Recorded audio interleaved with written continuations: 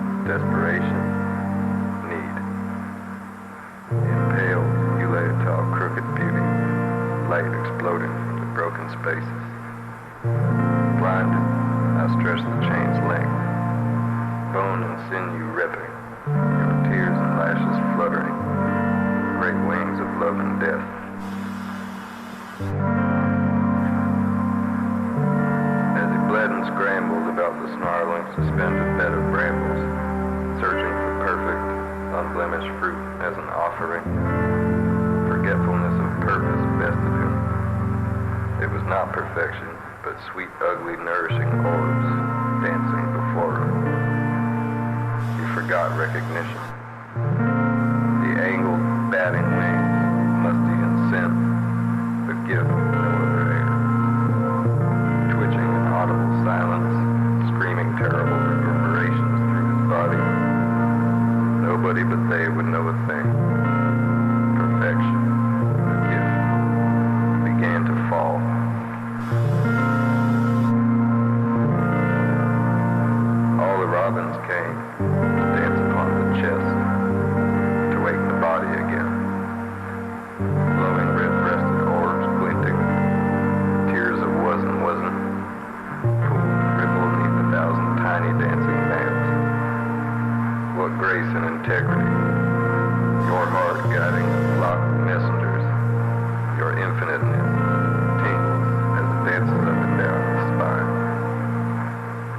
your quiet, in your silent breath and shiver.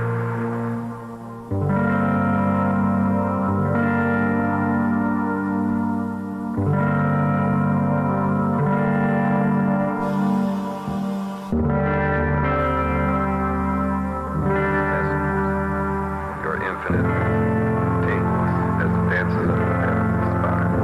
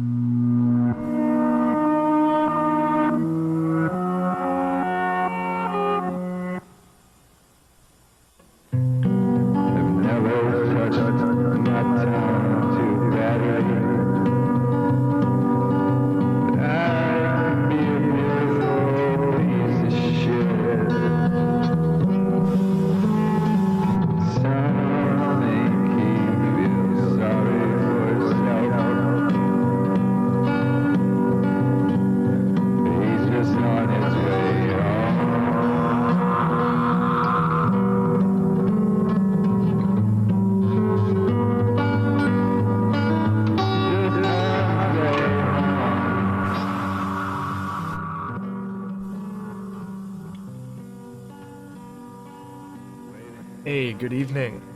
Hope y'all are doing well. Happy Stalker Tuesday. It's my first stream prior to the fucking debut. Hope y'all are doing well. Did I already say that? Might have already said that. It's been a long day for me. I'm my brain's kind of racked with some shit. But that's the point of coming on here tonight, is to just chill, vibe out, and have a good time stalking. Got all my tea ready. I got my water, got my coffee. I got some fucking coffee here because I went out and had some Taco Bell and it fucking killed my energy earlier. But I see some homies up in chat tonight. I see Vex, Lurkin, Chance, Ellie Nightrain, Mono. We also see Marcy Delacroix, and we've got Hypnogram up in chat. Welcome on in, Hypno. Good to see that you decided to take me up in the offer to come by today. So, I'm actually all ready to go. So let's get into it, shall we? Here we go. All right, here we are. So, welcome on in, everybody. For those who are new to my channel, I am Too Much Sascha, the Chernobyl battle maid. I came here as a mercenary before disappearing for 2 weeks and coming back, and I got this crazy tattoo on my arm. And all I know is I'm here to kill mercenaries. I'll figure out how to truncate my old backstory a little bit better. My old backstory before I rewrote it was a little bit easier to shorten like that. So let's see what we got going on up in here tonight. We got Hypnogram. Oh, that's the one issue with my fucking chat zoom on this page, is I have to actually also for some reason my actual chat my on-screen chat overlay kind of had to be reloaded for some weird reason. But I see Hypnogram up in chat today. It's good to see you. So here's what's going down. Every Tuesday I play Stalker, or any type of mod or game that is a variation of Stalker. Hey, what's up, Post? Welcome on in. Every Tuesday I play some sort of variation of Stalker. For the past almost over half a year I've been playing Stalker Anomaly. But after my debut I decided it was a better time than ever to have a fresh start. So I will be going back to having a brand new fresh save. We're going to be playing on Anomaly 1.5.2, which is a newer version of the game. I've updated a bunch of my mods from boomsticks and sharpsticks to the JSRS port and a bunch of other things. We are, for all intents and purposes, playing with a completely blank slate of Stalker, and there's lots to do. So, I can't wait to get into it. What else? That's about it, really. And of course, I'm using all my new shit, my new setup and everything. So, I hope this is a fun stream for y'all. Let's get the fuck into it.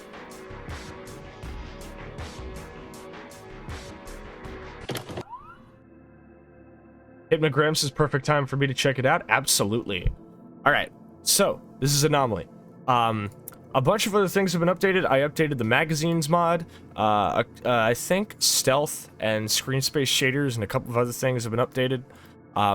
Overall, most things are okay.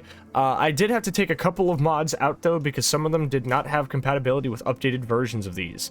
For example, when I updated boomsticks and sharpsticks, I actually had to remove... Marcy says, hi, just want to drop by, give my love before lunch. Well, thank you so much for stopping by, Marcy. I hope you have a wonderful day. It's good to see you. But yeah, so, one thing we're going to be missing. If any of you, from my previous Stalker streams, for any reason, enjoyed the sound of the brass casings hitting the ground after I fired guns, I'm sorry. That's gone. For some reason, it has a bizarre incompatibility with newer versions of boomsticks and sharpsticks, and sniper rifles, when fired, if they're silenced, will simply have no sound. I don't know why it does that, but it took me a couple of hours to open the console and narrow down the mod that was affecting it, and it was the bullet casing falling sound. Not the biggest loss ever. It was a little bit jarring to be walking on, grassy dirt, and hear what basically sounded like brass falling on, a wooden floor. So, whatever. We tossed that. I can't remember what else is gone. JSRS has been updated to its newest version where gun sounds are a little bit different. We've also got a lot of brand new weapons in boomsticks and sharpsticks, and Screen Space Shaders has had a lot of updates since I last played it. Like stupid cool shit. We got interactive grass and better shadows and everything. So I can't wait to get into it. I've also changed my visual settings to not be as intensive Primarily visual settings, in regards to suggestions from screen space shaders. So hopefully it should be keeping at a steady frame rate. Especially, I mainly had to tone it down because, you know, I'm using fucking VTube Studio with this shit now.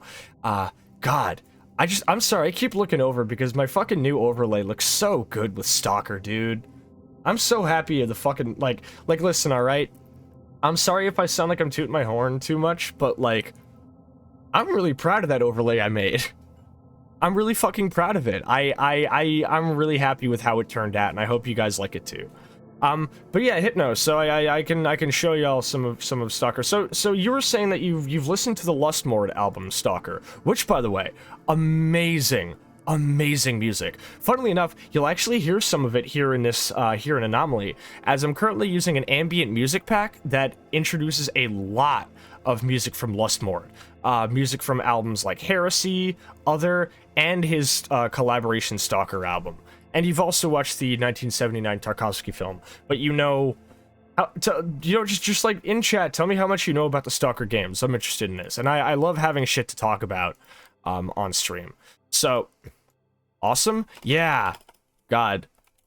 The ambient music pack, actually, if you go onto Spotify and look up Stalker ambience, I actually have a playlist that I put together of all of the, as much of the music of Anomaly and Dead Air and Call of Chernobyl and their mods as I could, to create a comprehensive combination playlist. So here's the cool thing. Last time I played this game, I had my PNG model, like my PNG was like edited into a fucking like in-game portrait that I could use in game. Unfortunately, in between the last version of Outfit, what is it, like the fucking HD models, or maybe it's just the newest version of 1.5, but I guess the old way I was like doing it didn't work anymore. So I had to basically, through trial and error, figure out how to remod it anyway. And now we've got a brand new character portrait of me. I can play as me. Also, the mod that I personally made that puts my logo onto backpacks still works. So every time I open up my backpack with the food, drug, and drink animations mod, which you'll always see, anytime I open my inventory, you're going to see that cool little bloodsucker skull logo that I made. I'm very proud of it. So, enough stalling. We got an updated mod setup. All my shit's all ready to go. We're playing as me, just straight at me. Story mode, I am still going to be a stubborn bitch and play with campfire mode because I think it adds a lot of fun tension to the game. We are not going to be playing on survivalist difficulty as usual. The survivalist difficulty is what I play on solo runs. I do not play it on online runs or streamed runs because that shit takes like 10 years. Gate says, open this inventory, pants grab. What's up, Gate Snipe? How are you doing today? Mind if I give you a shout out real quick? Please go check out my homie Gate Snipe. They are really, really cool. I've gotten to hang out with them on a lot of streams recently. They're an absolute blast to hang around with. Really fun to hang in my server with as well. Thank you for stopping by, Gate. Tell me how your day's going. So we're going to be playing on Scavenger difficulty, which is the medium progression. Progression difficulty is basically just how much goodwill you earn from doing quests, how much money you earn from doing quests, and how much most things cost, as well as how long it takes to unlock them. As Cheeky Breaky once put it, it basically just decides how long your game takes. And as much as I like being in it for the long haul, because my only issue is I hate that, like, I wish it didn't bar, like, weapon choices at the start. Because obviously, I think a big part of it is just that it bars, like, how much you could, like, what you can buy at the outset. So, like, obviously, if you're playing on Survivalist and your actual allocated points are 400, there's no reason to have those weapons there because there's no way you could afford them. Gate Snipe says, I'm awake and living, finally cleaned up the shit cluttering my desk, so I'm in a better headspace. Oh, that's awesome! I'm really proud of you! I should get to that too. There's a lot of stuff on this desk, dude. I got, like, cables everywhere, Lego, Gundam, pill bottles. It's an average trans woman's desk is what I'm saying. So yeah. Praise me more. Of course, I think you're lovely, and I think you're very funny and wonderful to be around. That being said, so we've got our gameplay difficulty, which is your average damage and shit like that. In fact, if I hover over it, gameplay difficulty affects aspects related to the player, such as protection against damage sources, stamina loss. I always play with this on the highest. Progression difficulty is just how long it takes to earn money and do whatever, so I'm keeping that on a medium. Story mode, which is important so we can actually get the story mode. Accessible zone, because paying to access other levels fucking sucks. We're not doing Azazel Survival, we're not doing Warfare Iron Man mode, and we're definitely not doing Agony because I don't trust the X-Ray engine to not crash. What is this? Cost 75. Okay, so this is the first time I've ever paid for a weapon like this in my startup. It's expensive and it's probably gonna bite me in the ass, but I want to give this a shot. I love the UMP45. I think it is one of my favorite fucking weapons ever. I love this thing, and it sucks that it didn't really get the love it deserved and it ended up flopping as a weapon. But I have a mod installed that overhauls it visually and sonically. It has a killer unjam animation. Everything about it fucks. I love this thing. So I want to take that as my primary. It's got that oomph. Absolutely. It's a fucking wonderful weapon. So we're going to start with that. I can't take bandages and a med kit, so I'm going to stick with just the army med kit, which when you use it, it comes with an analgesic, so you get healing and bleeding control, which is good. You need to take care of your bleeding in this game. Also, a big thing. The last time I was playing, for the longest time, I had a little bleeding effect turned on in the options that basically makes the screen flash red anytime you take any minute damage. That sucked. It made combat fucking impossible. So I'm not using that anymore. Let's see. This is kind of the best I can do, so we're gonna go right into it. I've got this is an interesting little trade-off, because usually I pick no other weapons. I just stick with the pistol, and I grab any other items, mostly health and radiation items and shit like that. But now I'm putting all of it into gun. Specifically because earlier on, just having good combat superiority is super fucking necessary. So let's get into it. Auto mod held your thing. Hold up. That sounds as bad as getting head trauma in Fallout New Vegas. Okay, hold on a second. You said getting head trauma, right? And Automod withheld your message for sexual terms because of the phrase getting head. That's... Huh? Huh? Yeah, me too. Alright, let's get into it. Enough stalling. I've been stalling for 30 fucking minutes. So, Hypnogram, you said that you don't know anything about the games. Automod, it ain't that deep. Yeah, no, Automod is Automod's a freak, dude. Automod's a freak.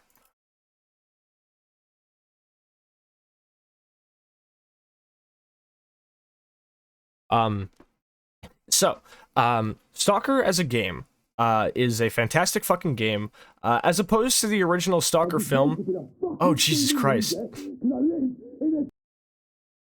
Mix It Up, why are you doing that? Mix It Up keeps kind of cutting off my redeems like that, and I don't know why it does. I'll have to probably talk to them about that. Sometimes it just kind of stops doing it if I just, fix this shit myself. Hold up, let me try that again. I just woke up in a fucking steaming mood, yeah, because I live in a shithole. Alright, now it's fixed. That's weird.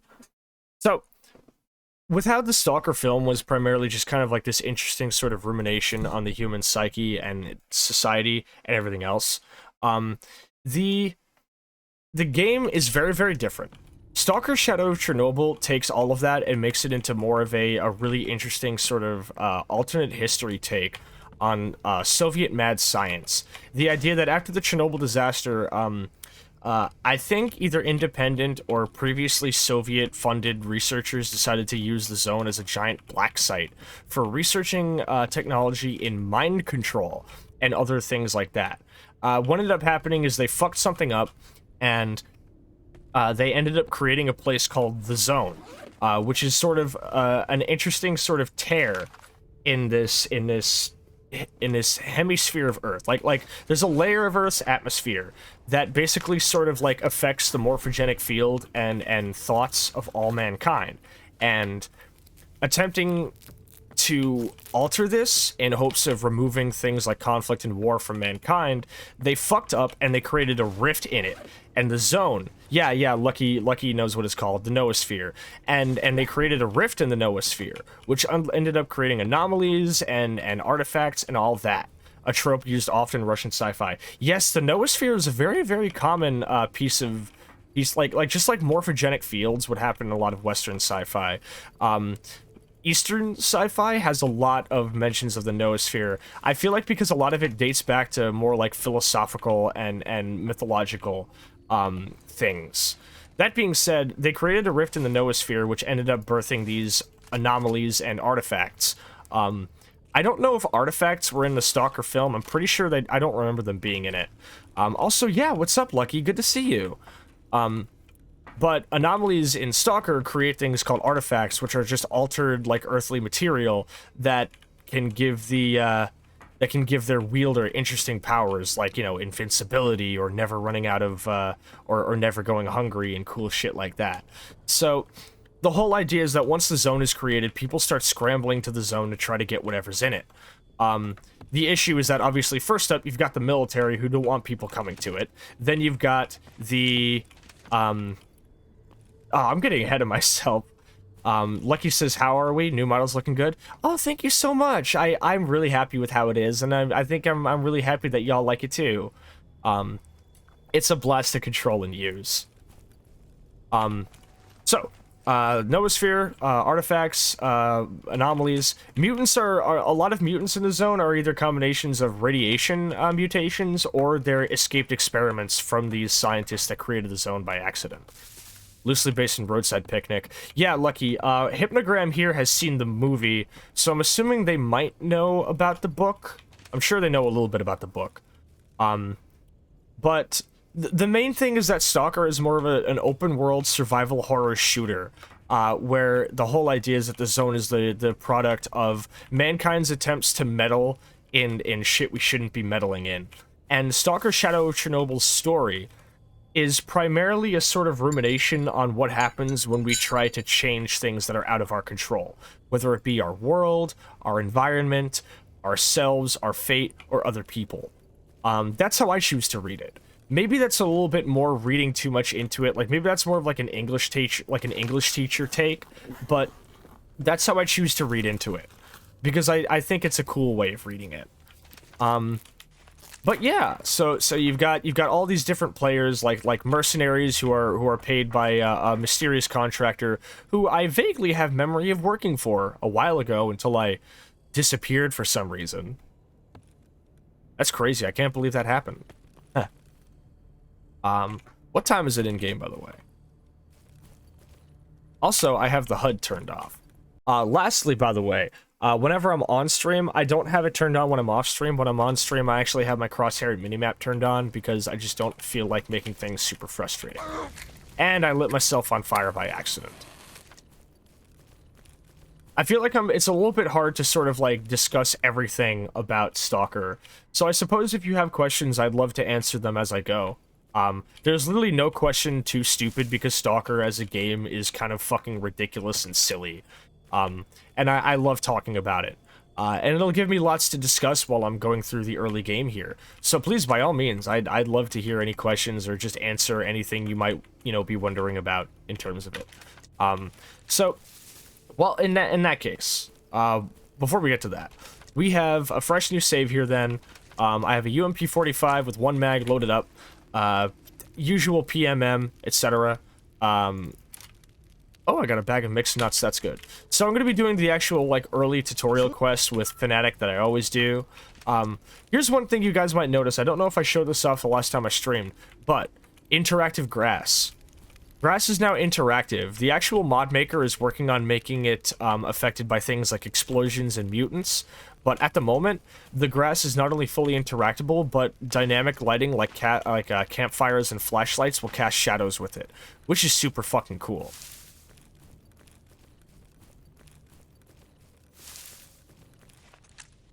So Anomaly's like first third of it will essentially mirror Shadow of Chernobyl's story. After I beat its first whole story quest last stream, it's literally the same thing, where you just go to the same places that the player character went to in Shadow of Chernobyl, etc., and then it all ends at the Chernobyl power plant, as usual.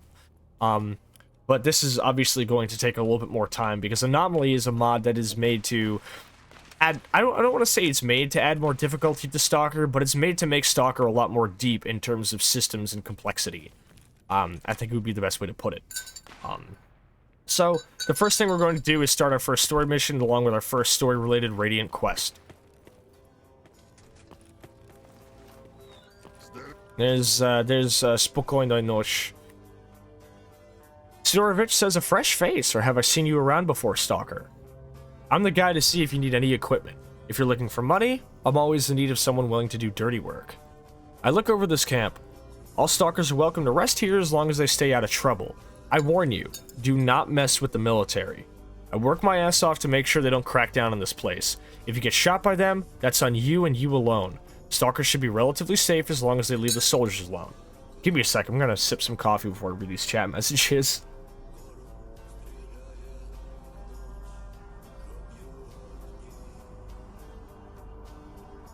Oh shit, I'm drinking this coffee too fast.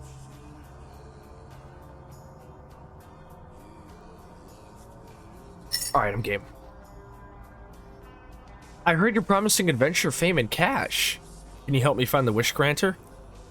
Sure, easy, it's up in Chernobyl. The next bus leaves in 20 minutes. Listen up, Stalker. Many people before you have come here looking to find the wish granter. You know what they all have in common today? They're all worm food.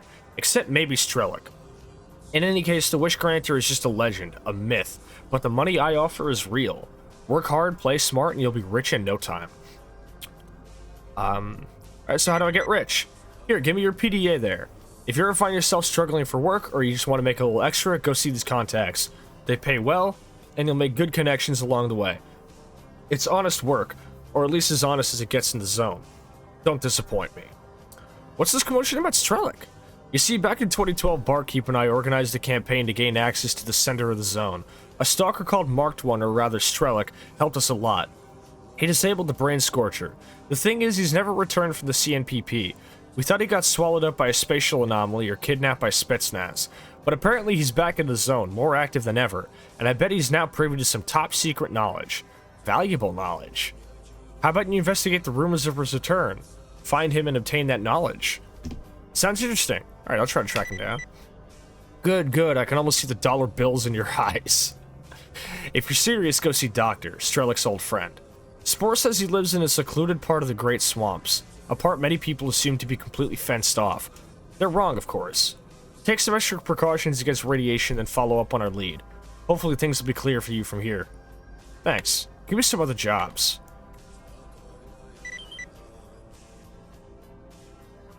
Alright, I'll get you some from the wild territory. Alright, let's read these chat messages. Hypnogram knows of Roadside Picnic, but hasn't read. Same here.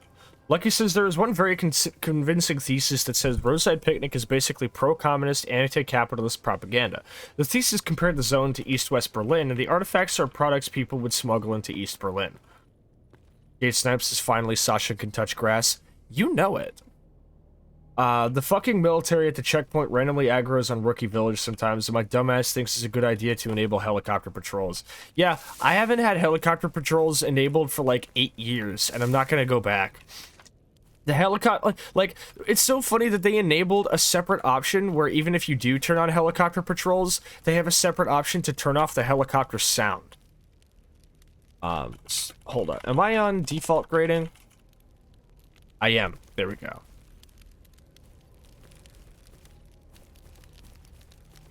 So, in normal Stalker gameplay, you can save at any time, and you quick save, and luckily the game, like Anomaly, and most Call of Chernobyl offshoots, will offer... Sounds like a good way to get ganked from the sky. Exactly. Most Stalker Call of Chernobyl offshoots offer, like, 5 quick save slots that rotate every time you quick save, so it's impossible to overwrite your only quick save and get fucked. But... Campfire mode changes this. You can only save at a lit campfire and only if there are no enemies nearby. It's it's a little bit of a tough time. But that's why I like playing with it.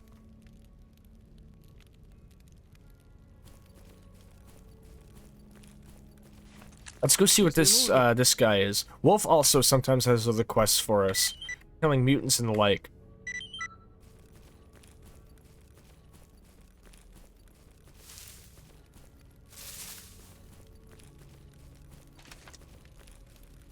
So we're gonna save. Oh, by the way, did I mention saving at a campfire with this mod enabled fast forward time by 30 minutes.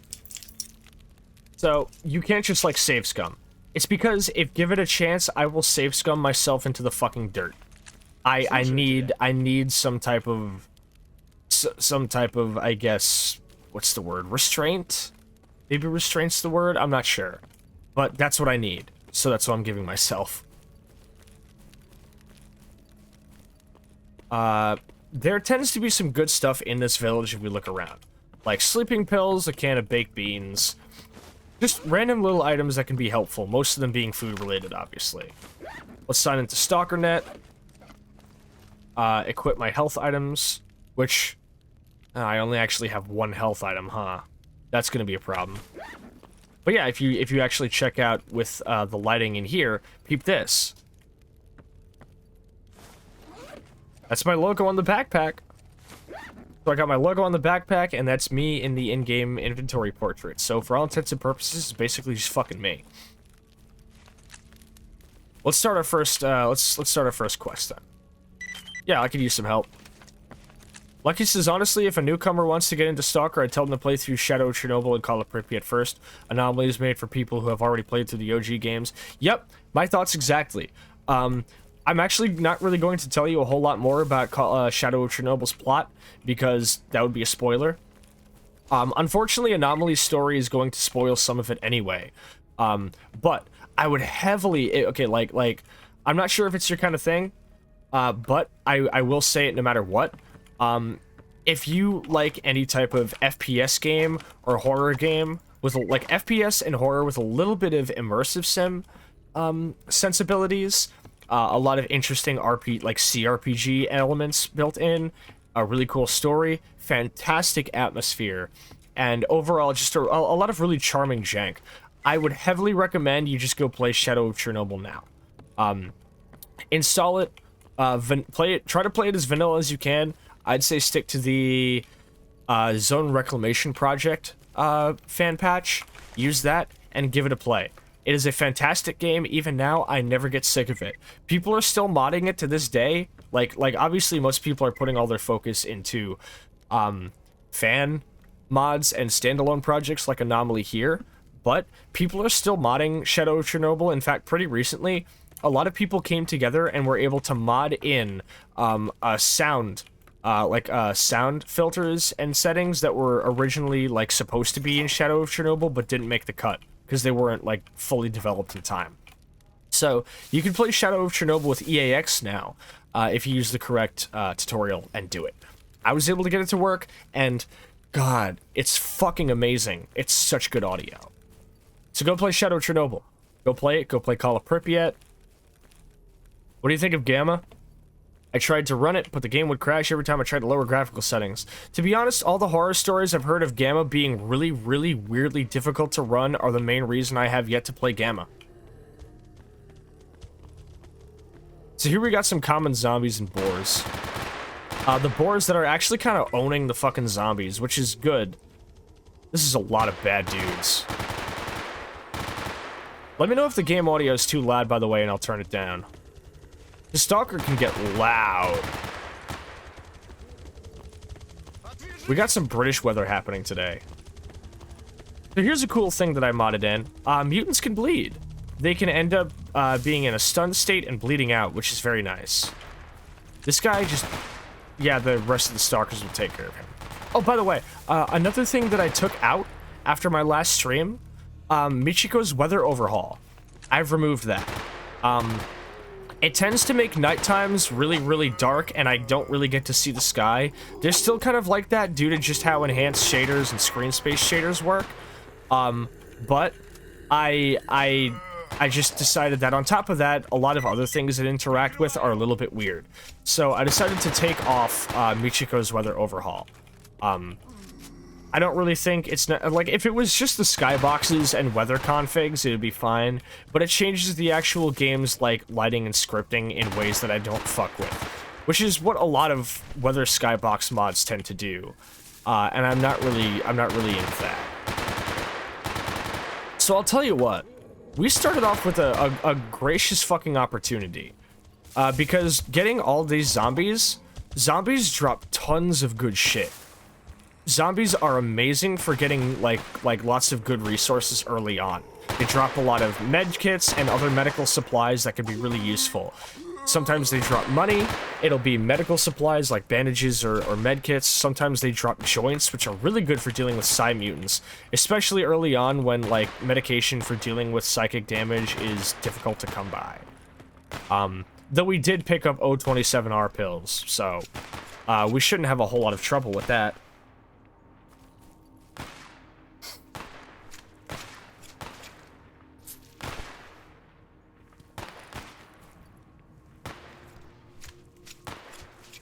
However, these ones don't... These ones don't seem to be dropping a lot. The good news also is that we didn't get a whole lot of boars. Fnatic over here is terrible with dealing with boars, and so am I. Boars are consistently some of my least favorite enemies to deal with in Stalker. They are big, they're always faster than you, they're always tanky, and they do disproportionate levels of damage. This first quest with dealing with the boars with Fnatic is like usually a fucking Iron Man run killer for me. It fucking sucks. So the fact that I was able to do it this quickly and this easily is really, really good. Alright, what are you shooting at, Fnatic? What's up? He's aggroed onto something. Having companions in Anomaly is like having like a fucking like dog that you haven't really trained a lot. It's like, oh, what do you see, boy? What is it? What is it?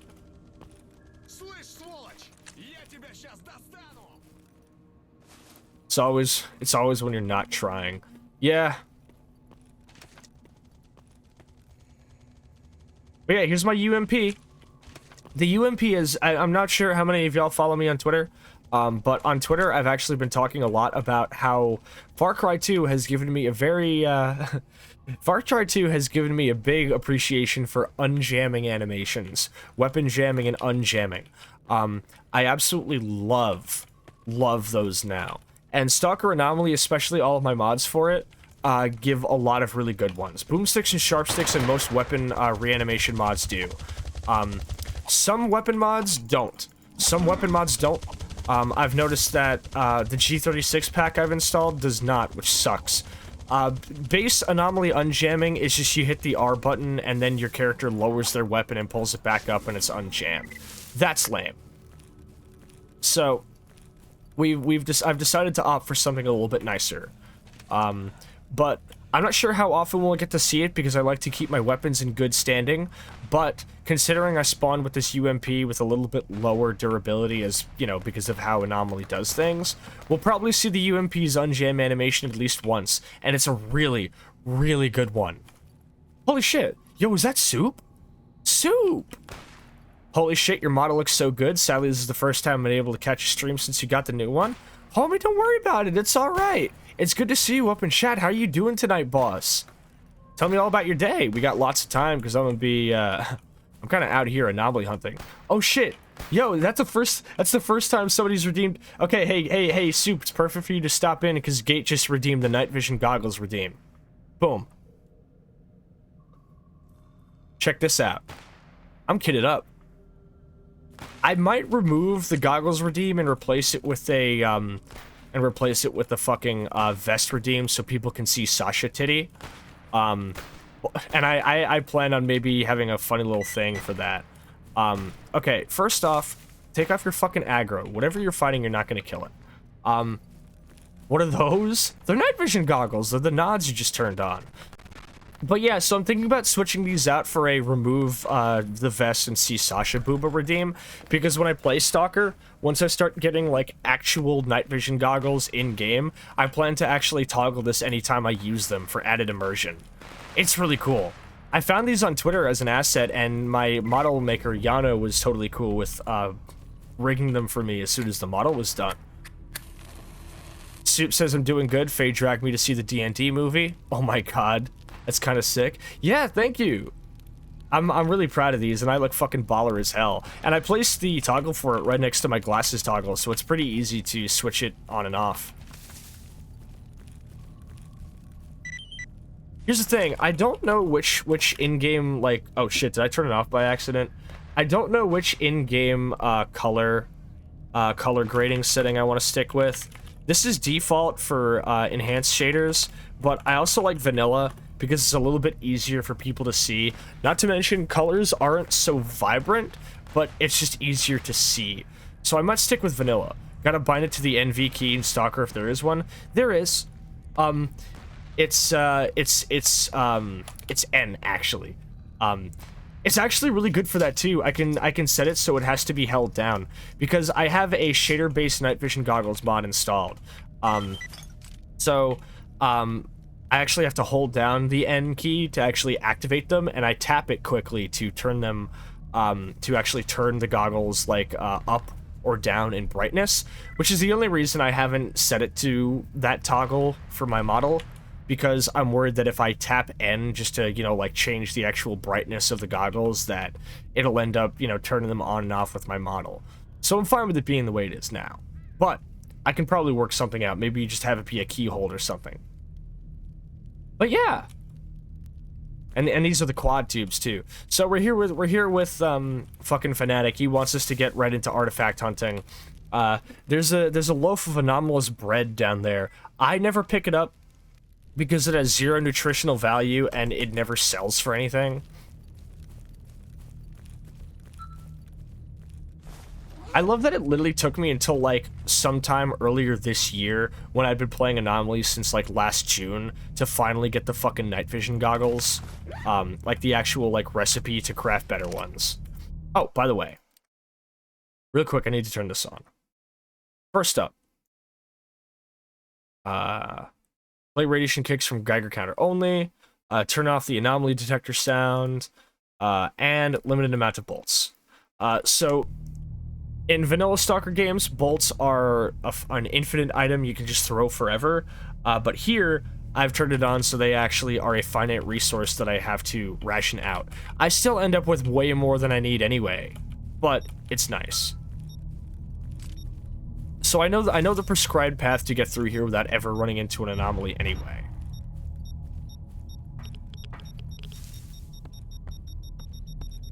You can walk on this tree and you're okay. Pick this up, open up my inventory, and make sure I actually, you know, put the fucking jellyfish inside the container so I don't get, you know, Hisashi Oshi'd out here. Is using a person's name who died horribly from radiation exposure as a verb, is that in bad taste? I feel like maybe it is. So yeah, this is the anomalous bread. I'm not picking that up, sorry. We made it out. Gonna take a pull of vodka and make sure I'm all set. By the way, I also did, y'all probably already saw, but I did end up changing the glasses and facial toggles redeems to 5 minutes instead of 10. Those 10 minutes always went by pretty quickly, but I feel like in the interest of allowing people to spend their points more, I'm setting it to 5 minutes. Fuck that bread. Yeah, I would if I could. It'd probably burn my dick off. Also, your message got held by automod. I should probably just turn that shit off, not gonna lie. It kind of sucks. The automod has not helped.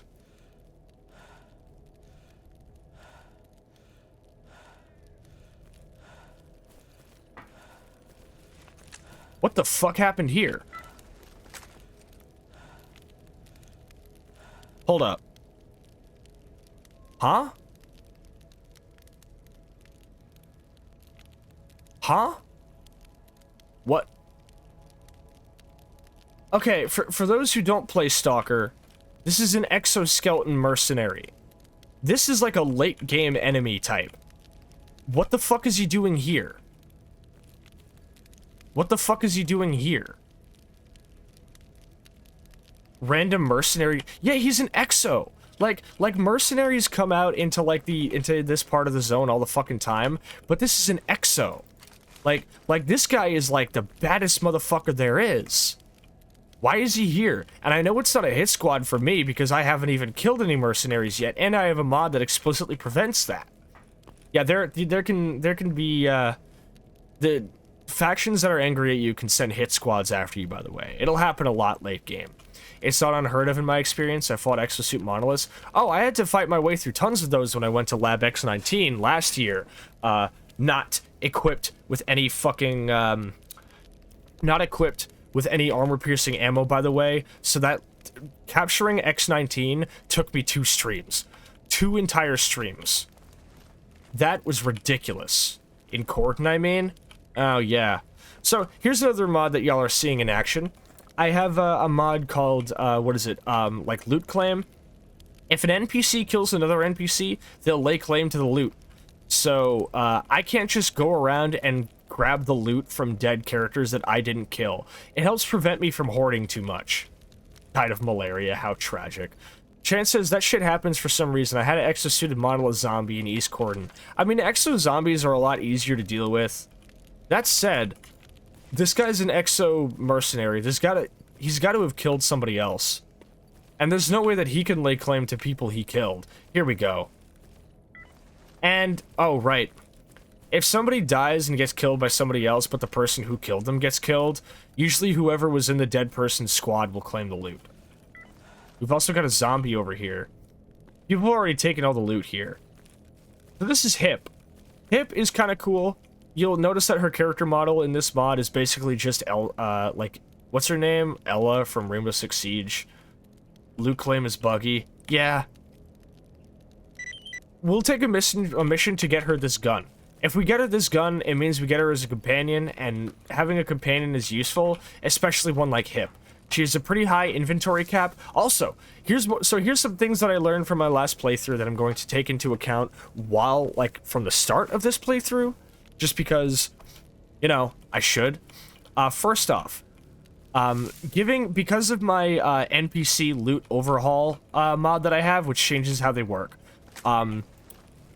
giving NPCs backpacks will increase their inventory capacity, which is insanely useful to me. On top of that, what is it? On top of that, we have the fact that armor-piercing ammo is super fucking necessary for dealing with armored enemies. When I went to Oh, shit! If you only knew. And it did it again. That's weird. Jet Altair, welcome on in. How are you doing? Thank you for the Dragonfly raid. Hold up. Let me bring us onto the bar real quick for a nice little introduction. Jet, how are you doing? It's good to see you up in here tonight. Thank you so much for rating me and trusting your community with me. How are you doing? What were you streaming? What's up? Tell me all about it. Let me give you that shout out up in the chat. So, welcome everybody on into my stream. For those who are new to me, I am Too Much Sascha, the Chernobyl battle maid. I play lots of FPS and horror games, and a lot of Slavjank. And I play Stalker every Tuesday, and that's what today is. That's what we're playing. And so, that's about it. Jet says, I was playing Lego game. Awesome! Which one? Because there's a lot of those. Now that we've got our pleasantries out of the way, let's get back to it.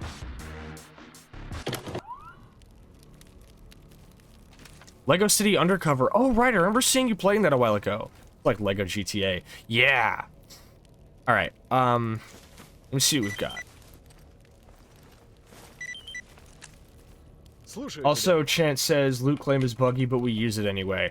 Yep. But yeah, so when I last rated X19, it took me 2 streams because I was using basic FMJ ammo instead of armor piercing, and I basically spent like half of a full cat mag on every enemy I had to deal with. It was ridiculous. So, once I actually start having to deal with the monolith, I'm going to start fucking stacking armor-piercing ammo. Also, I'm going to make sure that I'm, what's the word? Making use of my actual, like, ammo better and, like, crafting more ammo, I suppose. Alright, that was something. I'm ready. What's this challenge? He wants me to find a backpack here in this village. I know where the backpack is. It hasn't changed its position in, like, 5 years. Back in 2018 or 2017, it used to be on a tree you can only access from that house over there. Times have changed. We're not as smart anymore. It's an inert artifact with no actual value.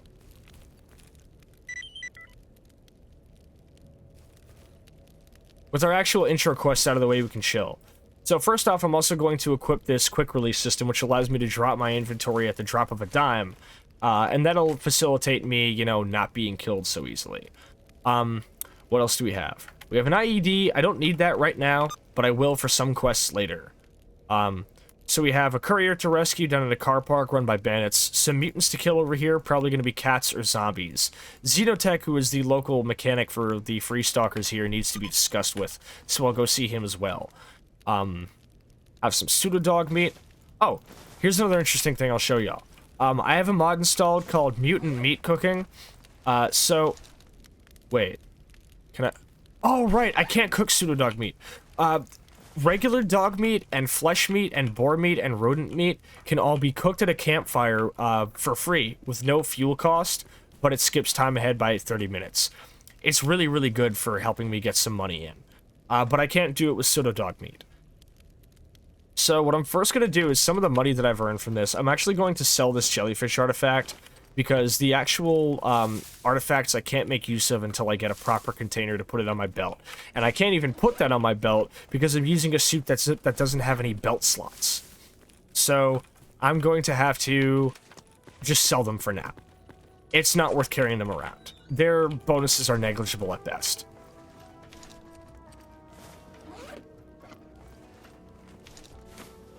So once we do that, we're going to spend that money on buying some more ammo. Primarily ammo for my UMP and some mags for my PM.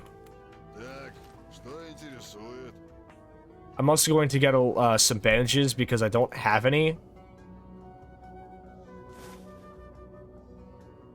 What else? Okay. So I need, like... Okay, that's enough. I have enough to put in, like, 2 more PM mags if I can find some. Perfect.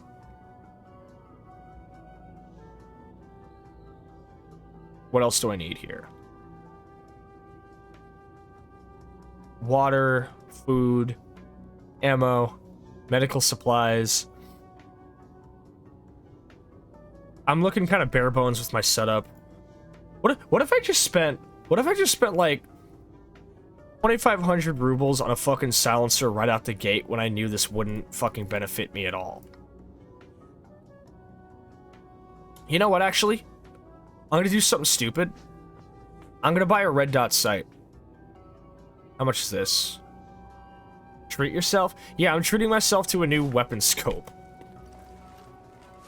So thankfully, when I'm on stream, I have my... By the way, these magazines are not in default anomaly, but I have a mod turned on that makes me actually have to manually load magazines and organize them accordingly, because I'm a masochist. I'm a silly little bitch who loves having to organize her inventory.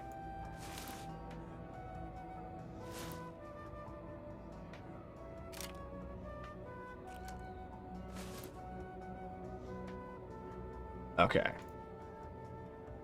Mags Redex is just fun. It is really nice, yeah. I honestly kind of really love this. Okay, so we've got new magazines. We've got 2 full mags for my UMP. We've got 4 full mags for my PM. Not to mention the mags that are actually loaded fully. And we've got this nice new red dot sight, which I plan to make much use of.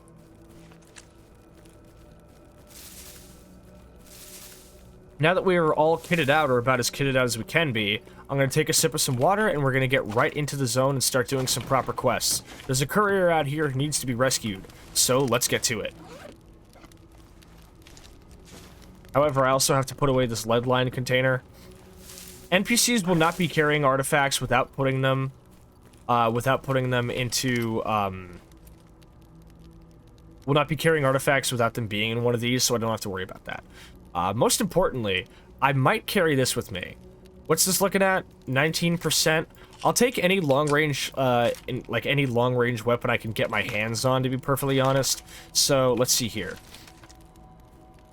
We've got our primary, SMG. We've got a sniper scope, which looks like absolute dog shit when I zoom in. We got a long-range Mosin Nagant with a scope. And yeah, it's chewed up to shit and all the ammo is dirty as fuck. But it's kind of the best I can do right now, so I'm just gonna have to grin and bear it. Is this a newer run? What do you mean by that? Like it's a fresh, brand new run? Or like... Is it like... Because I am using basically the newest version of Anomaly you can get that isn't a beta. If that's what you mean.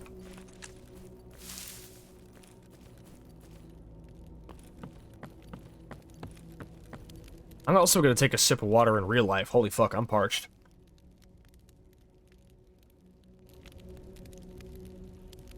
Coffee and T-Bell really do be wreaking havoc on my fucking throat. Damn, I wish someone was wreaking havoc on my throat right now.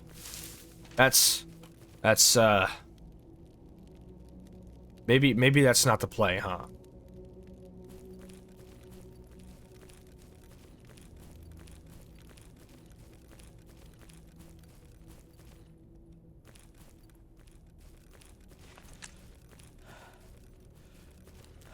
Alright, let's see our quests. Let's rescue that courier first. Looking for an experienced stalker who can lead me to Zatan. Sorry, I can't lead you to Zatan because it's fucking blocked off by the Scorcher right now. And my hostile NPC indicator has gone off, meaning something has spotted me. What was that? Oh. Oh, it's rats. I'm sorry, Chance. I'm really, really sorry. But it was self-defense this time. Can you forgive me? Please?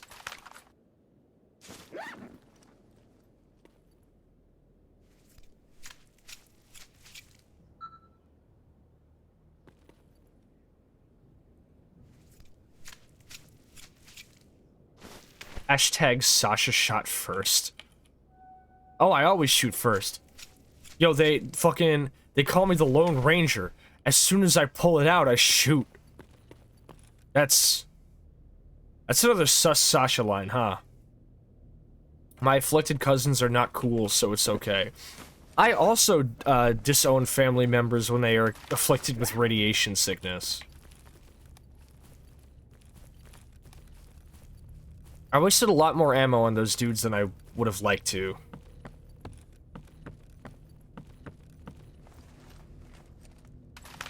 Also, I'm going to switch off that echo detector because I'm not going to be using it for a while.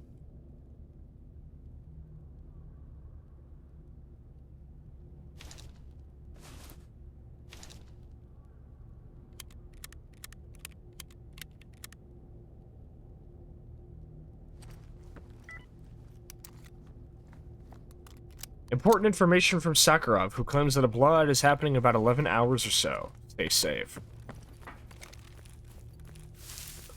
Okay. I like how I have a detection meter on my minimap, and now I have another one.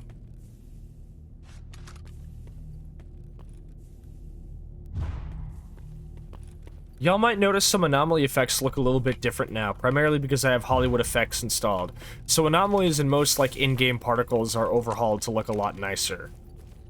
Also, screen space shaders adds ground fog, volumetric ground fog, according to time of day and weather. So we've got this nice little layer of fog that you wouldn't normally see. It's really good for adding some atmosphere.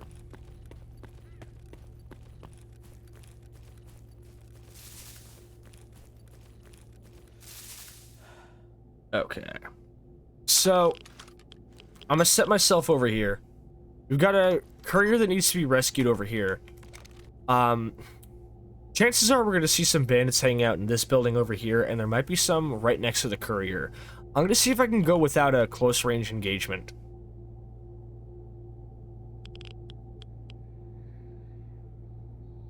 Only problem is I'm getting cock blocked by the positioning. So I'm gonna move myself over here and see if I can get a better shot. And we got a nail file.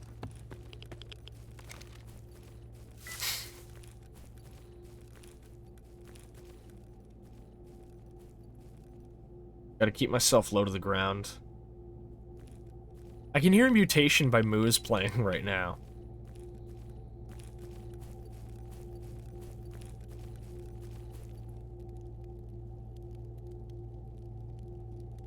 I don't see any hostiles.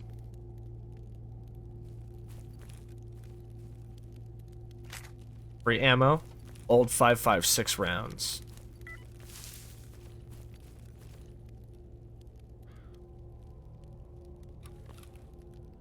What was that? Oh, right. Here's another mod that I installed in between streams. My weapon will get raised whenever I'm too close to cover, so it doesn't, like, clip through it. Normally, the gun will just get pushed back into my face, but this looks a lot nicer.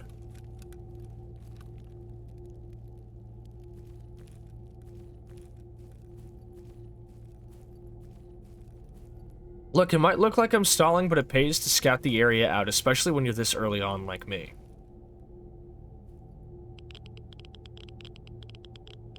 Well, there's the guy I'm here to rescue. I don't see anybody near him.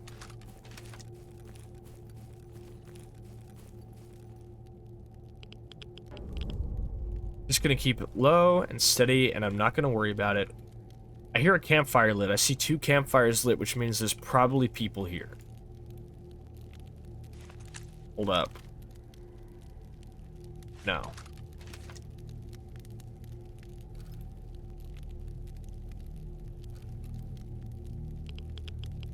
Clear. Alright. Serious Sascha mode.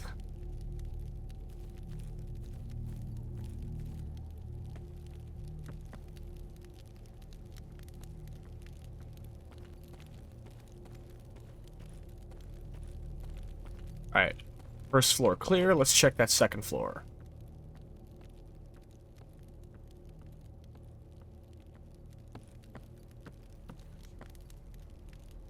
I hear a voice.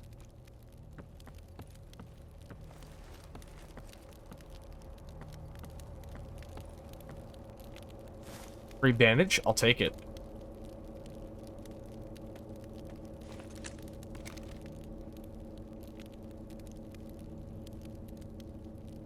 Any hostiles over here? Sergey, watch me. Watch me snipe this suka. But you're using... Sergey, watch me snipe this suka. But you're using a Zodov. So? Okay, so here's the cool thing. There are bandits over there. And they're supposed to be protecting their... The bandits who are supposed to be holding this guy hostage decided to fuck off and go play fucking harmonica at a campfire instead of watching him. So I'm just gonna take him out from under their noses.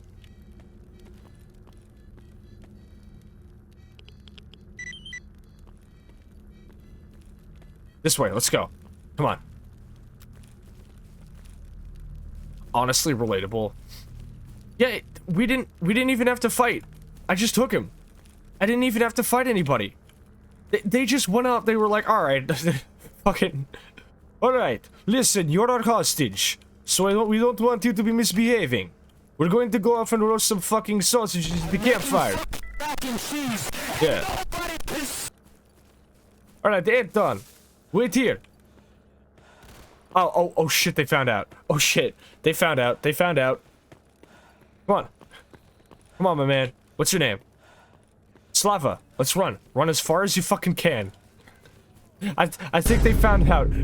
Yeah, it was like, alright, Sergey, you'll be on the watch. You have to keep an eye on the hostage while we're out singing by the campfire. I don't want him slipping out without us, alright? If you fuck up, you're losing all your vodka tonight. We're all going to be drinking it, not you. We're gonna have you on night watch instead. And then all of a sudden they're, you know, they're off like drinking and smoking, whatever the fuck. And just hear fucking... Yeah, I can hear the Russian mic screaming, Suka bliet. Man, fucking Automod really does not like seeing Russian profanity. Yeah. Alarm! Alarm! They're taking the hostage! Sergey, how the fuck did... Sergey, how did you let them slip out from under your nose, bliet?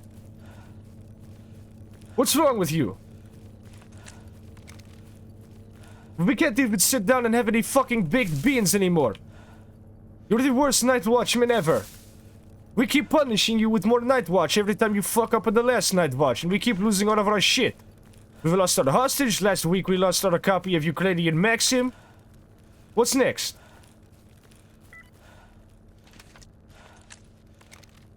Some shithead in a maid outfit is taking all of our artifacts, and it's all your fucking fault. What's wrong with you?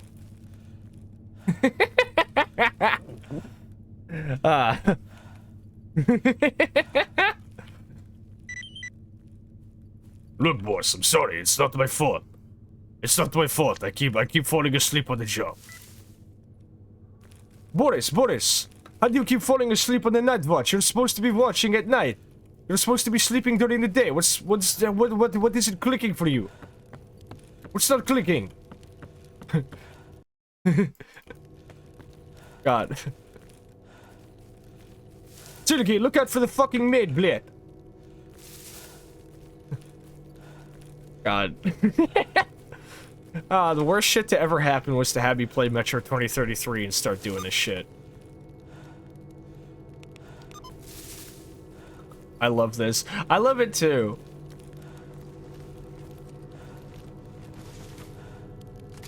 Alright. Yeah, I didn't even need to use this fucking gun that I brought.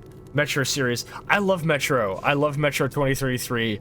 It is one of my favorite games of all time. My original, back before I was like Sascha, when I was still using like Evangelion screenshots that I made vaporwave edits of and put like VHS filters over.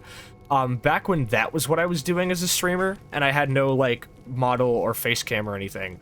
My outro song was the little guitar track that plays at the intro of Metro 2033 when it shows Artyom's wall. Artyom, I saw a trader selling postcards. I thought of your wall. By the way, Chance, you're gonna find this funny, but when I first played Metro 2033, or the first multiple times I played it, I didn't know that you were supposed to actually go up to Hunter and take his postcard. So for like 10 fucking playthroughs, I just like, he held up this postcard, is like, Artyom, I thought of your, I got this postcard, I thought of your wall, here. And then I just kind of stood at him, like,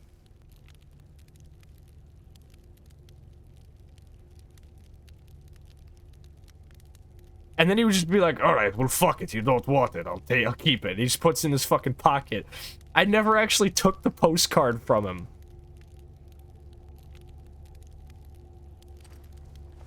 I don't remember doing that. Yeah, at least that's how it is in Redux. You can actually, like, you can actually take the postcard physically from him. I just find that really funny. Alright, let's save and get on to the next quest. We have some mutants to exterminate. Once we're done with that, I'm probably going to head to the other side of the train embankment and go see Xenotech. I'm going to be searching any stashes I happen to come across. I know a couple of good locations for some earlier on.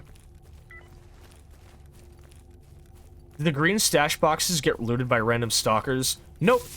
No, like, actual, like, personal boxes never get looted by stalkers. Corpses are the only things that do. I also added a mod that re-adds in propaganda megaphones, so the Cordon propaganda speaker and the bar propaganda speaker both get added back. Only problem is the Cordon propaganda speaker is in Russian rather than the original English, which is kind of disappointing because I loved how the original ones... Yes! Oh, yes! Oh, advanced tools have always eluded me in most of my runs. This is super fucking necessary. I'm gonna stash this right next to Xenotech. But yeah, no. Stashes and boxes never get raided. Never. Only corpses get looted by stalkers. So you can put stuff anywhere you want and never have to worry about it. Nice finding. Yeah, I had a run the other day where I had like fucking, it was like an off-stream run. I had like 3 calibration tools and not a single fucking basic tool. That shit had me heated.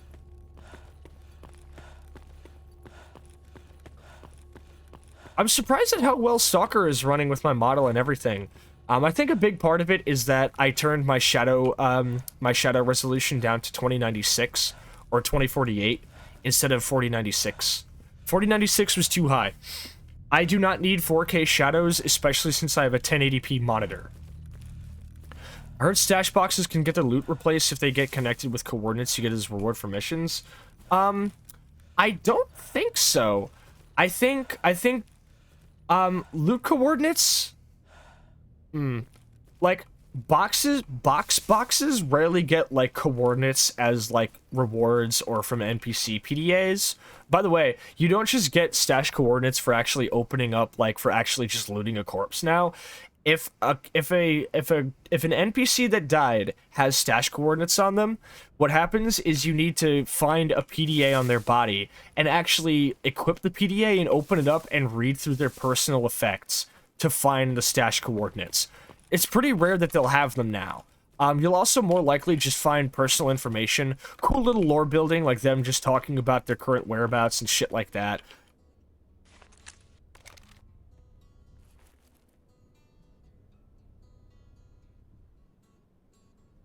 I hear gopniks.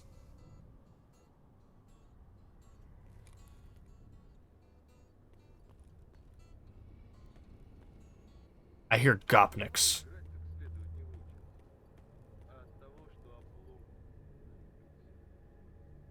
Wait. These don't sound like gopniks. That sounds like either a loner or mercenaries. Either way, I'm gonna sneak up on them.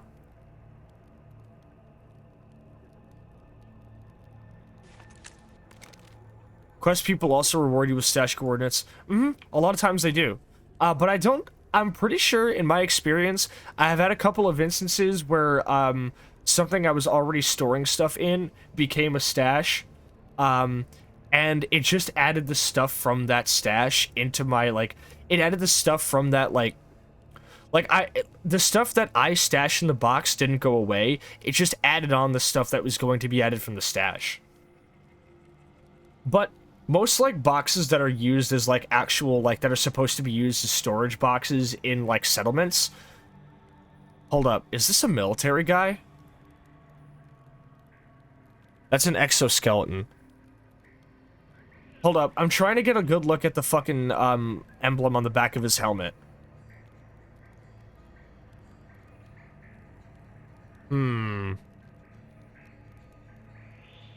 That looks like... Let me get a slightly different angle. Holy shit, that gunshot scared the shit out of me, but he doesn't see me. I'm pretty sure these are mercs.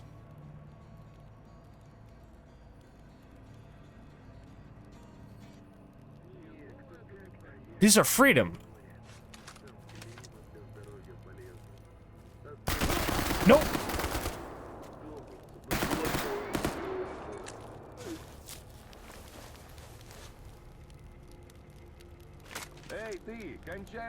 These are freedom. These are freedomers. Okay, man, that was a close call. Because I saw that emblem on the back of his fucking helmet, and I could have sworn this motherfucker was a merc. No, these guys are freedomers. They were hanging out with a bandit because bandits and freedomers make pretty strange bedfellows. But obviously they didn't give a shit that I killed him. That's something that I like. Factions that are neutral or, like, semi-friendly with each other don't care if you kill people from the other faction. So, like, bandits and mercs, like, bandits and freedomers are cool with each other, but a freedomer is never gonna get mad at you for killing a bandit. Whoa! I almost killed myself. Oh, I really don't want to use one of my med kits right now, dude. I'll buy one when I talk to Xenotech. I am not wasting a med kit right now. I hate that freedom and bandits are allied. I accidentally killed a freedomer once while fighting bandits. Well, that's just kind of the price you gotta pay. Especially because the, HD models mod that I have installed, just because of, like, how well color-coded character models are in vanilla Stalker, the HD models mod does kind of make it a little bit muddier and harder to tell them apart.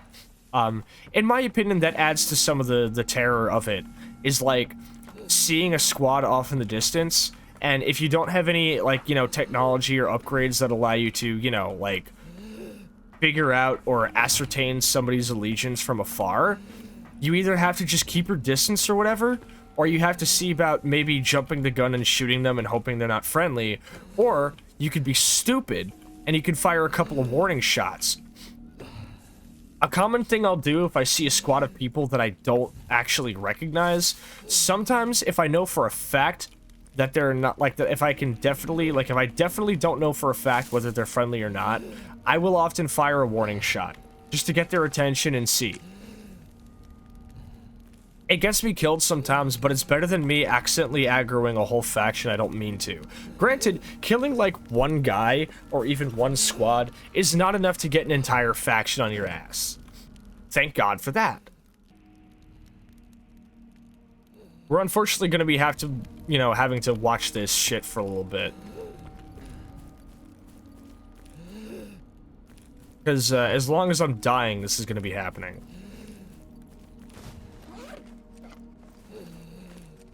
So what did this man drop? An AK-74, huh?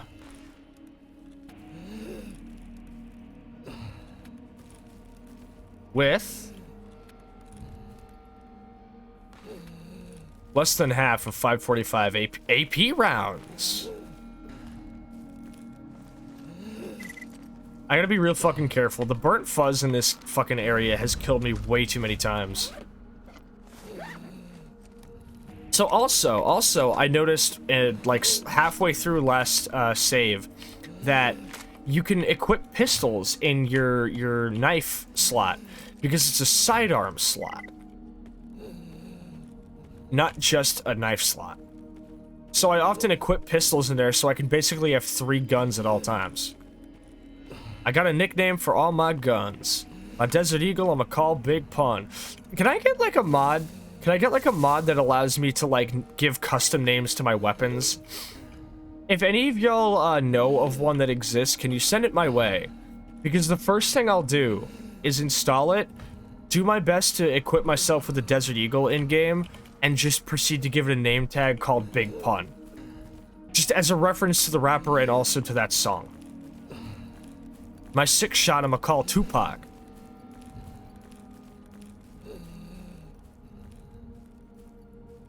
I'ma hit you with the loudest sound you ever heard. Desert Bird Player, you out of bounds. Sascha, don't reference Big Pun challenge. I've been listening. Okay, look, right. I haven't talked about this on stream since the re-debut, and even then it was only a little bit. But I've been listening to a lot of fucking music since I last streamed, right? I got into Frank Ocean in between, like during my break, all right? I got into Frank fucking Ocean, and I've been loving Frank's stuff, all right? Channel Orange and Blonde like skyrocketed to my like favorite albums lists. I also have been listening to a lot more Odd Future and hip hop. I'm actually working on a hip hop song. I made a really cool like old Earl / Tyler / like Gravediggers, a little bit of like ICP type horrorcore beat, and I've been writing like an in-character Sascha horrorcore song. It's basically just about like, you know, like fucking chopping people up and eating human flesh or whatever the fuck. And I'm dropped. Good thing I saved before I walked into the thing. I heard ICP, my Homestuck, get activated. How do you figure that? How do you figure that?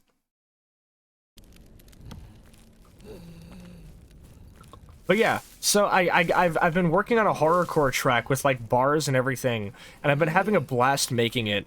Like, I hate to say it, but like making a VTuber rap song is a lot of fun, but primarily because I'm not making it like I'm making it in a way that is very, very me.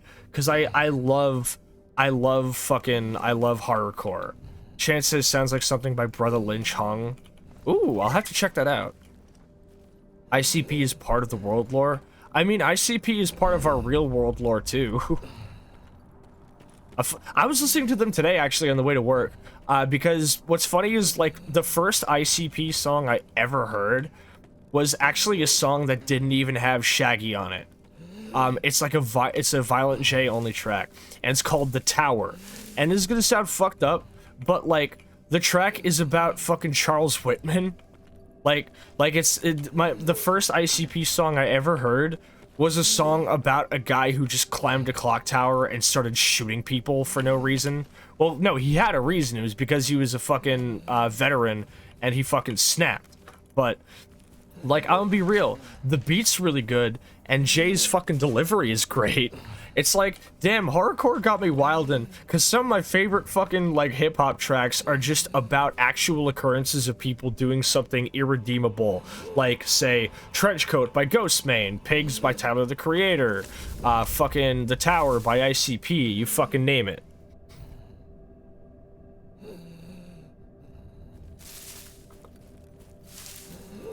But yeah, I've also been listening to a lot more Big Pun, and I've kind of come to a thing, right? Like, if anybody ever asked me who my favorite rapper is, I would have to first ask them to specify if it was based on, like, lyrics writing or actual vocal delivery. If it were for lyrics, I will always say Guru from Gangstar. But if it's from, like, if it's based on, like, actual delivery, it goes to fucking Big Pun. Big Pun, at the height of his game, was untouchable as a fucking rapper. Insane levels of wordplay. Insane delivery. That guy could rap like fucking nobody else. Like, Biggie and Pac couldn't touch Pun, in my opinion. I personally consider Pun to be a better rapper than both Biggie and Pac. And I know this is gonna put me in some hot water. Someone's gonna fucking quote me on it and be like, Sascha comes out with worst hip-hop take, asked to leave VTuber Twitter or whatever the fuck. I stand by it. I stand by it.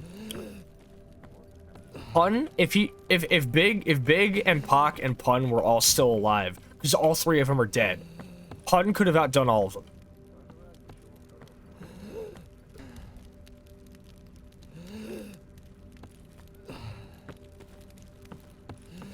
Like, listen to tracks like You Ain't a Killer, or fucking, you know, Tres Leches, or even Parental Discretion, or fucking, what is it,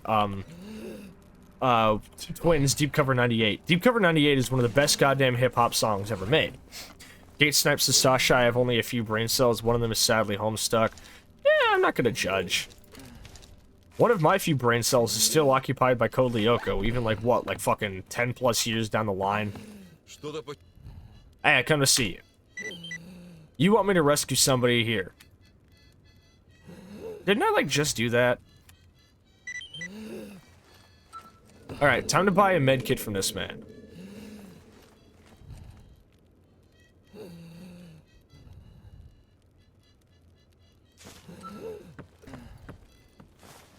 Deadly anomalies, dangerous mutants, anarchists, and bandits. None of them will stop duty on his triumphant march towards saving the planet. I remember when I used to identify with duty.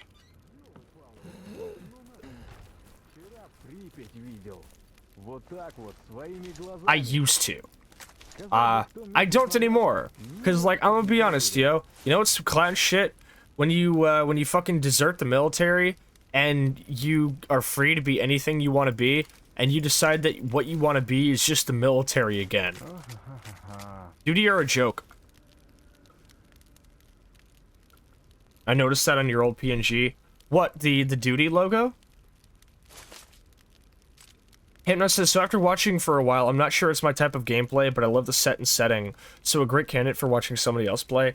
I will say, Hypno, Anomaly is very, very different in terms of gameplay from from classic Shadow of Chernobyl. Shadow of Chernobyl is much faster, more lightweight, you can carry more shit. It's not so heavy on inventory management, or like a lot of other stuff. I would say still check out Shadow of Chernobyl. God, I don't actually have like a proper VOD of me ever playing it like normally. I would say still check out Shadow of Chernobyl at the very least first. But I still understand. I respect that. Maybe not much of an FPS girl, I guess. I respect the fuck out of that. To be perfectly honest, one of my big things I've been happy about is being a VTuber is because even before I was a VTuber, I've always been streaming Stalker as my main thing, because I first started off streaming, playing Stalker once a week and showing Shadow of Chernobyl to one of my IRL friends. And as a VTuber, I've enjoyed... I don't really think many people in the Stalker community know about me. I'm not that big. I'm active in some Stalker fan-based Discords, but mainly only really just like whenever I'm trying to get mod troubleshooting or helping somebody else with mod troubleshooting. I mean, like, Stalker Anomaly developers have acknowledged me because I made a music video entirely in Anomaly, for one of my favorite bands. One of their members recently passed away. So, again, like, I don't really consider myself to be, like, a major player in Stalker's community. Not many people really know of me, and I'm kind of, like, more, like, well-known in the indie VTubing space anyway, but that's kind of what I'm happy about, because as a VTuber, I'm happy to be taking my platform and using it to show more people this game. And even if it's people who wouldn't want to play it, I get to show this game to people who aren't interested in playing it, but they still get to experience it by watching me play it, or just being part of the discussion while I'm playing it. And that, to me, counts as still showing it to people and getting people to experience it, and that's the most important to me. So, being able to kind of say, hey, you know what, this isn't my kind of game, but I still would watch somebody play it, honestly, that still means that I've succeeded, and I'm happy that you're enjoying watching it. That really puts a smile on my face to see. Because I just love this game so fucking much. I've been playing it for like 13 years now. I've literally spent half of my life playing Stalker, and I love getting to show it to people, and always finding out new stuff about it, and creating just a comfy environment for people to come by, you know? Like I've gotten people to actually get into Stalker who would never have thought of it. I've gotten people who put it down to pick it back up again. And I've gotten lots of people who never think about it to just be interested in it and be like, damn, I like this. Like, that's a win for me. I'm using my platform to share my favorite thing with the world and create a really fun environment for people. And thank you for the night vision goggles, Redeem Hex. That's me, I put it down. Oh, Chance, you're gonna make me blush. I'm happy you've been getting back into it too. I've been seeing you have a lot of fun with it, and that's awesome. I don't want to take credit for that, but I'm happy you have been doing it regardless.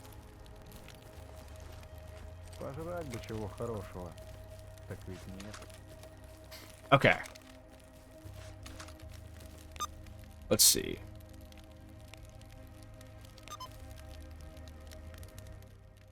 What do your stalker eyes see, Sascha?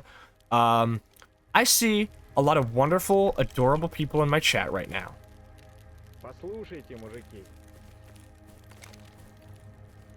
Oh, this is not good. We're getting close to sunset. I still got work cut out for me. I didn't even do that mutant quest. So, here's something funny. Normally, I would say, how the fuck do you manage to get kidnapped, in the exact same car park? Oh, Jesus, Gate. Come on. You're gonna make me blush. But I was gonna say, how the fuck do you manage to get kidnapped by bandits in the same car park that I just rescued a hostage from? But, to be fair, I didn't actually kill the bandits in that car park. I just took the hostage and left. Oh, here's something cool. I didn't actually show off what explosives look like with my Hollywood FX mod updated. Peep this. Do y'all want to see the most bomb-ass fucking explosion ever? Vanilla Stalker explosions are kind of flaccid. Not this.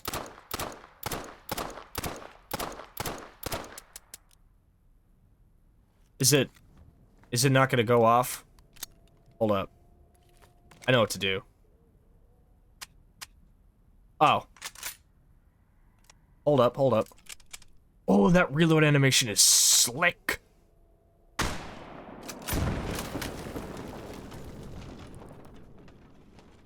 What a good sound, too. Alright, so we got a good reload animation and a really, really good shot of the explosion.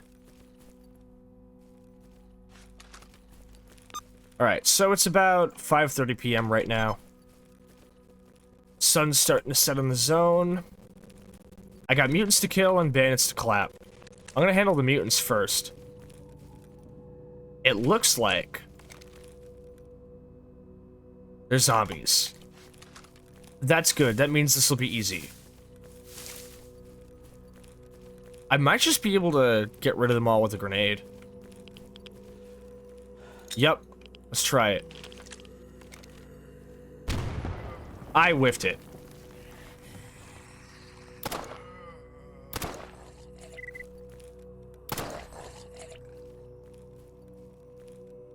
Thankfully, these guys are really, really easy to deal with.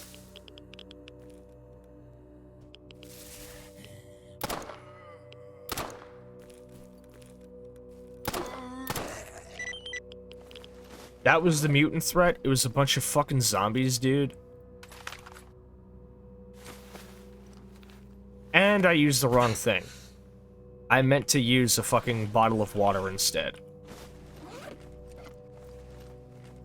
I left my knife at home. Okay, no, I didn't. Okay. Oh, God. I thought I left my fucking knife at home.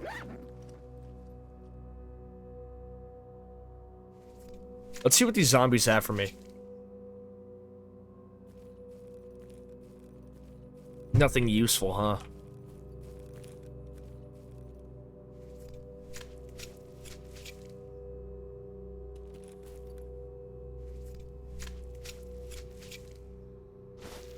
None of them had anything except for that one, and he had a knife.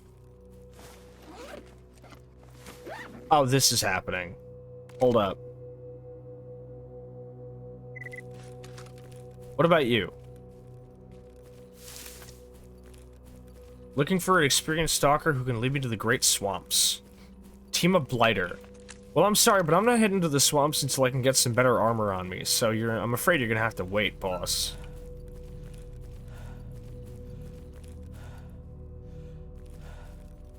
I wonder if I can just steal this guy out from under their noses again. Let's see.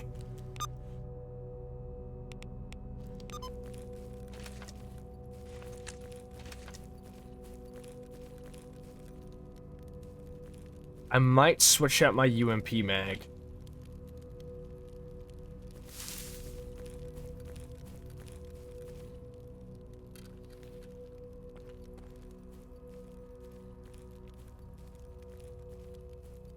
No holes in the fence, I gotta go through the main entrance.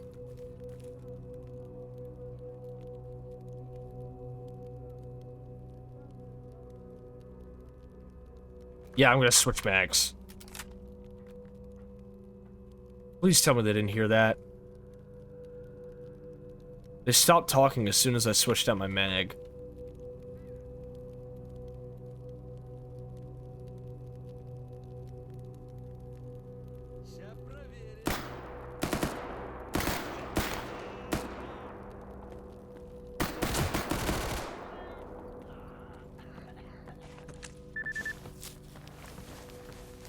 There's another one. Tiomka Tails, huh?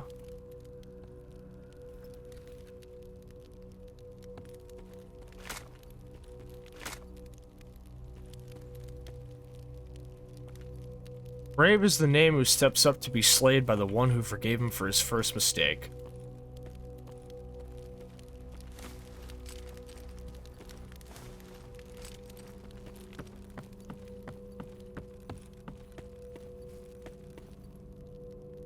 Alright, let's roll. A PPSH-41 that I have zero interest in using.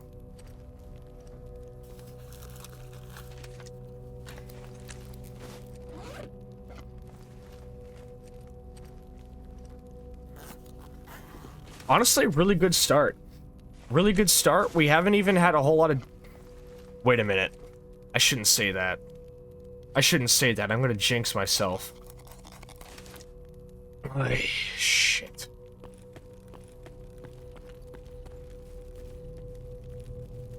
Whoop, don't walk into the anomaly.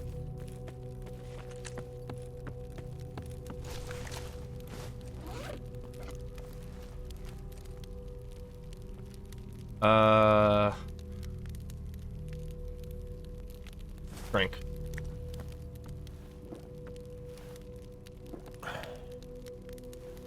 Yeah, I think we can make the run across without getting killed.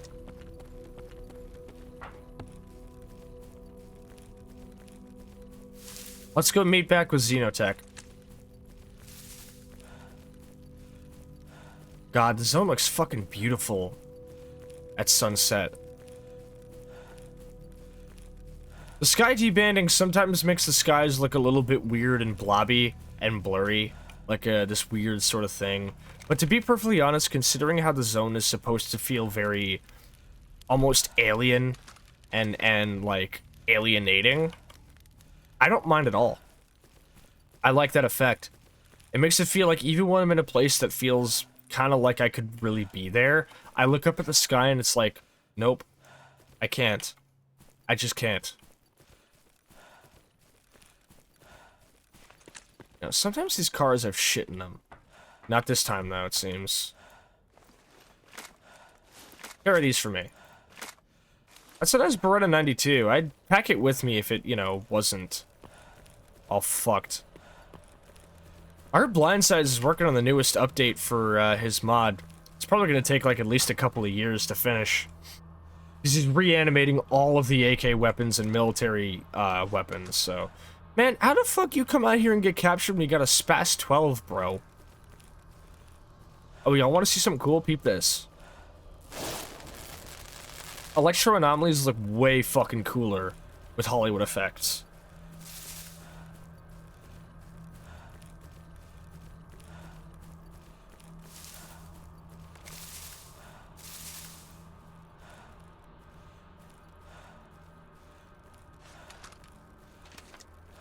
What's my ammo looking like? About half.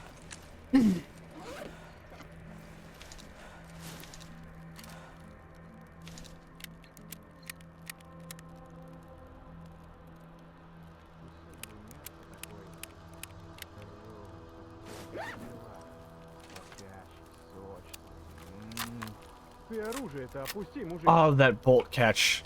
That bolt catch animation. So good.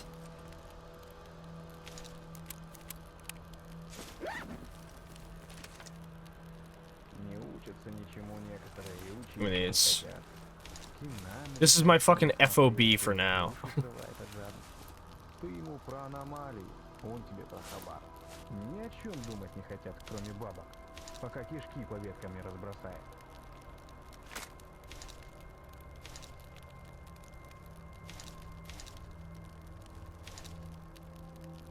А все-таки накоплю я на свой домик, чтобы речки и лес рядом.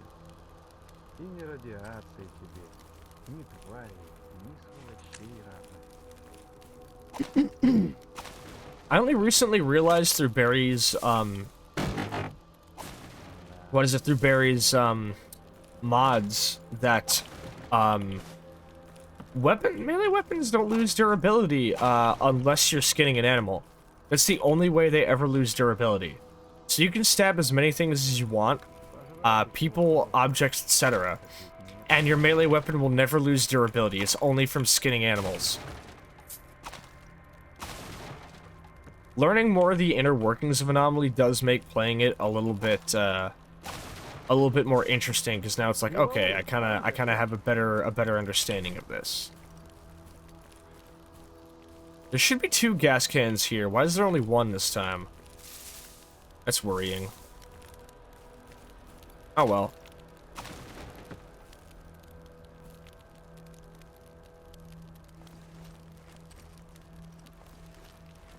Let's take one of these apart. I think once I get back to the rookie village and turn in the mutant quest, I'm going to take a quick BRB, my halftime break.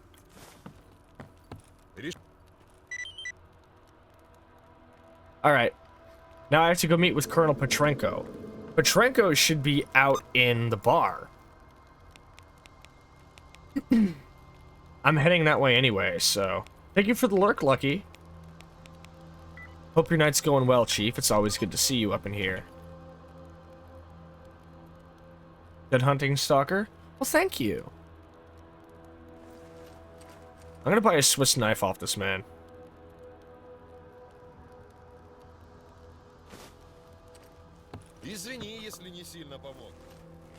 As soon as this guy starts selling a fucking,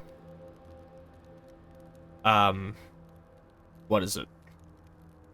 The bison that I need to give to Hip, I'm going to immediately buy it. Firearm enthusiast jacket. Dirty jeans and hiking boots. Owned by a typical firearm enthusiast, it sports several advantages over an ordinary jacket. Camouflage pattern and a higher quality material choice alongside a more educated weight distribution system. Still utterly inadequate for the zone's harsh conditions.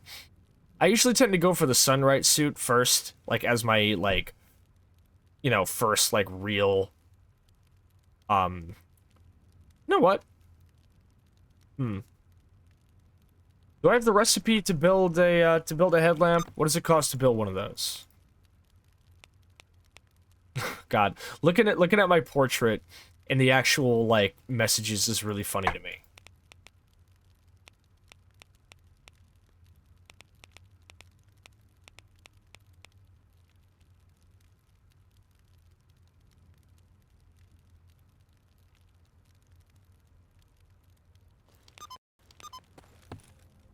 If I remember correctly, making a headlamp would require a lot of... I think a broken flashlight is necessary, but there's still a lot of electronics that I don't actually have. As much as, like, saving my resources and making my own headlamp from scratch sounds nice, I don't think it'll be worth it. And I'd rather just have, like, good enough, you know, like, nighttime lighting as soon as possible. And I'll save the electronics from the, broken flashlight to make, like, night vision goggles instead. So, fuck it. It'll be worth the money. Yeah, I need an old headlamp, not a broken flashlight, anyway. Take this.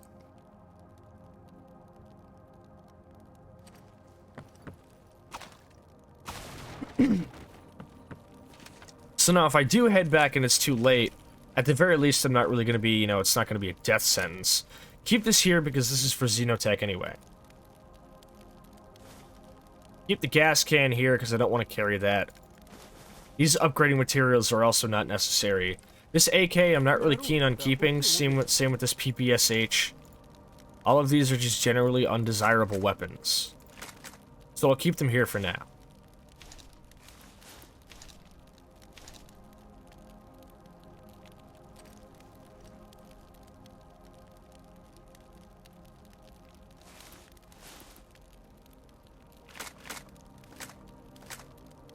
Just like, I'll keep these here and I'll come back with like the adequate materials to disassemble them, is what I'll do.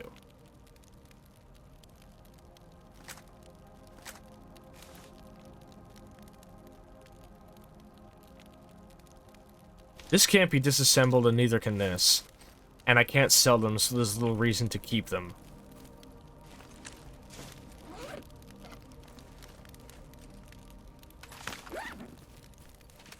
I think the next thing I'll buy, in the interest of, you know, like slowly getting my stalker status back up, is some proper fucking binocs. Getting some good eyes and shit will be necessary. I never really upgrade my binocs, and I probably should, so I'll make sure to do that when I can.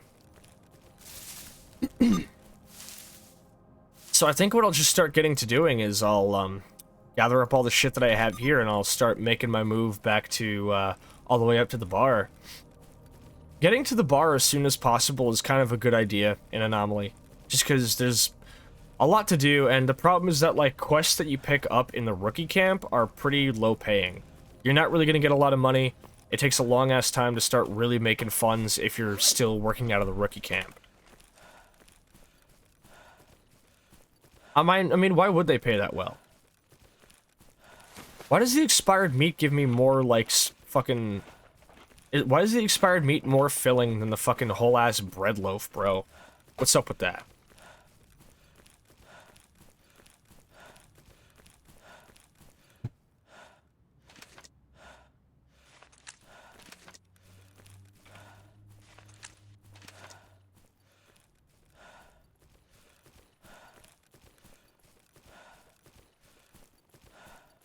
I don't know if this sounds, like, silly or not, but just looking over and seeing my model is just so fucking surreal. I look so fucking precious.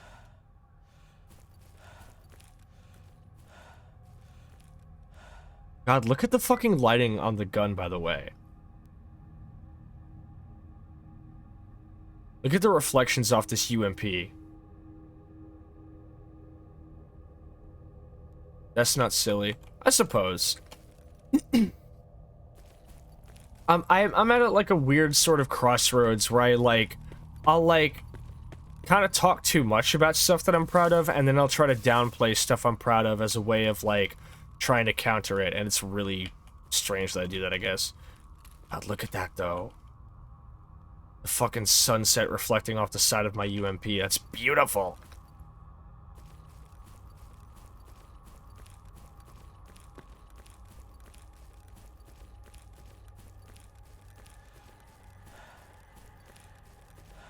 Okay, first up, don't step in the anomalies.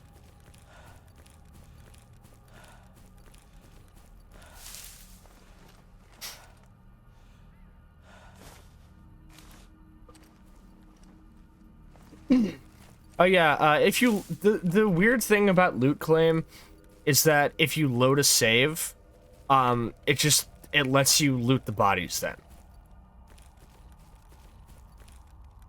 Like, loot claim forgets who claimed what corpse as soon as you load a save.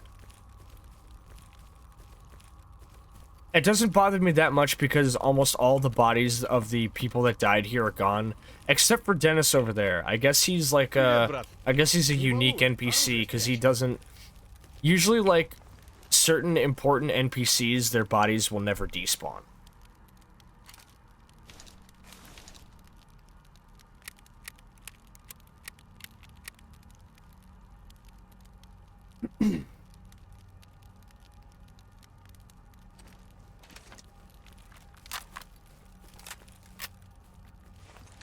I'm so happy I picked the UMP as my primary. Like, keeping her well fed is probably gonna, you know, put my fucking money in the red, but like, I give a fuck. It's a cool gun. I love my silly little MP5 replacement prototype that still didn't replace the MP5. Like, yo, check it out. We made, like, a whole-ass, like, new age, you know, fucking PDW to replace that old fucking Cold War relic. And the Cold War relic still outperformed it. Primarily just in terms of cost effectiveness. The UMP... The problem is that I'm pretty sure 45 ACP just is not a very viable cartridge to have for a PDW.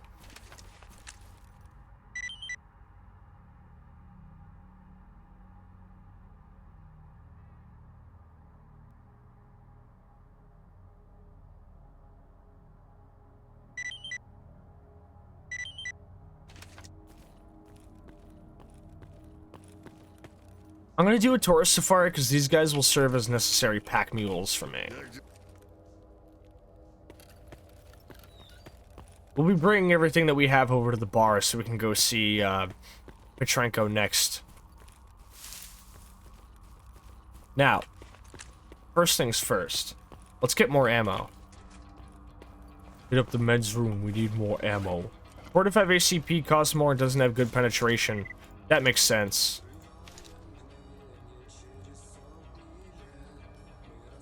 Alright, I need some 45 ACP and some pistol ammo. Most importantly, a lot of this ammo I'm going to sell.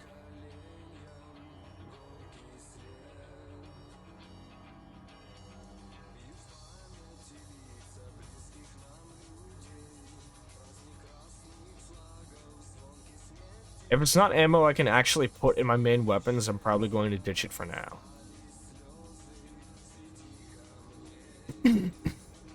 Hey, Binox.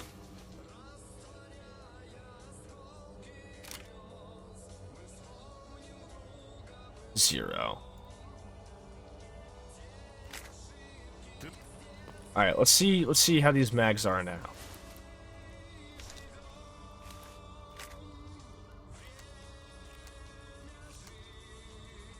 Okay.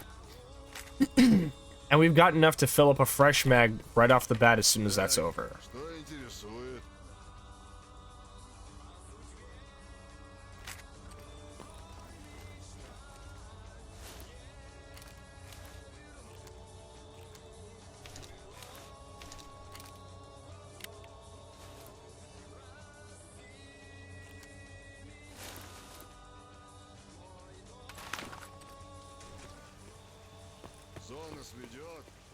Okay. So, we've got Binox, which will be absolutely instrumental in helping me deal with further away threats.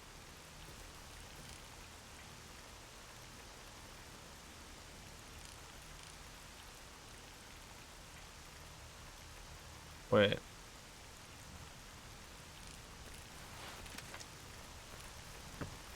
We've got full magazines for my UMP.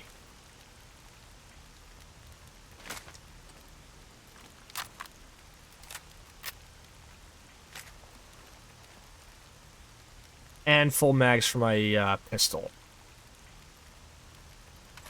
I think I'll just keep my most of Nagant as like a thing in my backpack, and I'll whip it out if I need to. Alright, you guys are here to help me hunt mutants. Or I'm here to help you guys hunt mutants. That's gonna fucking go on the back burner for a little bit. You guys are my pack mules for now.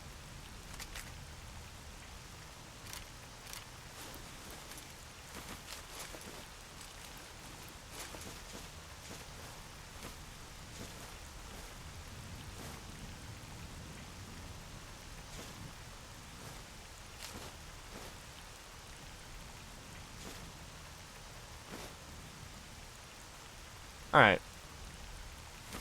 That looks about right. Glucose needles? No.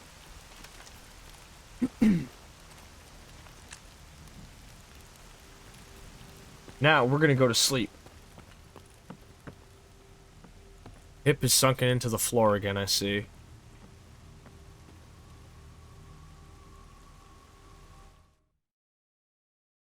Alright. An emission has occurred in the zone. Looks like the mutants I was supposed to kill are already dead. But I'm not turning in this quest because I need these guys to help me move loot across the zone.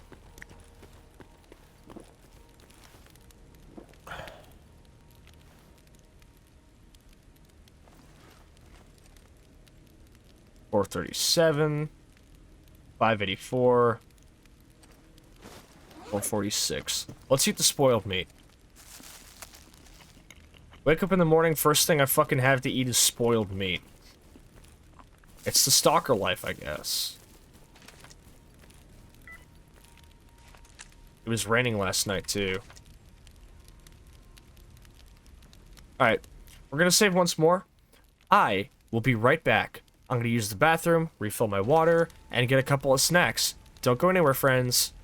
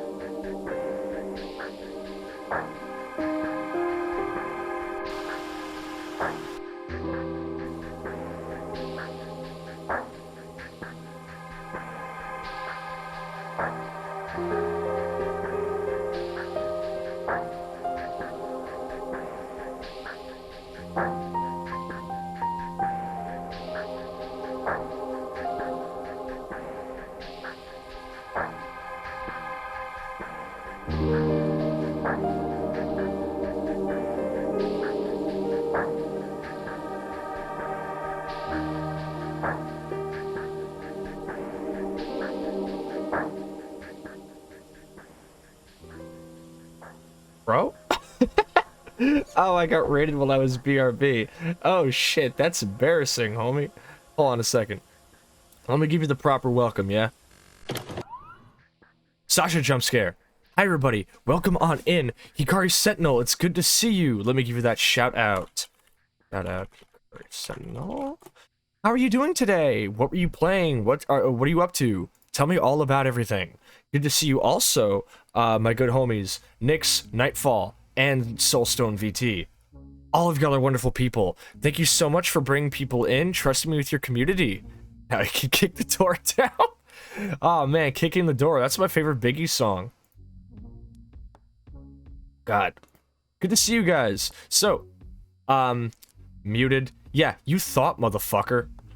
So, welcome everybody. I play Stalker. I'm too much Sascha the Chernobyl battle maid. I play Stalker every Tuesday, and that's what I'm doing today. It's good to see you all. Hex, yeah, hope you're having a good day. I am. I'm actually having a really good stream. It's been good banter. I've got a good start to my my new run. What were you up to, Sentinel? Tell me all about it while we get back to it. Good to see you, Sascha. Was playing some DMC3, made some big progress, and now I'm relaxing while I vibe to these tunes. Wonderful. I'm happy y'all like my playlist. It's one that I've put a lot of work into. So yeah, we're playing Stalker Anomaly as I do. I started a brand new save, so we're chilling. I got my work cut out for me here. I'm gonna be actually making a nice little exodus across the earlier parts of the zone to get to the bar. So I got a nice little trek ahead of me. So through here, through the garbage, and then up here. And then we've got some shit to find in the wild territory. There's also a contract killer, a contract killing. This guy's probably going to head on over to the bandit base, though. I might be able to kill him with this Mosin if I play my cards right. We're not going to actually get story mode properly started for a while. I don't want to set foot in the swamps until I'm 100% ready. So getting some better radiation protection is probably a good idea. How's DMC3? I remember seeing a video making fun of one of the DMC titles. I think it was 2. But I think I've heard good things about DMC3, mostly from Ellie. Vex's headset turned off when I put it down. Yeah, nice job. You're not getting me with one of those, like, you're muted. I still need to set up a redeem so people can tell me if I'm muted, because that happens sometimes. DMC3 saved the franchise. Okay, so 2 was the one I was thinking of.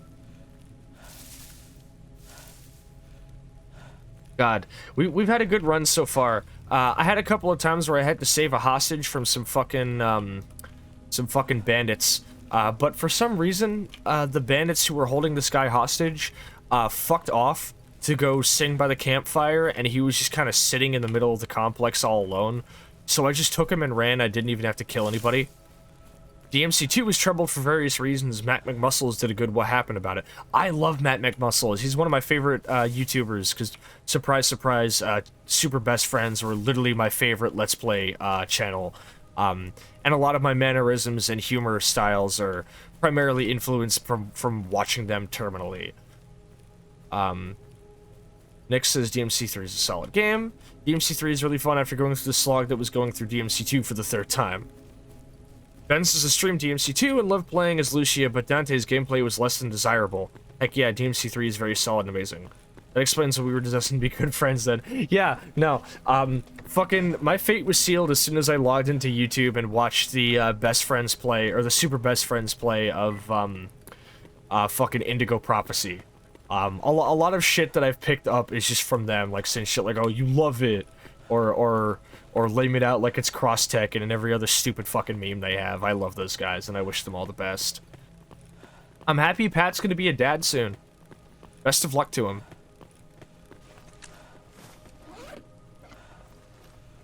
I, unfortunately, am getting thirsty, and all I really have is this one thing of water, and I don't want to waste it right now. I'm trying to be really careful with my fucking resources right now. These guys aren't actually, like, companions. They're part of a quest. Like, I picked up a quest that was like, hey, take these guys and kill mutants and bring them back. But the cool thing is you can just choose to not turn the quest in. So as long as I don't turn in the quest, I just get some free temp companions. They suck at combat, but it's going to be good to have them with me. SBFP was a critical part of my straight-faced comedic nonsense. See? Don't get me wrong, I used to like Game Grumps too, but I liked Best Friends a lot more, just because of how they tend to do their storytelling and stuff. They're great. They're also, Matt McMuscles was chief in, what is it, the main reason I got into Punisher. Where I was like, you know what, I'm gonna give this motherfucker a chance. And I did, and I loved it. Right, so you carry all my trash. I'm still keeping this here, though.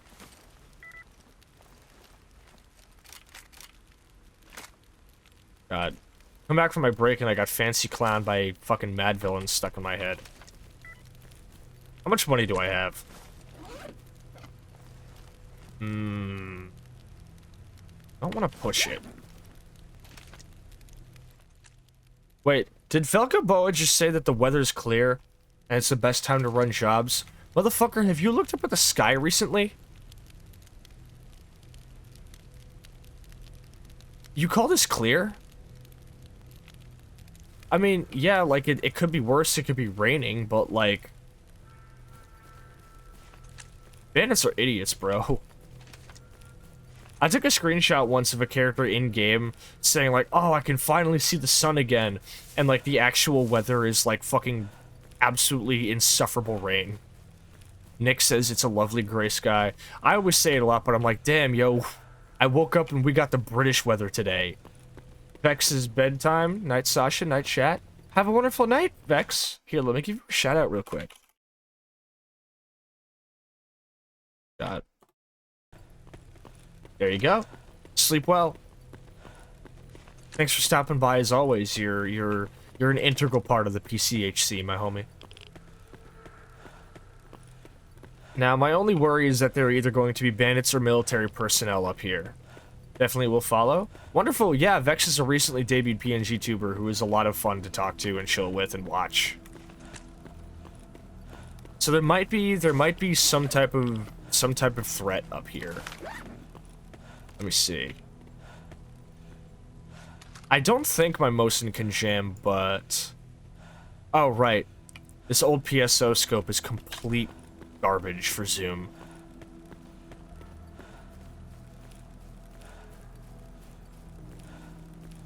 And, of course, every time I save, which I can only do at a lit campfire when there are no enemies around, it fast-forwards time ahead by 30 minutes. So if I try to save scum, I'm going to burn my daylight a lot faster. Alright. Y'all stay back here. I don't like the look of this. So I decided to do something a little bit different. Instead of just choosing to stick with the usual pistol as my starter weapon and spend all of my loadout points on, like, necessary supplies, I spent all of my startup points on this UMP weapon. Because I like my UMP and I like the animations that I've installed for it. So, it's a little bit expensive to keep her fed with ammunition, but it has been saving my life in combat. So let's see.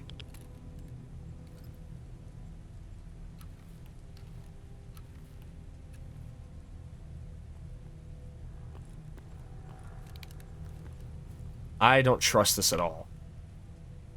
None of the campfires are lit. Usually a good gauge of whether or not people are nearby is to listen for campfires. NPCs will always light campfires if they plan to be sticking around in an area. So, if you hear that nice crackle of the campfire, it means somebody either is nearby or has been at some point. It's a good way to not get ambushed. What the fuck are you guys shooting at?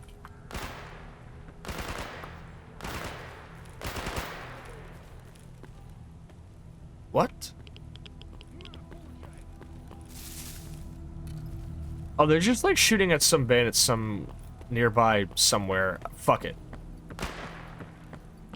We're leaving. Apparently there were Gopniks somewhere, but I didn't actually engage them, so they didn't bother me. That's the weird thing, is like NPCs, they're good for pack mules, but in terms of like actual like combat, they can be kind of idiots. Fun fact for those who are tuning in for the first time, for like most of my Anomaly playthrough last time, which is another reason why I chose to restart from the beginning, I didn't realize that NPCs, their weapons can jam, like they actually have to worry about weapon durability.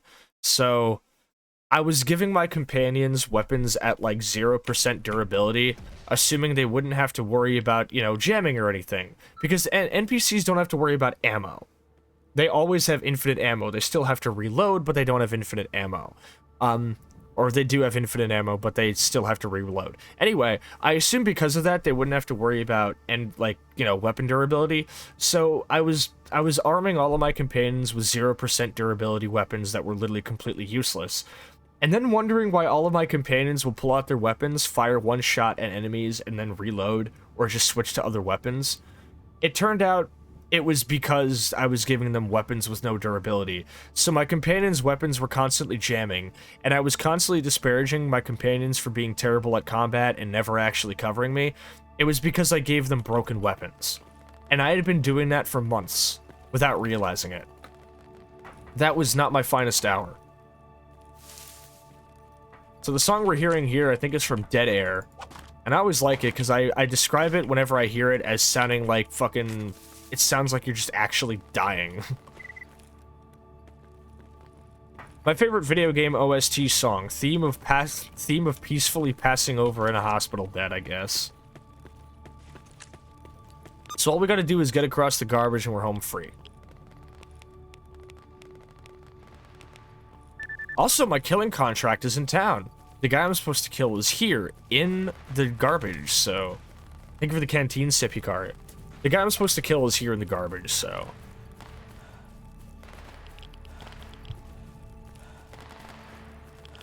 Damn, garbage looking good today. Sometimes I just like look over at my stream preview and I realize how pretty this game can look when you're not playing it.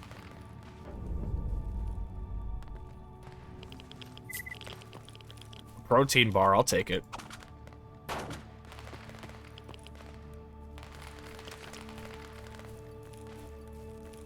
I might take a shortcut through this back area. We might run into some zombies, or at worst, a controller, but... Uh-oh. Nope, we are not engaging with that. It do be looking nice. Yeah, you can thank the enhanced shaders and color grading mod, and the screen space shaders color fucking mod for, one, adding interactive grass, so Sascha is actually touching grass. Along with other things. I can change the color grading. If you want, I can make this shit look, do you guys want this to look like it came out in 2012? There we go. Oh, this looks terrible. This looks fucking gross. Get the shit out of here.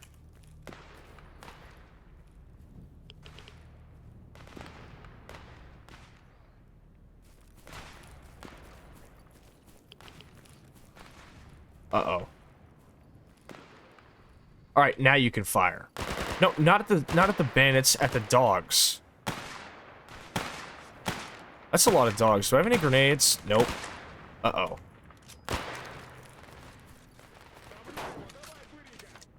Hey, goggles.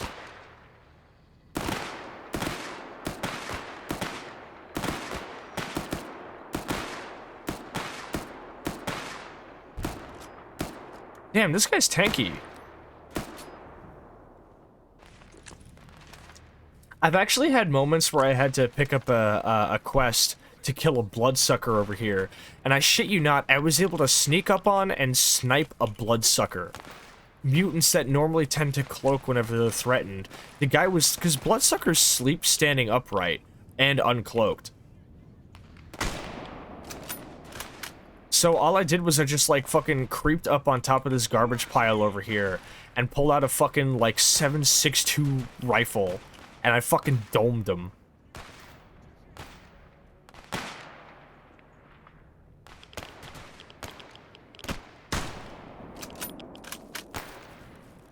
Oh, you think so, huh? Oh, shit.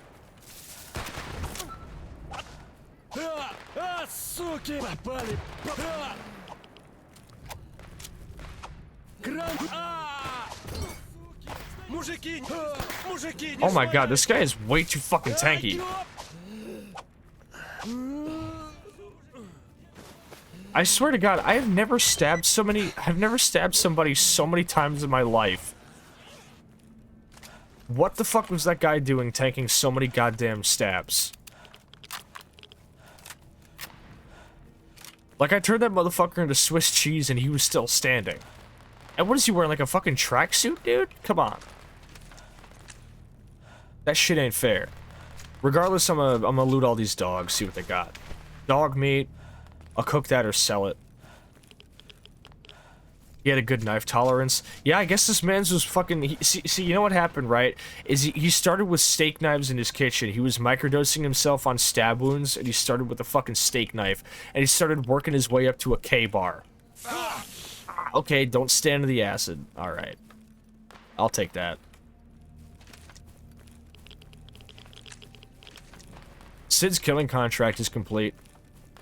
When I come back to drop these guys off after going to the bar and turning in all of my stuff, I'll come back and turn that in too. Don't even think about it, that guy's stuff is mine. Alright, fine, fuck you. Friendly.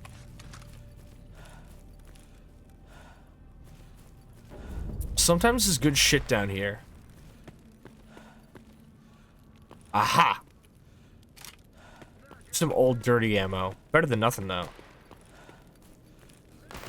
The flea market over here is a nice place. Sometimes there's gunfights happening, but at nighttime there's a guy who comes up top and you can buy some good hardware off him.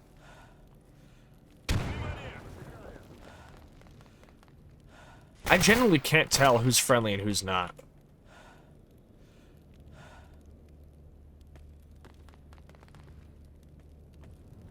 Oh, you know what's happening? Is Duty and Freedom are having a fight right now. Out. Duty tends to be the ones guarding the entrance to the bar, but Freedomers are inexplicably out here tonight. So, I'm just watching a territory war happen. I don't have any horse in this race, and I have no plans on getting involved in it. So, I'm just gonna let them duke it out until whoever's dead. Unfortunately, though, if I don't get involved, I don't get to take any loot. Because I don't get to loot any bodies that an NPC lays claim to. So, unfortunately, I'm gonna sit this one out and not get any loot out of it. It's okay. There's something usually over here, too. What's up? No, привет. Nope.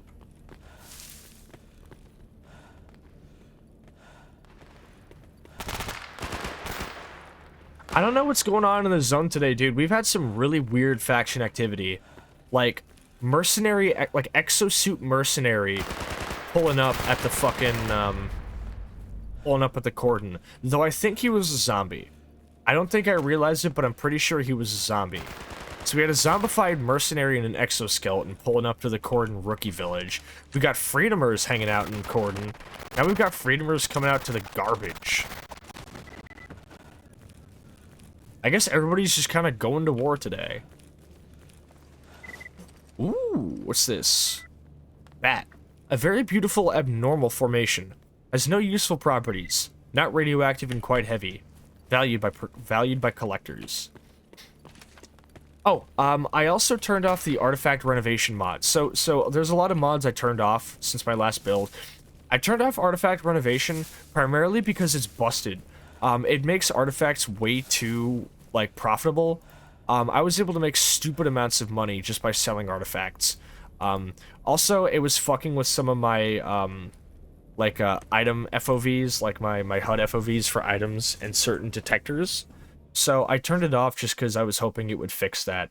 Although it turns out the issue is mostly from the EFT reposition mod. Turning it off, though, allows me to use the RZ's dynamic radiation overhaul whenever I want to, which is kind of fun, but I only do it offline. I would never do a stream with the RZ's dynamic radiation mod because it changes how radiation and dealing with it works. And as immersive and fun as it can be for, you know, an oppressive single-player experience. Because my usual pastime, how I spend my time playing Stalker when I'm not on stream, is to do runs solo, and I write a little journal in character, which is a lot of fun. And having the dynamic radiation overhaul mod really boosts that, because I can just kind of log my usual, you know, my radiation dose for the day. Be like, you know, hey, it's day 23, Sascha's log. I'm at like 800 millisieverts today, but I think I'm okay. You know, I'm still walking, but it hurts a little bit. Shit like that. It's fun to get into a character and really enjoy my time in the zone as a stalker by just kind of like, you know, writing my own little stories. I'd love to tell a story about something I did during an offline run that fucking actually kind of shook me a little bit back in the day. I was doing a mission where I had to pick up a fucking assassination quest on somebody. Remember correctly, it was a stalker hanging out in the Darkscape. Hold up.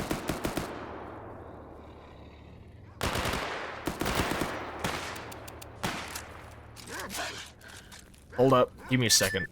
I gotta deal with this.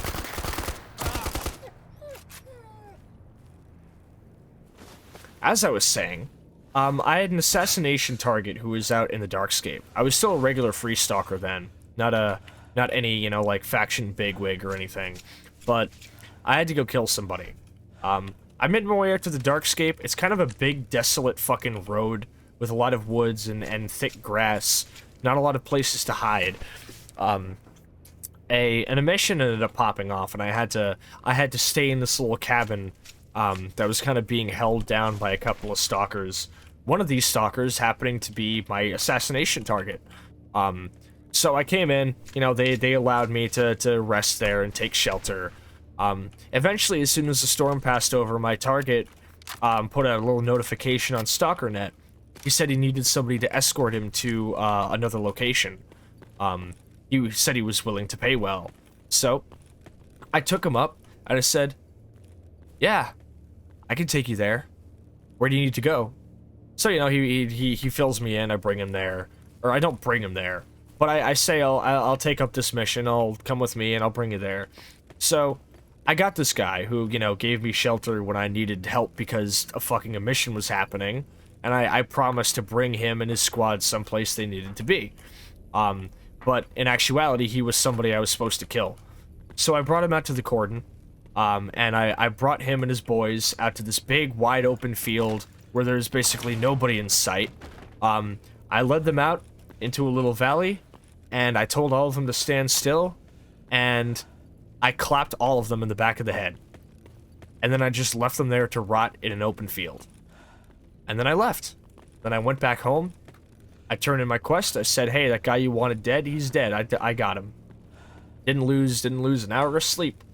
But it was fucked up, you know? Like, it's a cool example of the kind of cool shit that can happen in Stalker. Like that's the kind of shit you can't really get in, like, any fucking, like, a lot of these, like, open world games or RPGs or anything. It's just a cool part of how Stalker works, you know? Like, how many times can you say in, like, you know, any, like, MMO or, like, Western RPG, you know, like, any, like, American-made RPG or any, like, Ubibox, like, hey, like, not even related to a story quest, not scripted at all, I had to assassinate a guy. So I lied to him saying I could escort him someplace he needed to be, and I executed him and his friends in a field, you know. It was like I didn't, like, the funny thing, right, is I could have just killed him in that cabin, you know.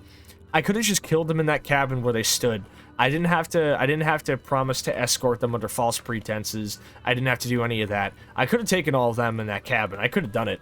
And I could have just made it like a really simple quest. But it was like, let's make this a little bit interesting. Let's get into a character. So it's like, alright, lie to him, lead him out someplace, and then just do that. Like, it actually kind of made me really sad when I thought about it. It was like the first time I've like ever done an assassination mission in a video game and felt like genuinely bad about what I'd done. It was like, Jesus, like, I'm kind of an awful person, huh? Nick says, I still don't know much about Stalker, but do a good job of selling it.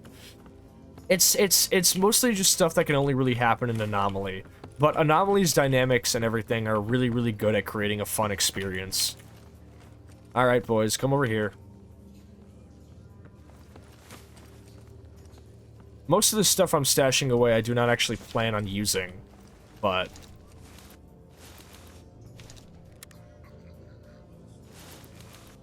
I'll keep it all in here for now.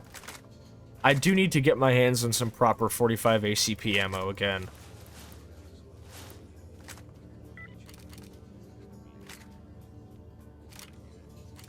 But I had more 45 than this.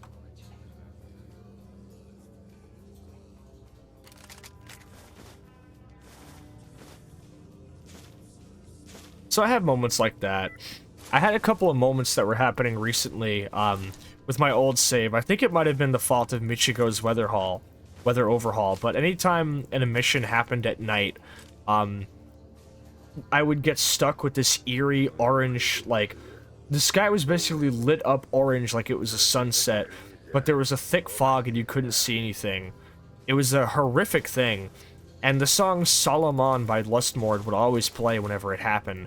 So I'd be walking through these snowy fields, just bathing in this really fucked up ambience. It felt like I was transported to another dimension where everything was horrible. It was really cool.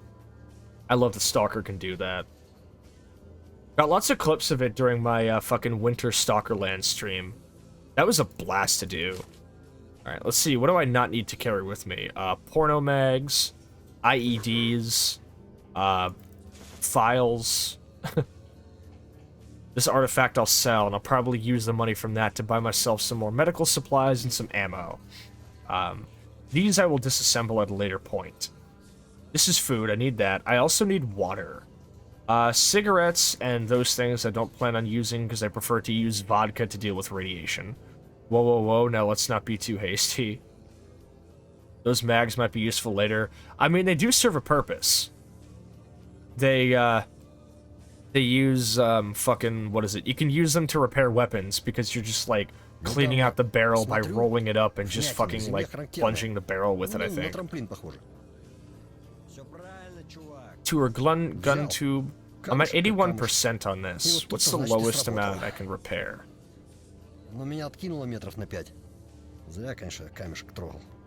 These away.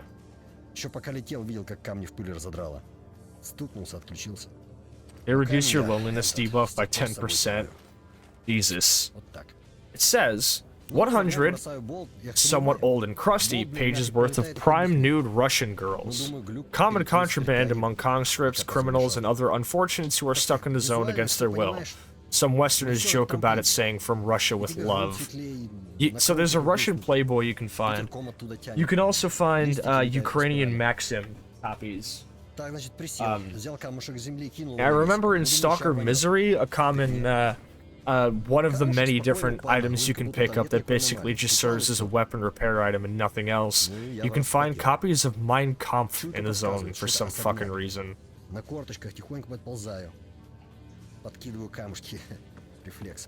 matter where you go, there's always gonna be fascists, I guess. Hey Barkeep, what's up? Chill the fuck out. I'm just here to chill, man. You want...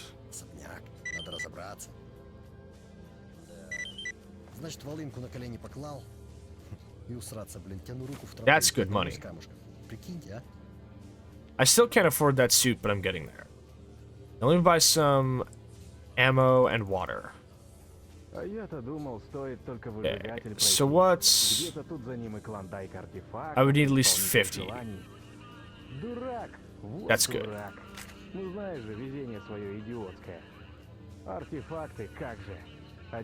So we've got ammo, we've got water now. I need more medical supplies, though.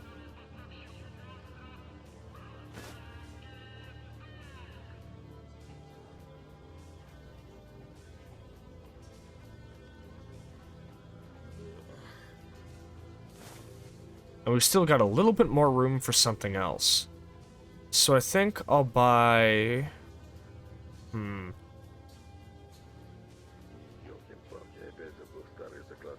Anything else I can get my hands on for cheap here? Because I don't want to go way too over budget.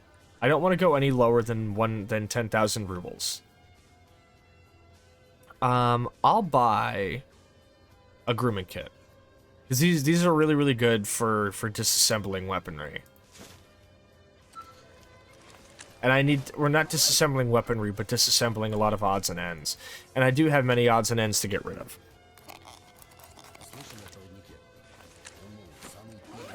Budgeting out your money is kind of a big deal here, and I'm glad I've been able to do it pretty well. I was assuming that keeping a weapon that primarily shoots 45 ACP would probably burn a fucking hole in my wallet, but I'm actually keeping a hold of my funds pretty well. Ukraine, we get the money all day, every day. Ukraine straight talk. Europe's best.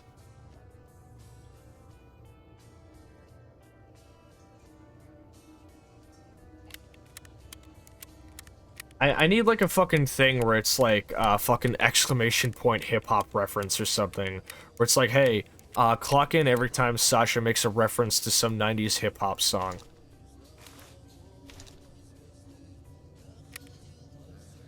Okay. Oh no, don't reload that. What a nice reload animation.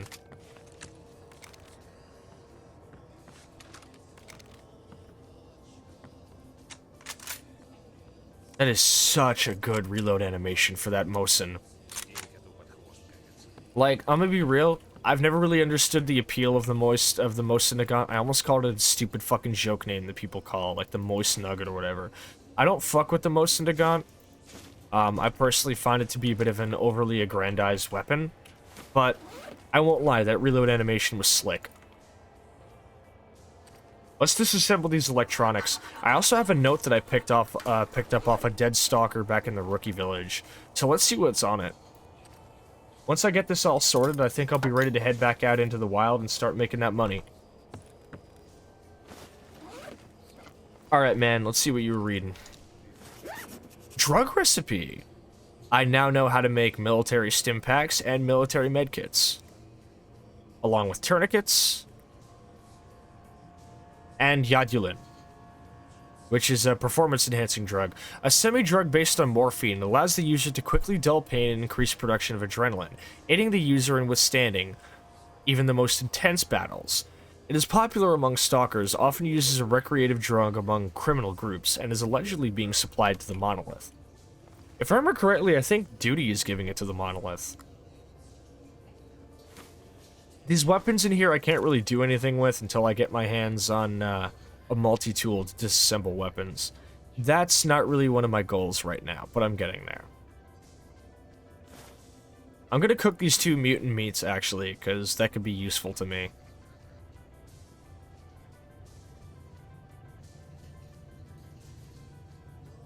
Let's disassemble this drug recipe so I don't have, like, all of my notes knocking around in my fucking chest. See who wants to buy these welding goggles.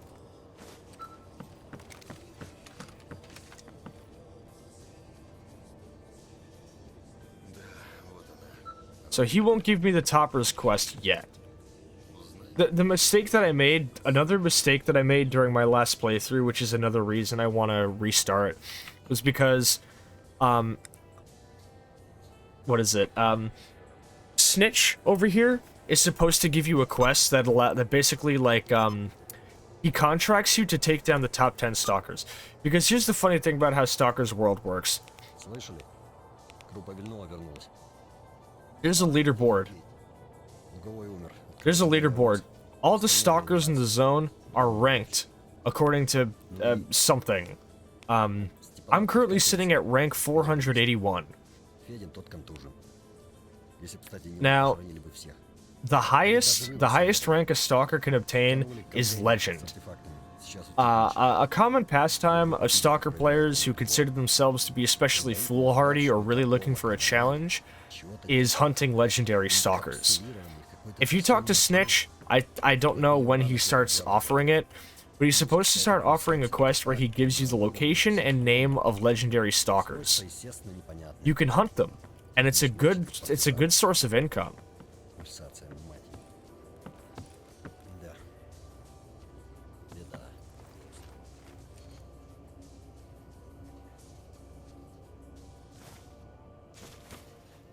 Also, this guy is standing off to the side. He's supposed to he's not supposed to allow me through. You're supposed to not be able to come back here. But we can just come back here now as a fun little tour.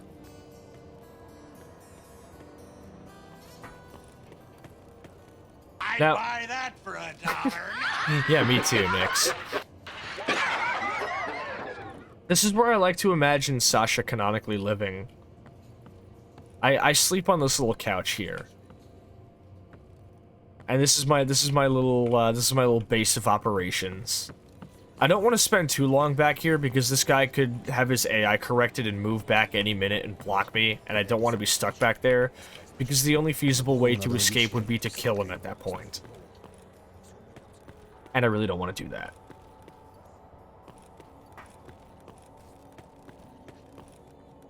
I think I could pay a guy to just deposit me back at the Cordon again to turn that quest in, but I really don't feel like doing that because that's like 8,000 rubles.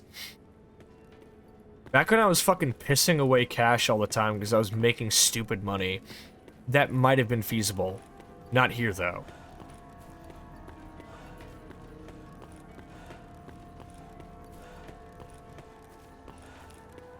First up, let's collect some quests.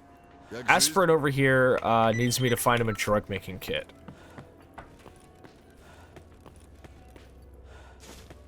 My next big mission is to go talk to Colonel Petrenko over here, so let's do it. Alright, he wants me to kill... He wants me to kill a fucking monolith in the Red Forest.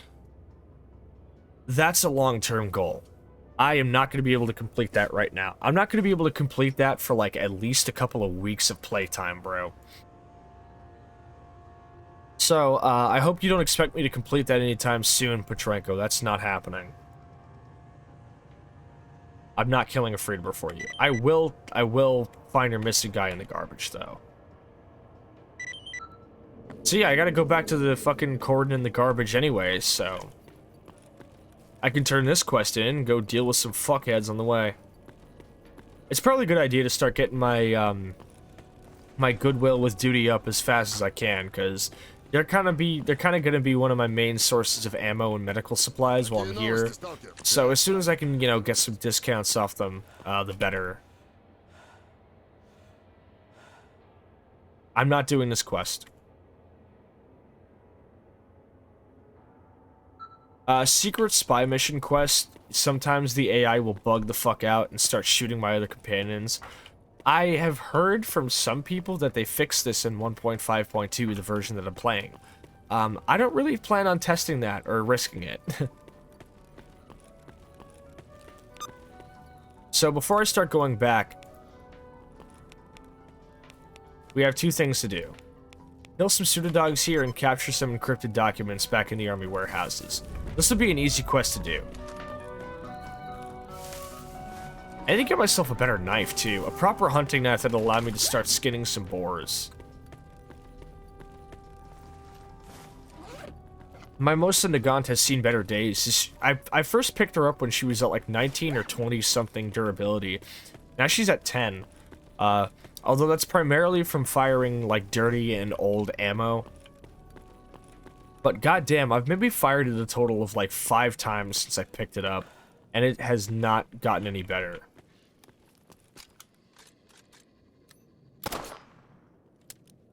Oh shit. This is awkward.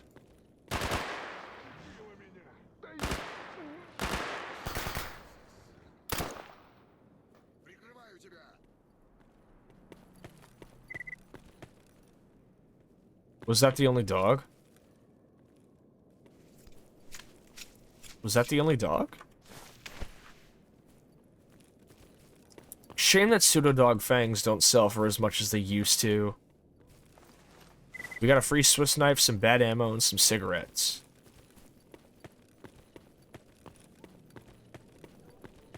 There's more dogs.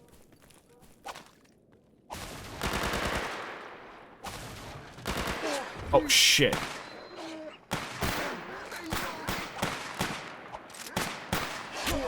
Ouch. That hurts. How many bandages did I buy? I bought more than 2, right? Well, more dogs means more meat. And more meat means I get to eat more. Even if I don't eat the meat, I still get to sell it.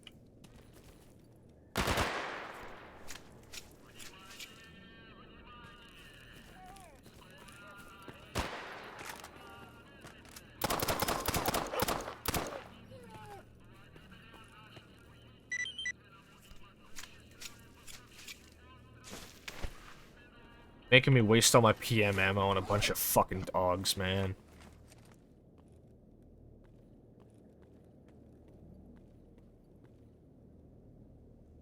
I forgot to buy more, I forgot to buy more fucking 9x18, huh? I made tacos? Ooh, nice!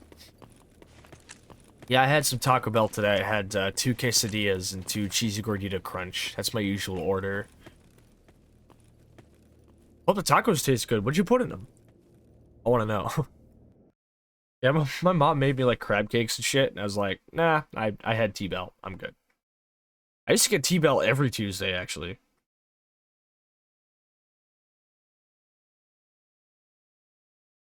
Solid order. I used to get just 4 chicken quesadillas. And every time I do it, because there was a Taco Bell pretty reasonably close to the music school I went to. So, like, whenever we were doing, like, shit in, like studio projects, like, using the actual, like, music studios and everything, like, with the mixing console and a recording room and all that shit, like a recording booth and a mixing console and everything, right? Like, me and my homie Aaron, we'd be in there till, like, fucking, like, 11 or 12. And this school is like, this college is like a fucking hour away from where I live anyway. So, you know, I'd go there for like, you know, I'd drive there, it'd take like a fucking hour to drive there in the morning, sleep deprived as fuck, get there, like spend basically my entire day there, then start doing my studio project. It's like, you know, like fucking 10 at night. We're sitting in the studio mixing together some shitty fucking country song that somebody made as part of a school project. And we're sitting there and it's like, you wanna go get some fucking Taco Bell? So it's like 11 p.m., you know, we just like leave the fucking studio and we go out to go start, you know, just eating T-Bell and shit. It was honestly a lot of fun. Like just, you know, working on that and everything. I'm simple, just beef, cheese from 2 shredded mix bags, tapatio. Ooh, sounds nice. I'm a big fan of adobo, like just putting adobo in shit.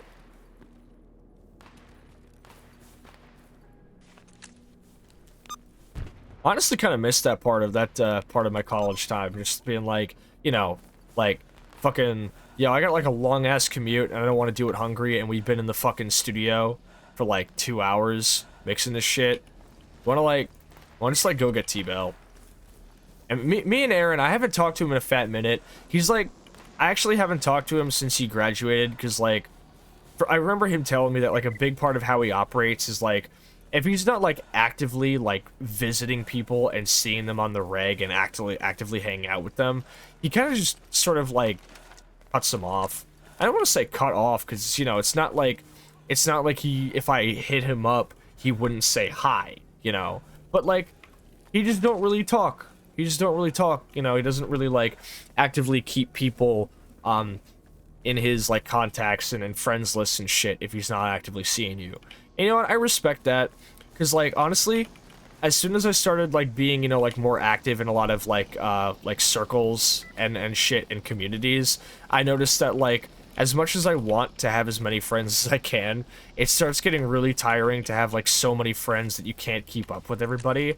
So I honestly respect the man's decision to just kind of, like, prune his friend groups whenever he can, and he's not hanging with too many people, so it's like, hey, look, I'm sorry, but, like, if I'm not seeing you all the time, I can't really keep up with you. And you know what? He never seemed like he was too socially overwhelmed because of that. I respect that. So I miss the days, you know, we'd like hang out, be like, hey, fucking, you know, we got this fucking studio project to do. We got to record a drum track. We got to record a guitar track. You wanted to cover a fucking Lacuna Coil tune. I'll bring in my fucking bass. We'll get to work. We're in there for like 4 hours working on it with our, you know, our fucking studio advisor. You know, it's fucking 11 p.m. Let's get some T-Bell. It's funny because like the last time I did it with him, right? Fucking, I ended up like accidentally discovering that quesadillas go hard. Because like I pulled up when we went there, and I usually gave him my usual order of like 4 quesadillas. And usually the T-Bell that's like near our old college, anytime I went there, dead ass, if I asked for if I asked for 4 chicken quesadillas, they would look at me and be like, "You mean 4 kids quesadillas?" And I'm like, "No, I mean adult quesadillas, like actual whole ass ones, please." But like one time I went there to go order it, and the motherfucker just like accidentally gave me 4 quesadillas instead. And it's funny because my homie Aaron was like, "Sascha, you should like complain or something." And I was like, "Why?" It's like 11 p.m. Man's been working his ass off over here. He accidentally misheard my order.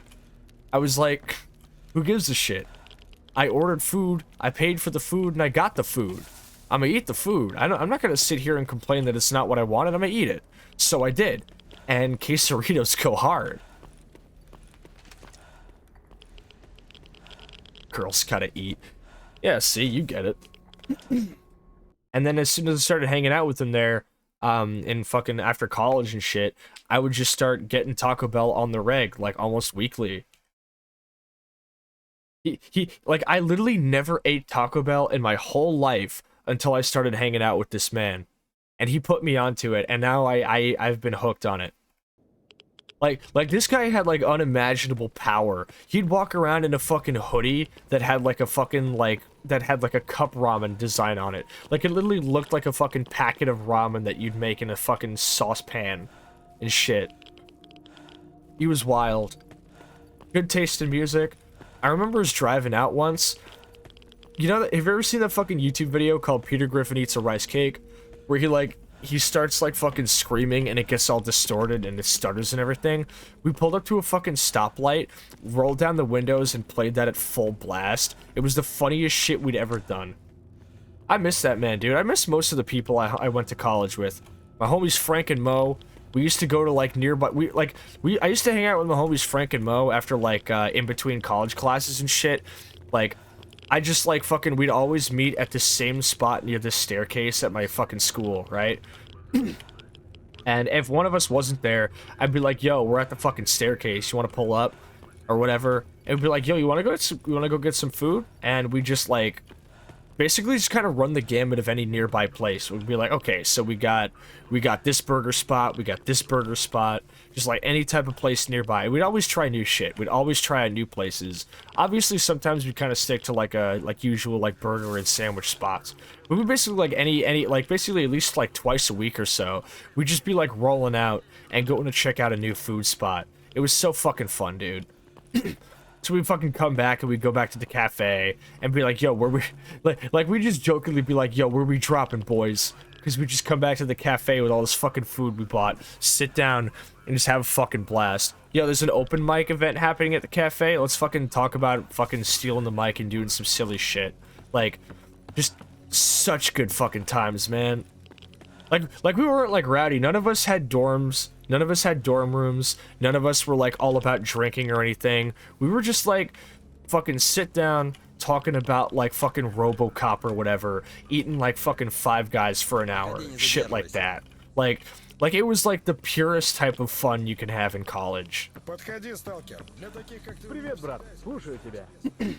Y'all want to hear the story? I was fucking like, what is it, like, one of my last years in college. Me and my homies went out for pizza, and then a snowstorm hit while we were out getting pizza, and we ended up getting stuck in the fucking snow. Because it turned out my homie, he was borrowing his sister's car, and her car hadn't actually been brought in for inspection for over a year, so the fucking thing literally had no tire treads whatsoever. There was one part where we tried to see if we could get a tow service, but it was a fucking blizzard. Every tow service had already been fucking called in. They were booked out, bro. And we had to like push this fucking Jeep Cherokee up a goddamn hill at one point. Shit you not. We got to like a fucking like a downhill road in like a suburban area, and we basically just had to like there was like no hope of controlling this thing, and we couldn't hope to worry about brakes because even if it wasn't snowing, this thing still had no fucking treads. So we basically just had to drive it over the fucking, like peak of the hill and just pray to God that this thing wouldn't hit any of the cars on either side of the street. We lucked out and it didn't, but goddamn was it fucking scary, dude. We fucking came back. I was like an hour late to my fucking class with a really, really cool teacher. He was great. He served as a lawyer for a couple of pretty well-known rappers in his time, I think. And I walked in like an hour late, and I was like, nobody in this class, nobody in this room knows what I've been through in the past 2 hours. I've been to hell and back, and none of them will ever know.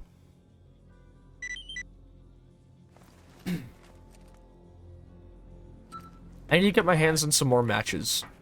I think I'm gonna get some, before I start bringing these boys back to the Cordon and probably calling it a night there, I think what I'm going to do is I'm going to start doing some arena missions, because arena is a good way to make some quick money. It's probably not going to be enough to actually get me a proper stalker suit, but money's money. This is part of why I'm not fond of cold weather. I love cold weather to death. The winter... Holy shit. Welcome back, Lucky. I love the winter. It's my favorite season. But sometimes when shit like that happens, it sucks. Funnily enough, that was the first time I'd ever gone out to eat at Domino's Pizza, and I made myself a vow to never go there again. Winter is goat. Winter is goat. There are many ways I like to celebrate the winter. Alright, Barkeep, take your fucking documents. Jump scare type of alert. Yeah. Also, hi, welcome on in, Faye. How you doing, homie? It's real storytelling hours right now. You know, if I play my cards right, I might make enough money to get that stalker suit.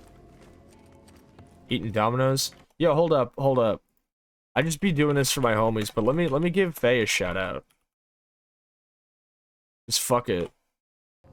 Everybody, please go give a look at my homie Faye. He's awesome. He's a really good friend of mine. He did an emote for this channel, and he's fucking cool as hell. And he's also contributing with a lot of other people.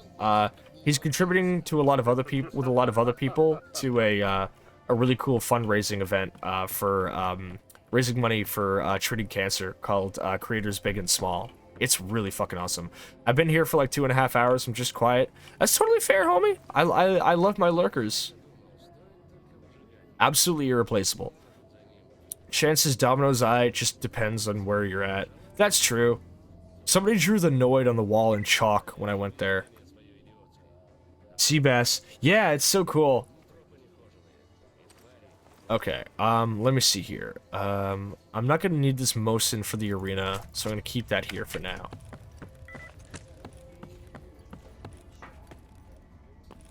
Yeah, I'm super proud of Sneb and everybody else who's been fucking pulling through with the Creators Big and Small event. It's absolutely wild. Y'all are killing it out there. Let me take a pull of some water and then I'll start this arena shit. Once I do a couple of arena missions or exhaust the ones that are available to me, I'll bring these guys back to the fucking Cordon. Maybe I'll see if running back to the bar is in the cards there, but it might be too late. But it's not like I'm really doing anything tomorrow until, what, like 4:30, so fuck it. Who knows?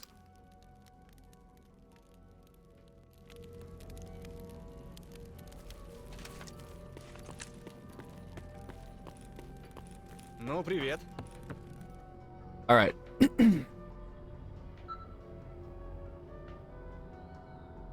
30 seconds, triple win. I'm gonna kill this dog. This is another reason why I got the fucking headlamp, because doing this would be some bullshit without it.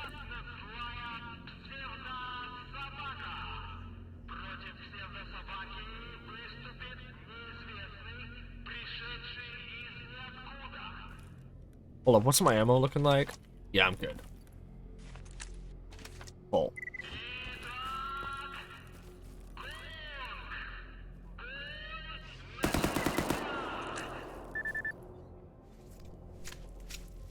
Wow, what a challenge. At least he gave me a pelt for my trouble, though.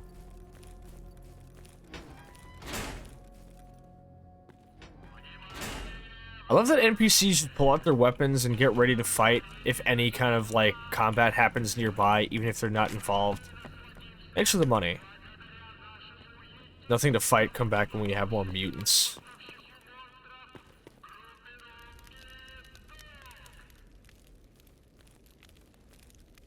This guy's a little bit bright today, I see.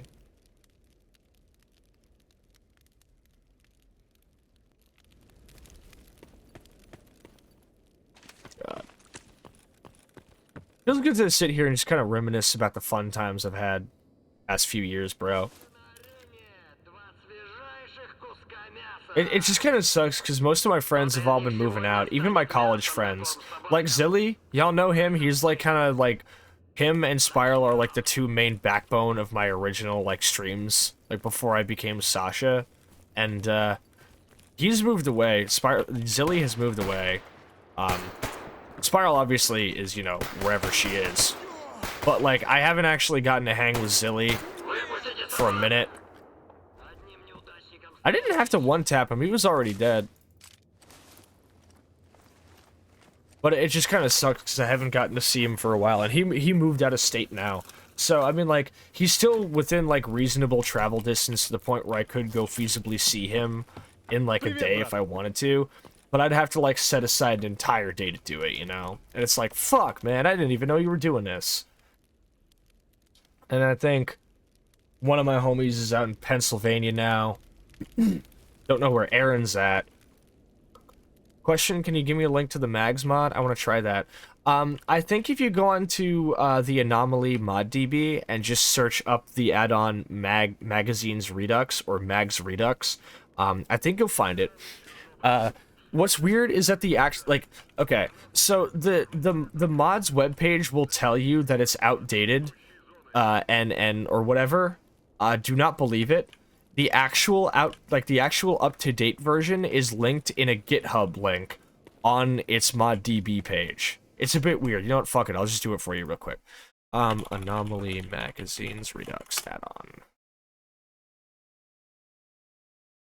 Yeah, here you go. For some reason, the actual version that's like on the ModDB says that it's been archived because it's out of date and no longer supported. But if you go to this GitHub link that is linked in that mod's description, you can get the latest version of it. Which I'm using right now and it works fine.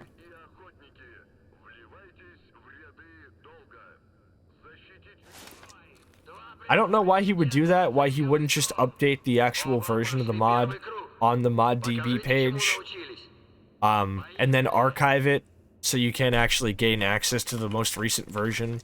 It's a little bit weird if I'm being perfectly honest with you. I don't understand it. But I guess, you know, whatever you want to do, man.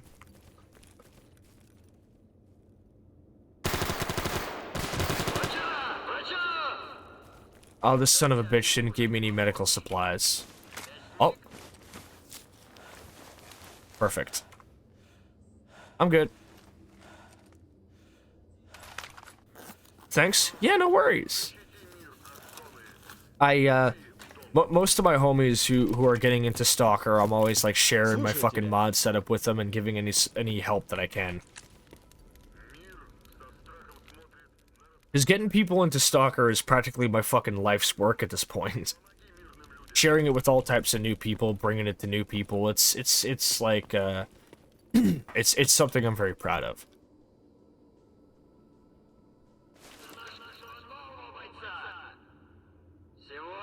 I don't think you need boomsticks and sharpsticks to use it. I think you can use it in Vanilla Stalker. Real quick, here's something very funny I noticed. So previous versions of Magazines Redux, which I used to prefer, they've changed a few things about this new one. Primarily the fact that, like, what is it? The hotkey to assign a magazine to your loadout has been changed. There's a little thing that's been added in the mod configuration menu for this add-on. It's just, it's a little bit sus. Peep this. An explanation of how combat reloading, or reloading with inventory closed, works. Your loadout is a set of pockets and loops on your vest. For this example, you have 4 pockets and you have 4 mags in your loadout. 1 in each pocket and a 5th in your gun. You go to reload, your gun is in one hand, you grab the magazine and the gun with the other and remove it. You now have a gun in one hand and a magazine in the other. All 4 pockets have a magazine in them, so you can't put the magazine in your hand into a pocket, and you can't take a magazine out of a pocket because both of your hands are full. What do? Shove the magazine in your hand into your drop pouch, or backpack since we don't simulate a drop pouch. Now you have a free hand, you take a magazine from a loadout pocket and put it into the gun, leaving you with 1 empty loadout pocket. Reload complete. If you start the process with a free pocket in your loadout, the mag from the gun gets put into that pocket. Unless it is empty, then by default it goes into your bag. This can be changed so that empty magazines are placed into loadout slots or dropped to the ground. If you have the inventory open and it is not a combat reload, an additional attempt to place the magazine into your loadout is performed, because it is assumed that you can set the gun or magazine down. Also, the setting to drop magazines on the ground is ignored when inventory is open.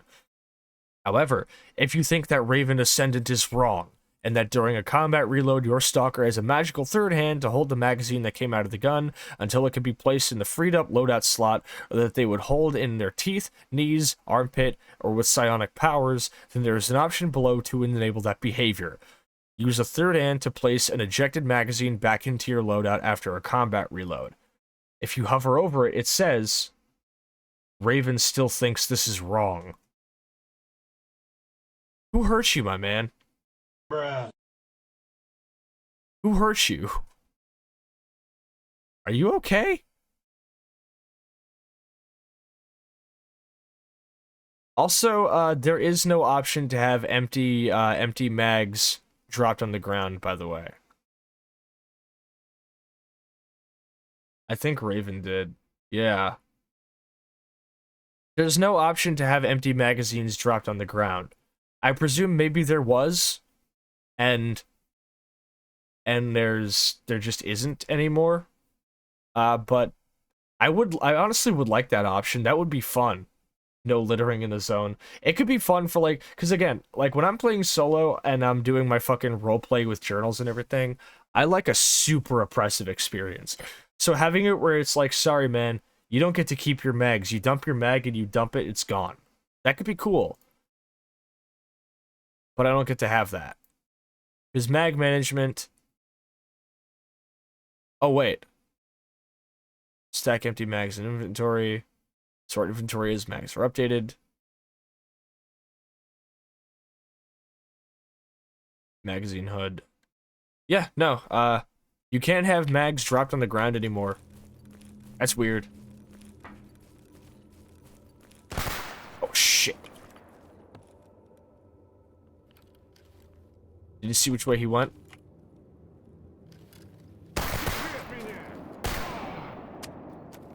Uh-oh. Uh-oh.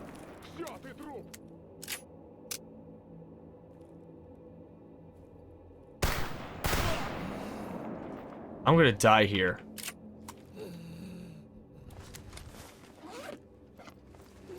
Nope. Ah! Yeah, that's the end of me. The one thing I don't like about the arena fights is they don't give you any medical supplies. So, if you don't come in there with full health, you're kind of fucked. Even if you do come in there with full health, you're kind of fucked. Like, you can just straight up win the arena fight and still be fucked if you end up bleeding out. I might be able to afford that sunrise suit if I sell the suit I currently have, but I'm gonna be honest, I might actually just save my money, buy myself a better gas mask, then go turn in these quests in the Cordon, and then see if I can afford a sunrise suit when I get there. How come NPCs can survive the blast of a shotgun up close? I will tell you, Lucky, there's a little bit of a different reason for that here. Hold on a second. That's usually a game over for anyone. There's a little bit of a more justifiable reason in my case here. I'm using a little modification called Grok's Balanced Overhaul of Ballistic Systems, better abbreviated to G-Boobs. This mod changes how ammunition functions and how ballistics function. So, bleh. Did you see him fucking backflip? That shit was wild, son. But, so the point is, the modification changes how different ammo types work.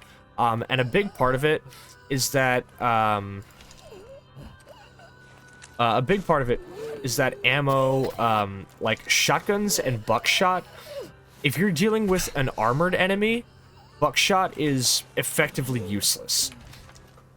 Like, it doesn't make a whole lot of sense, but like, in Anomaly's defense, I'm not playing with Vanilla Anomaly, and Vanilla Anomaly's ballistics don't work like this. So it's not as bullshit. It might be more or less bullshit. But G-Boobs changes that. So the weird thing is that, like, it just kind of, like, creates a bigger rift between balancing.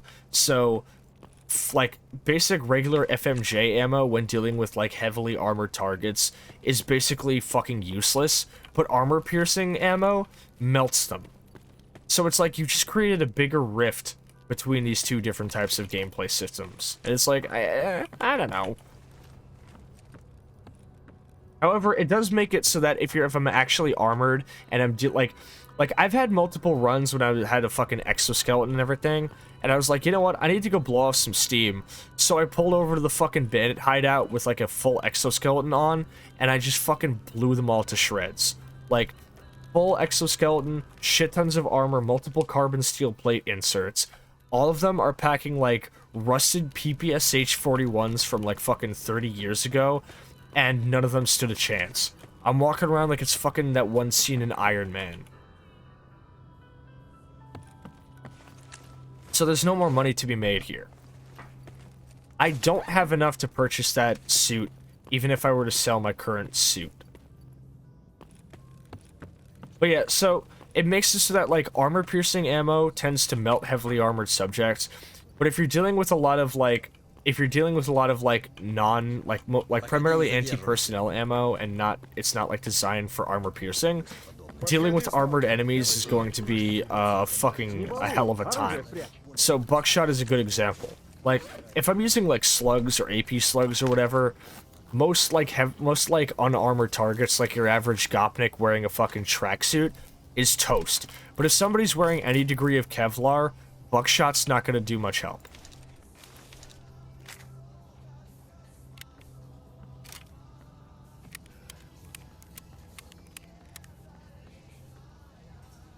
Aw, come on, man. We're like 2 fucking rounds under. Let's get myself some better headgear before I head out. That's sort of the mod I'd love to take a look into. I would advise it.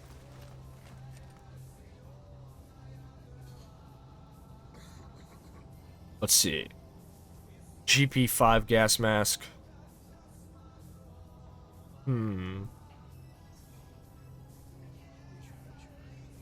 Fuck it.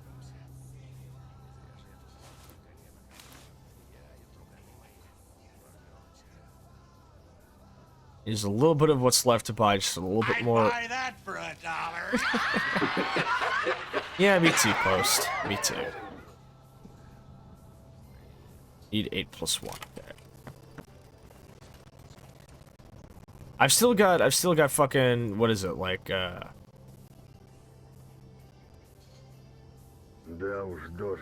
oh. I actually had a full magazine. Buying that 45 ACP was pointless.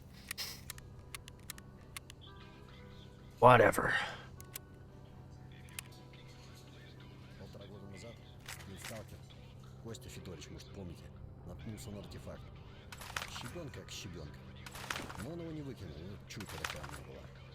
Таскал зону с собой как талисман на видном кармане.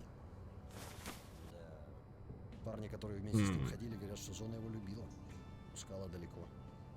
Потом оказалось... They also changed a lot of the radio music in the newest version of Anomaly. They've added a couple more songs from Kino. Clear Sky's bass music now plays on the bar radio, which I appreciate. I think Clear Sky's bass, like the Clear Sky radio song, is such a fucking vibe. I love it. My UMP's seen better days, but she's certainly seen worse days too. I don't really need to do anything here.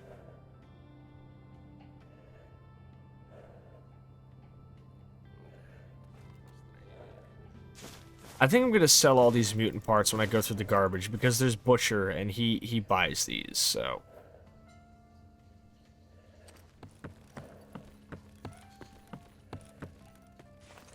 Alright. It's about, what is it, 15:53. 4 p.m.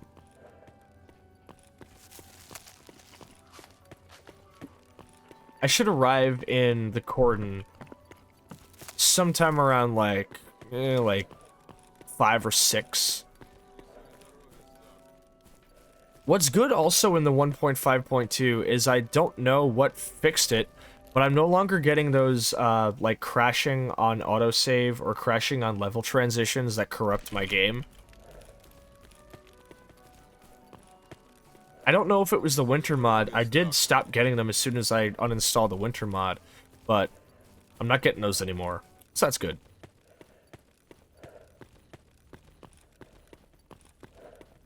I've also been telling people, I've been offering to a couple of homies, like, what is it, Bailey and a few others. I was like, hey, if you're getting into Anomaly, what I can do is I can make you a little mod that you can load for it in, like a mod loader or just by, like, dragging it in.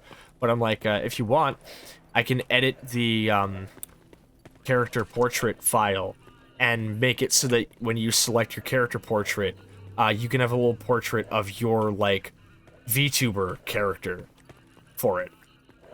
You know? Like you can have what I have here. I've also thought about like, you know, like offering my services to Photoshop people's like logo as a patch to put on the backpack, but not as many people play this game with mods. A lot of people play Anomaly Vanilla still, and I respect the fuck out of that. I was playing this game for what, like 2018 to 2022. Like, I was playing this game for a good, like, 3 years before I started modding it. So I respect that. But, you know, it's like, hey, you know, I might offer my services where it's like, hey, are you a VTuber who's playing Anomaly? Would you like to be in Anomaly? I can assist with that. I don't know if I've talked about it on stream. You have a Discord server? I do. I haven't actually opened it up to my, yet after a while. I had to close it for a little bit for security reasons. But I am going to be reopening it soon. And, yeah. Otherwise, I can be reached on Twitter as well. I don't know if I talked about it on stream, but I am considering putting my, you know, getting a little bit more of my feet in the water when it comes to Stalker modding. I'm thinking about making a Stalker mod that effectively sort of edits NPC dialogue to refer to the player character with she/her pronouns. I think there's a mod that gives the player character a femme voice. I should look into that. That could be nice. But yeah, just changing the scripting so that it refers to the player character in she/her pronouns, or maybe even they/them. Make it so that they refer to.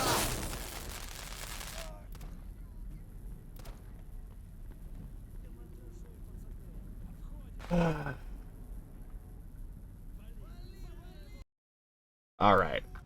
That'd be cool. Yeah, because, like, from what I can tell, despite there being literally only one, like, female character in the whole zone, and that's only in a mod,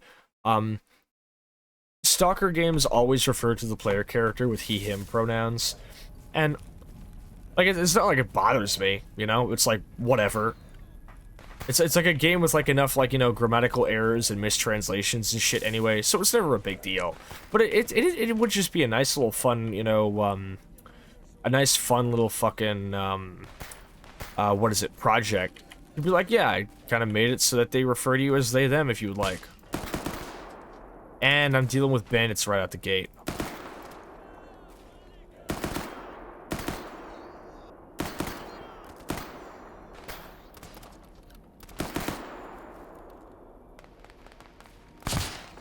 Ouch. Did I forget to go buy more medical supplies? Ah! Jesus. I think getting back to the fucking Cordon might be a little bit harder than I initially thought. Why did I leave that Mosin back at the bar? I could have made use of that thing right now.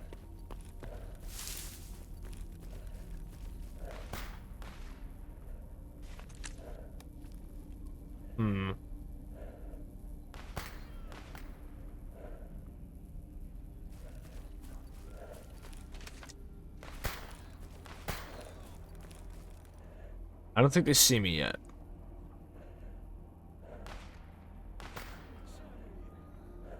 Well, one of them just got popped.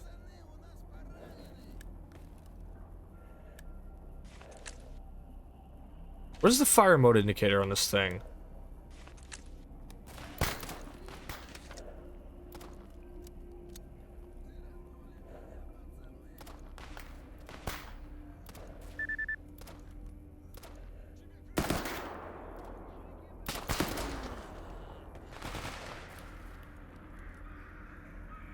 Uh-oh. Oh, no. That's not good. I'm on a time limit now.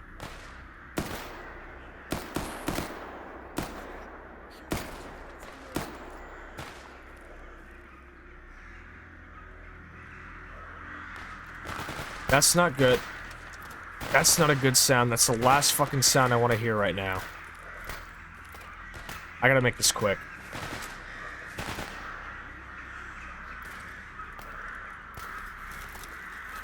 Hear those fucking crows.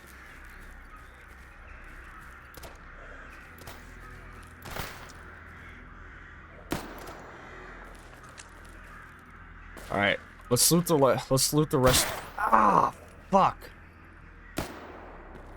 What the fuck was he packing? Oh. It was a hunting rifle. TOZ 106.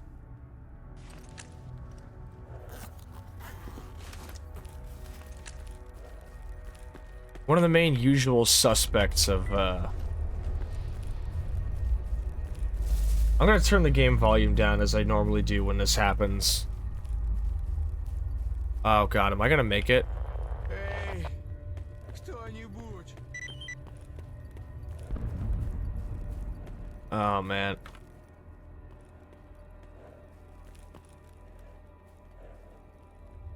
We're like right here, man. Come on. Also, I just gave him my medkit, didn't I? Yes, I did. Oh, shit.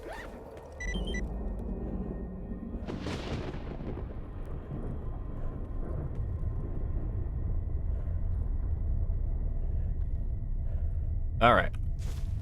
Well, we made it.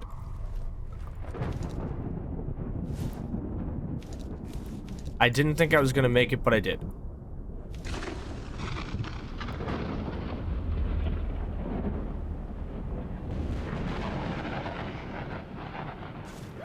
What I don't understand is, where did my fucking fire mode selector go?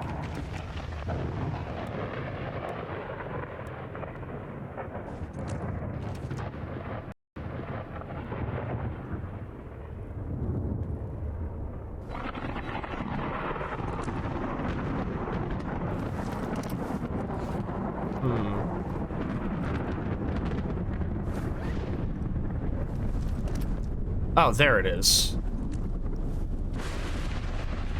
So, why did it go missing?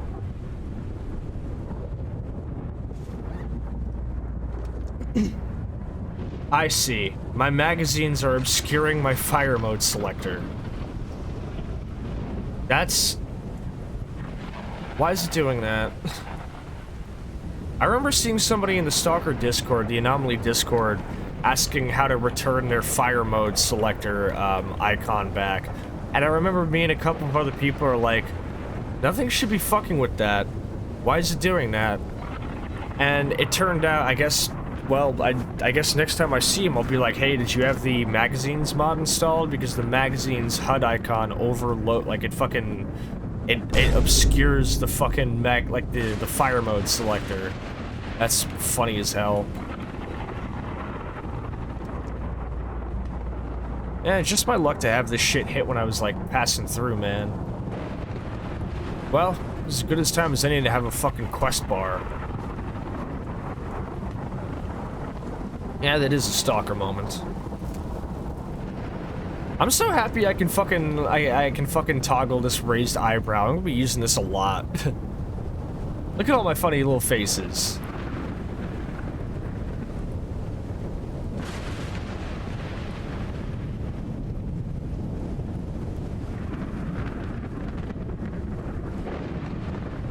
Any fucking minute now. The model is great. Thank you. Yeah, Yana did a fantastic job on it. I'm just gonna give her a shout out real quick while we wait for this to fucking pass over.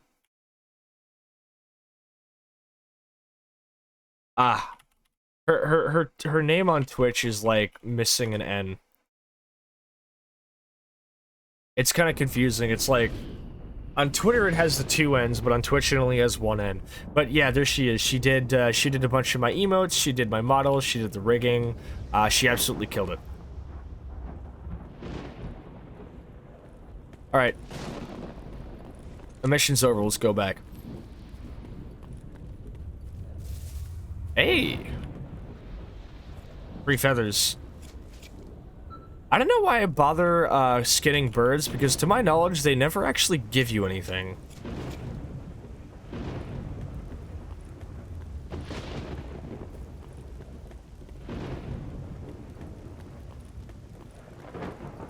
Look at that.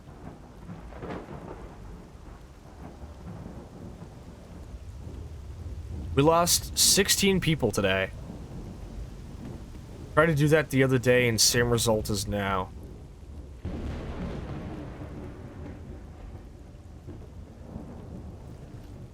Wait, try to do what? My memory's kind of shit, even if it's like events of like the past couple of minutes. Not gonna lie.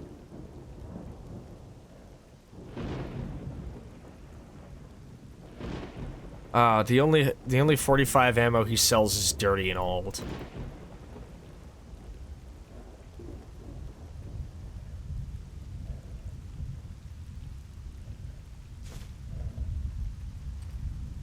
Well, now I'm definitely gonna have to sell these Butcher the Bird for parts. Yeah, I think in Misery 2.2 they can sometimes give you shit, but... Oh man, look at this. This is fucking nuts. This is the heaviest. This is one of the main reasons I love the atmosphere like right after a blowout. Is you just get the fucking hardest rain ever. Like the zone is just purging all of its fucking toxins. It's cool. But like the next 5 minutes after a blowout, you can't see shit.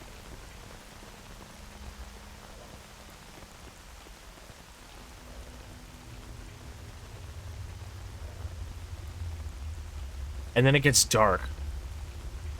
It gets stupid dark like it's midnight at like 5 in the afternoon. And then all of a sudden everything clears up. And it's like nothing, none of it happened. You still get a little bit of the rain, a little bit of the ground mist. Some of the puddles are still here. Lucky says, I remember something funny I saw once in Stalker Anomaly while watching a friend play it. He was in the middle of Lemansk with a companion. After cleaning a house of enemies, his companion looked him straight in the eyes and moonwalked and clipped into the wall. Yeah, that sounds like Stalker.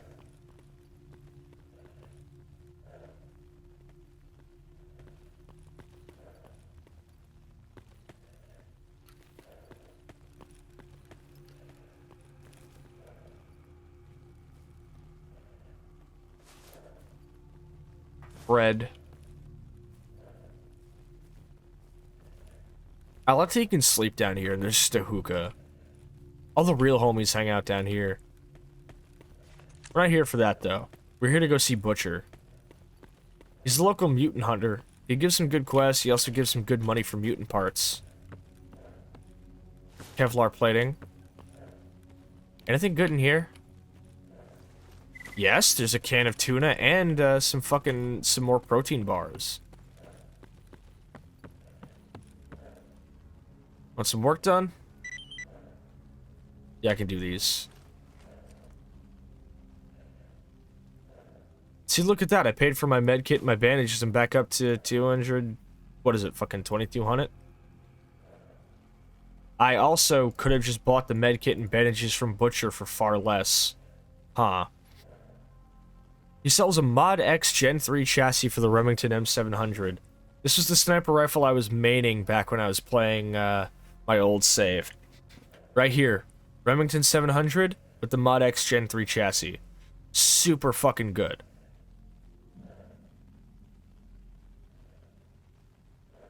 A fucking rifle with the canted sight and everything.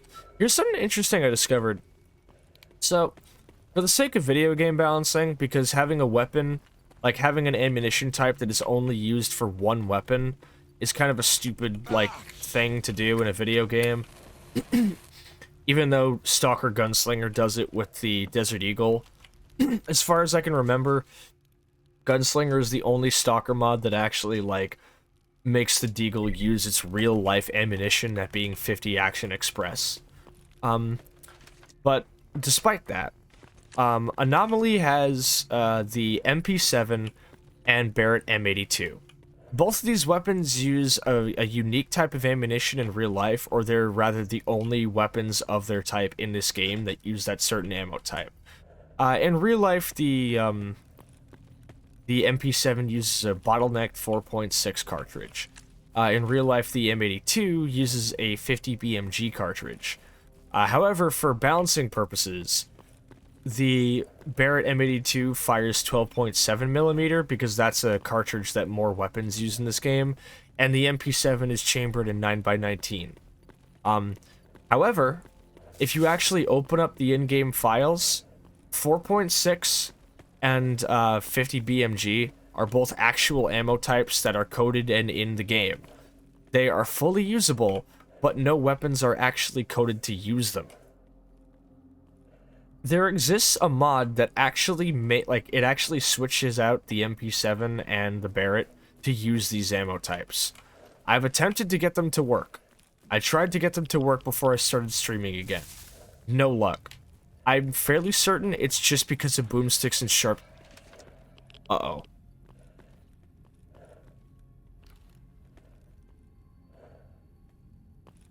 Where the fuck did that come from?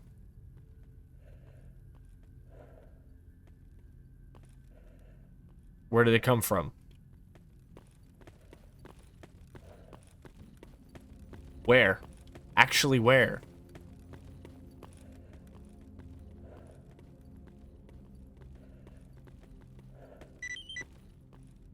Oh, okay. Alright. I heard a fucking bloodsucker roar. That was weird. But yeah, so I found a mod that actually switches out the MP7 and M82 with specialized variants that actually use their real-life counterpart ammunition because it's coded in the game and everything. G-Boobs even actually acknowledges these cut ammo types and does edit their actual ballistic information because it recognizes there are mods that make use of them. However, I ran the fucking gamut of my mod setup to try to figure this shit out, and from what I can tell, I'm pretty certain it's just boomsticks and sharpsticks. Something about some type of conflict with it or a couple of my other weapon reanimation mods just makes it not work, which sucks because I would have really loved to make use of it. Like, it's not really a big difference. It's just wait. Hold up.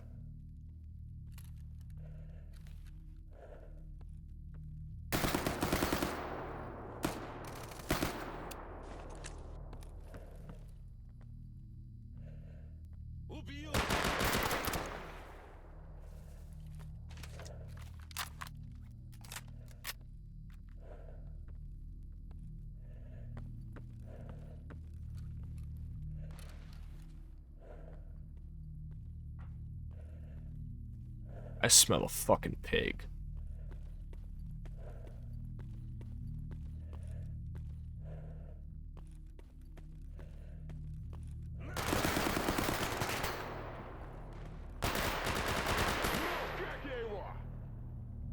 We got him right where we want him.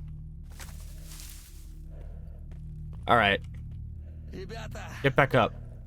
Get back up. Ребята! Drop your fucking guns, fellas. Stand by. Get back up. Come on. You got info for me? Не могу. No? Тишки, не могу больше. That's disappointing. Мама!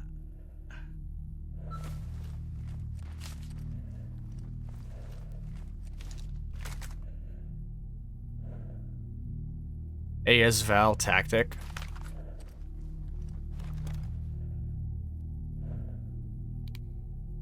Hmm.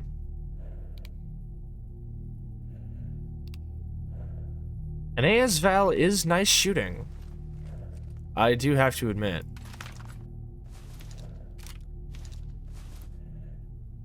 A 921 Serdikov SR1MP Gyurza. That's a fucking mouthful of gun, bro. There's a PMM. A redesign of the original PM.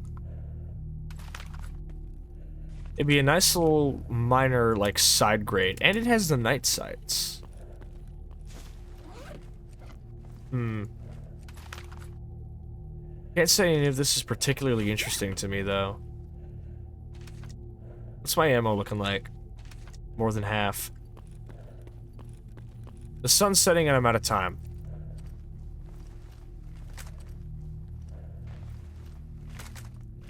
I gotta get moving. Whoa. Almost fucking walked into that shit.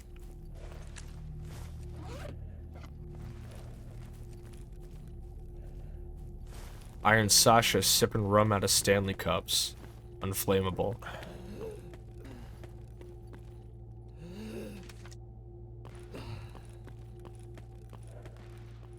Sun setting. Looks fucking beautiful tonight, though.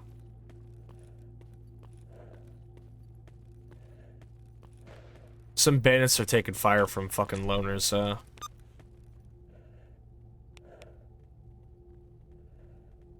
Oh yeah, there was a whole, like, missing duty soldier I was supposed to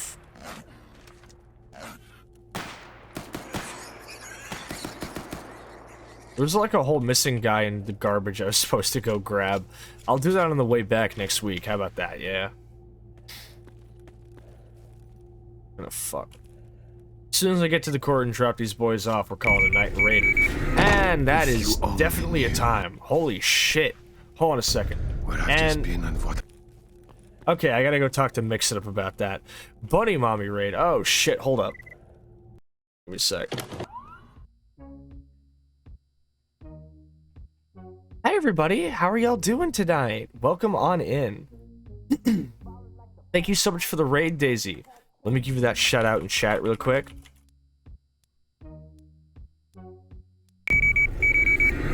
What? If you only knew. Are you shitting me? Are you shitting me? Did we just get 2 raids back to fucking back, bro? 2 raids back to back? Okay. Oh, Jesus. I was not ready for this. I was not ready for this. God. Okay, okay. Alright, hold up. Welcome on everybody into my stream. It's good to see you guys. My name's Too Much Sascha. I'm the Chernobyl battle maid. I cook, I clean, and I kill. I play Stalker every Tuesday. That's what I'm doing right tonight. Thank you for the raids from Daisy Bunny VR and the raid from Rocco Farin. Thank you both so much for trusting me with your community and bringing your people on in here. I hope you're all having a wonderful night. And it's good to see y'all. Rocco says I'm shitting, so BRB. No worries. Hey. Ben says I must sadly depart due to work tomorrow at 3 AM. It has been fun lurking, and I hope the rest of your stream and evening go well. Thank you so much. Hope you get a good night's sleep, Ben. Be safe. So yeah, we're playing Stalker Anomaly. I'm chilling. I'm doing some questing. Jesus fucking Christ. Everybody's suddenly discovering these fucking redeems. Alright. Alright. Let's get back to the game then. Jesus fucking Christ. What the dog doing? This is a live one. Thank you for the follow, Shy Links. So I'm doing a little bit of questing. I'm turning in a few. We'd like to take a moment to Got some announce shit that done. I started a brand new run of Stalker Anomaly. I was just doing some fucking info dumping about ammunition types, I guess. these shitheads here, I've been pulling them across the zone all tonight, so I'm bringing them back home. So, Daisy and Rocco, tell me both of you, tell me about what y'all were doing. I know Rocco was playing some FF14. Is that guy shooting at me? I hope not. No, he is. He super is. Hold up. I got this.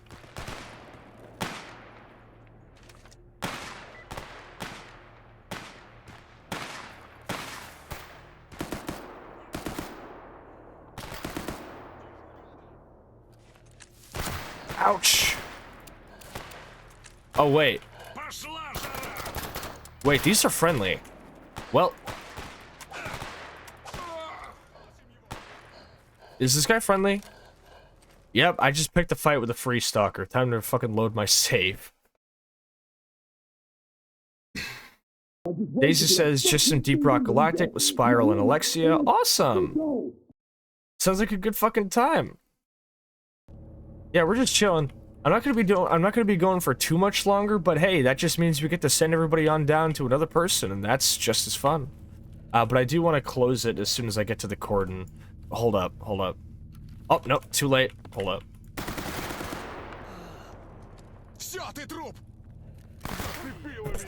I love when my fucking companions get in my way and get me killed.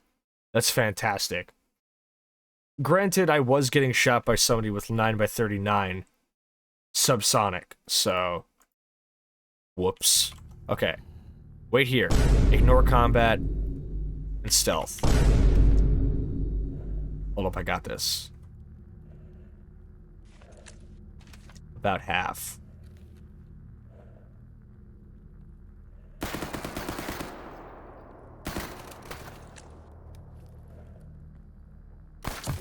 Oh, Jesus fucking Christ.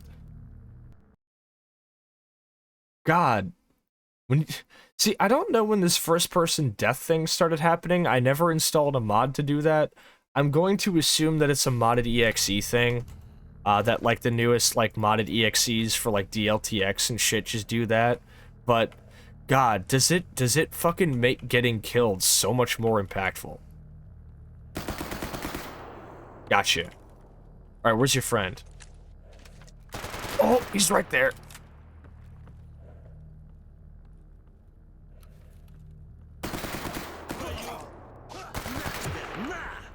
Fuck's sake. Really liked it in Skyrim for the same reasons. Yeah, I guess it's just because, like, dying and then getting panned out to see your ragdoll is kind of silly. In Stalker it works because Stalker's supposed to be jank and fucked up like that. This is gonna take a couple of tries. Do I not have any grenades? No, I don't.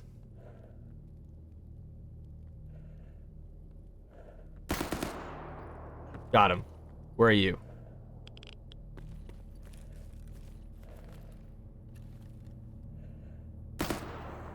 Ah, easy.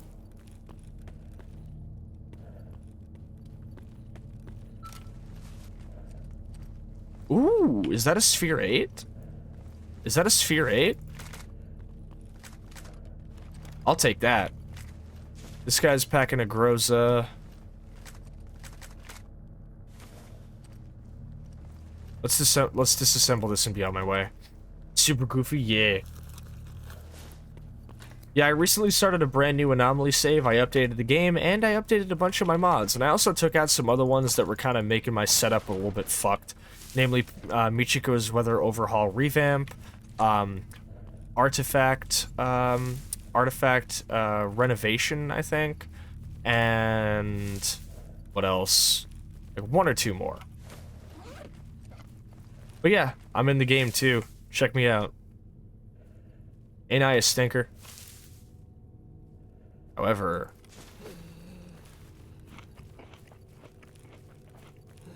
one ended up killing me. Oh right, it was because I picked a fight with a bunch of free stalkers.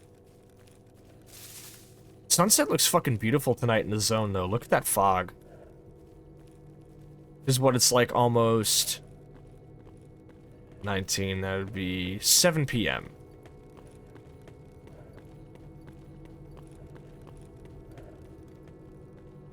That's What's my ammo looking like? Less than half? Alright. I think... just gonna do this for good measure.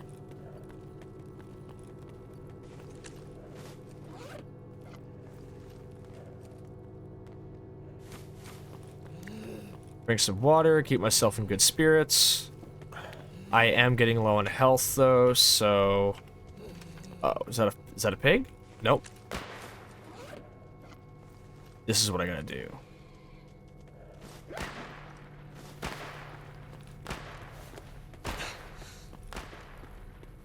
Alright, you guys can go bother with those fucking pigs. I don't really care about these things, dude. I got better shit to do.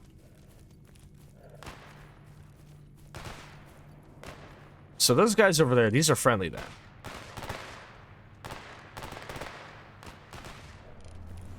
Oh. You know, seeing an animal fall into an anomaly never gets old, bro. Like, you turn over and you see that you hear the fucking, like, big sucking sound it makes. And you can't help but just, like, turn and watch, dude. Just, like, stop everything you're doing. Like, man, I want to see a boar explode. Some bandits pulled through here. Can't loot the bodies either. Somebody else claimed the kills. That's fine.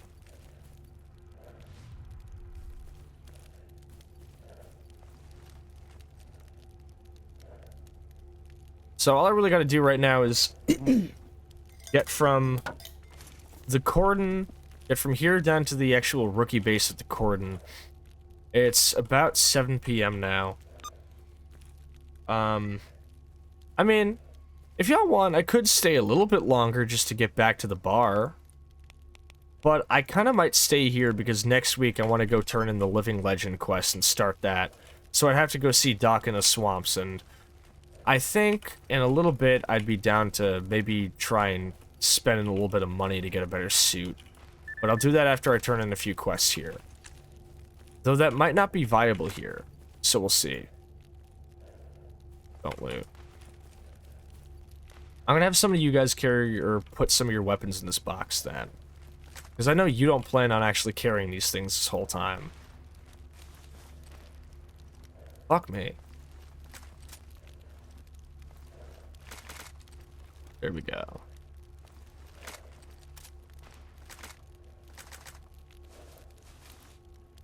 Oh, I need these. Not these, though. I'm going through fucking 45 ACP like it's nobody's business, but in my defense, I am only carrying like 3 magazines total, so that's better. I don't want to carry this with me either. This is a shame I'm going to have to leave some loot here. You know, let me check actually. I will wholeheartedly spend the money I was going to spend on that suit on a gun if I can get the exact one that I need. You are not selling a scope TOZ-34. Never mind. I'm once again paying the price of... Wait, how much is a leather jacket? Thick, long overcoat. Protection offered by this apparel can vary tremendously depending on the tailor. As a general rule, is only slightly less useless than the leather jacket. Many newer stalkers will swear by it simply because it looks so damn cool. I can tell the guy who wrote that actually wears one of those in real life, I bet.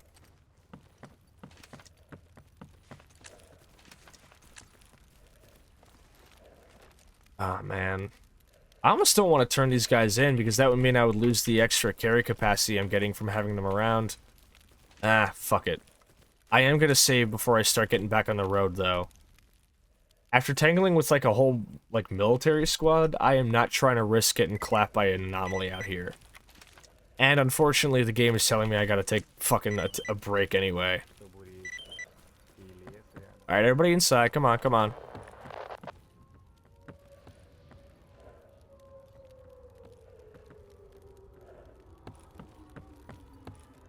The main reason I'm actually... Do I wanna... Fuck it. Найдешь какие детали для апгрейда? Подтаскивай, помозгуем.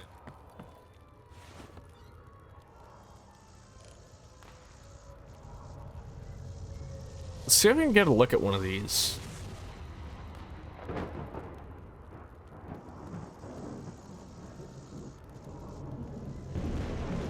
Up, there it is. I can see it gathering. Oh, shit.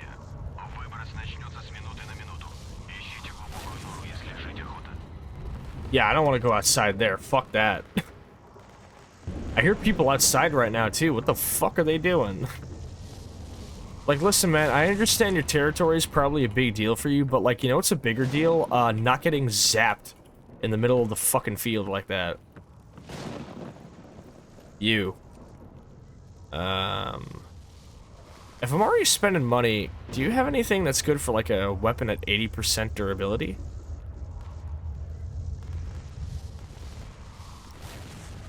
Huh. Just this handgun cleaning kit. It's not that expensive, though. And I would like to keep this thing in better conditions, so fuck it. Guess that suit will have to wait another day. Oh yeah, I forgot, you can use vodka to clean your gun. Actually, it does a really good job, too. Putinka. I don't really need the Putinka because the only guy I ever really, like, the only reason I actually keep vodka around is to trade them with Chef over in Yantar, and he only buys Nemirov, so I don't have to worry about that.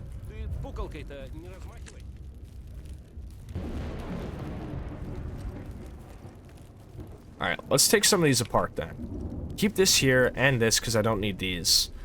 This helmet as well because I don't have any plans on keeping that. And let's disassemble some of these guns. I don't want to use the OTS-14 Groza. Overall, 9x19 ammunition is not something I find myself entirely interested in. I might keep this PMM. And that SR-1MP.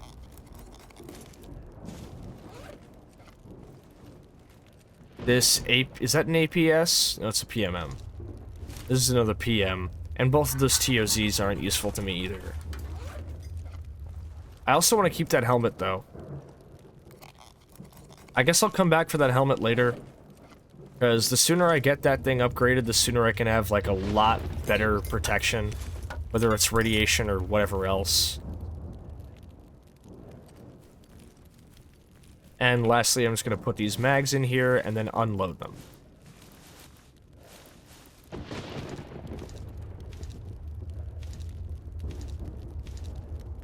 Don't unload my pistol mags. Fuck.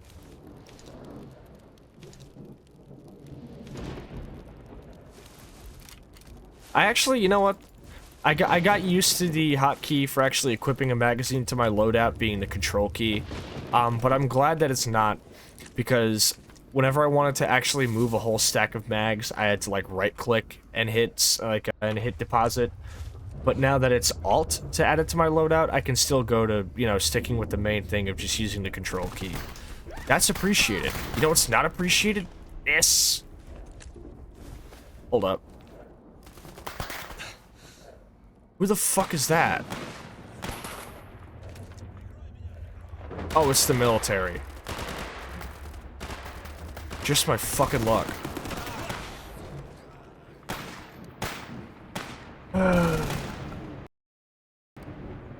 You know, here's the thing. The Psy Storm only actually happened because I was stuck in the campfire saving set me ahead by like 30 minutes. So, what I can probably do is just fucking make a run for it, actually. I'll keep these guns here, though. These guns are staying here because I don't really see myself using them. But the helmet and the upgrade kits are. If we can beat the Psy Storm back to the fucking rookie village, I can stay there overnight. We can just chill. Let's see here.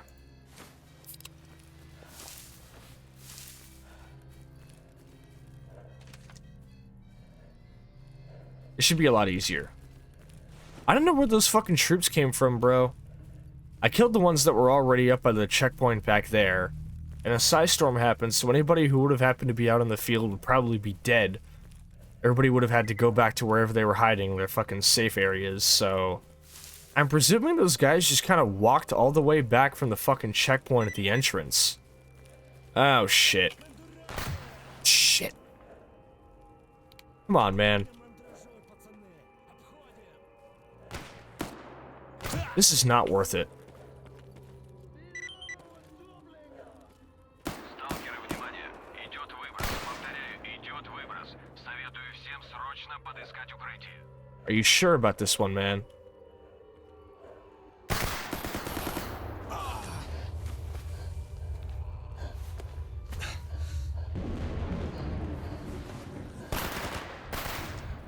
Cats, bandits, and a fucking storm all in one, huh?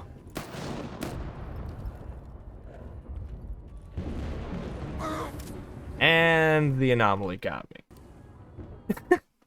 It's so funny. I spent most of tonight's stream being like, "Damn, I'm really getting it." You know, I'm off to a great start. Haven't died that many times. Things are going great. And then this shit happened. I got a good idea. I got an idea. We are just gonna go the fuck to sleep. We're gonna wake up at 7 a.m. and we're gonna pretend none of this shit is going on. Look at that. Man, that's crazy. No storm, no nothing.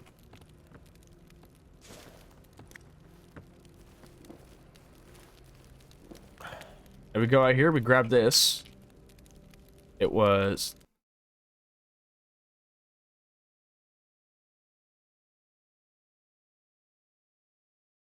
Stalker has crashed.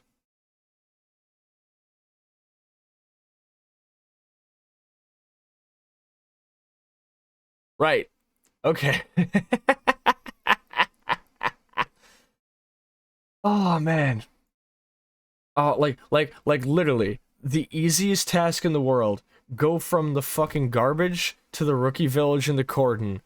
The game seems hell-bent on preventing me from accomplishing this. It is almost comical. It is almost comical that it's doing this, man. Like, I just want to go home, man. I just want to go home. And Stalker's like, nah, you can't. I'm sorry. Yeah, that is a Stalker moment. Also, hello, Patch. Welcome on in. I know you've been here. I know you've been here, but I'm still just saying hi anyway. Okay, so the whole time that I said, oh man, I'm not getting any of those, like, crashes, those random crashes no more, that was a lie. That was a fucking lie. That was just complete misinformation. Like, it was like 10 minutes ago, I figured I was gonna be done in like 5 or 3 minutes. And then it was like, no, storms, mutants, anomalies, bandits. These dudes throwing everything they can at me to keep me from getting, like, literally, like, fucking 2 kilometers, man. Alright. We're back in the game, though. 7 a.m. Like, it wasn't even a crash from sleeping. It was just a crash to crash. Fire at will. What the fuck is that?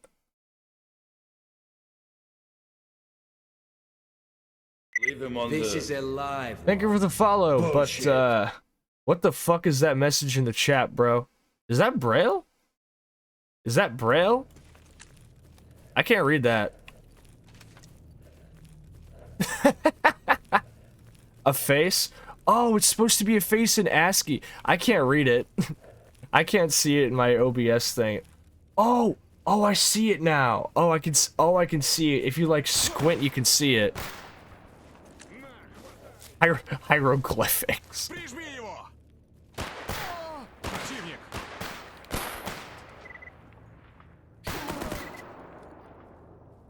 Oh, we got a hostage.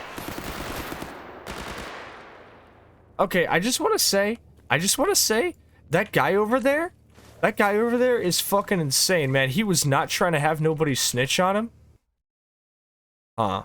It crashed again. Attempt to index field ICO. UI inventory script. Huh. That's the second time I've crashed in a row in a very specific location. I sure hope these things aren't connected. But okay, but that guy, I was taking him hostage, right? He was surrendering and everything. His bro behind him just emptied his fucking gun into his back. He was not trying to have his homie snitch on him like that. I don't know if I respect that or not, but damn, that is dedication. That is dedication to your work. Mans was not trying to have his homie go out like that. He was like, nah, I'm not letting any motherfucker kill you. I'll kill you myself first. Is that like the realest type of friendship there is? Like, listen, yo, if you see me getting taken hostage, just fucking shoot me. Just fucking take me out back and blast me like I'm fucking just old Yeller my ass, dude. I'm gonna be real, yo. If it crashes like a third time, I'm gonna just can it and send us on out. Because I'm tired as hell. I had a long ass day.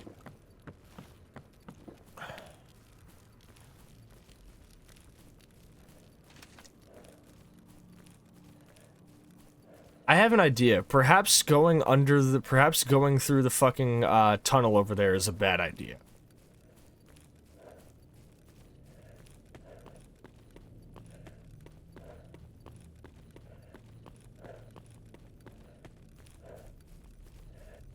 Yeah, this is way more optimal. The only reason I was going through the tunnel over there was because I was worried I'd encounter some military personnel going through here. Soldiers like to post up at this railroad embankment, but today I guess they're just not around. Do you have any caffeine tablets? Yeah. Caffeine tablets are always in good stock these days, it seems. I've always got some in my inventory. More British weather today, I see.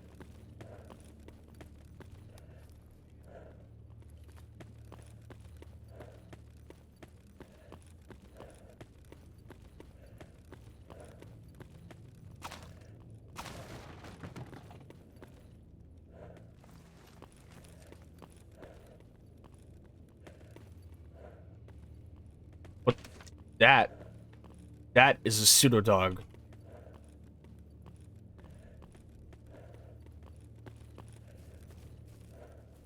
Alright, I'm keeping a fucking eye out.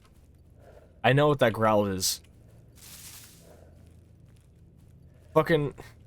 I should start setting my morning alarm clock sounds as stalker, like, mutant alert sounds. Fucking wake up in a cold sweat. Jolt awake, get up, roll out of bed, and reach for a gun somewhere. Be like, where is he? Where's the son of a bitch?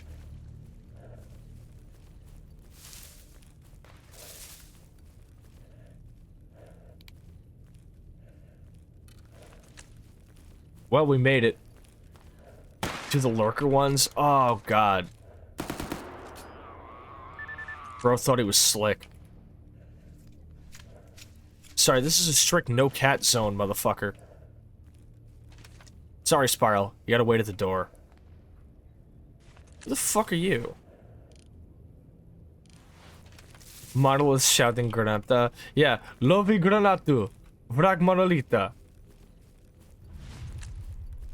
Which means catch a grenade, enemy of the monolith.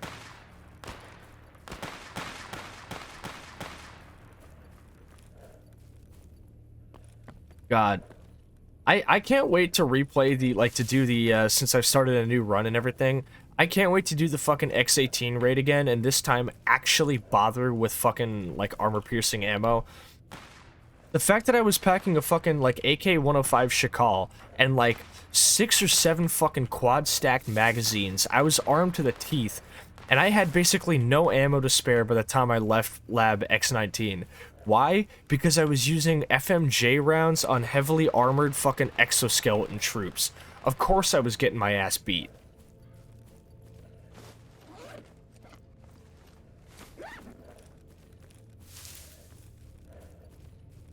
If I had actual armor-piercing rounds, I could have done that in like half a stream, instead of taking 2. That shit took me 2 nights in a row to beat. I didn't even actually get to the proper Lab X18, like the proper of Lab X19 until the second night. The first night was just spent on clearing the entire Red Forest area prior. I spent like fucking like an entire night just cleaning out the actual Lab X19. That's how fucking ridiculous that shit was. It was insane, man. Hey, Sid. How much money? I can buy the sunrise suit. I can buy the sunrise suit. Gimme. You fuckhead. I have to go back. I'm gonna go back to where Loris and Xenotech are before I call it tonight then. Because I've turned in all my quests and everything. But I'm going to run back to where Loris and Xenotech are. I'm actually gonna make the trek one more time because that's where the sunrise suit is. But I need to buy matches. I need to buy matches and save. Because I can't save without a campfire being lit, and I'm completely out of matches because I spent them smoking cigarettes on my way here.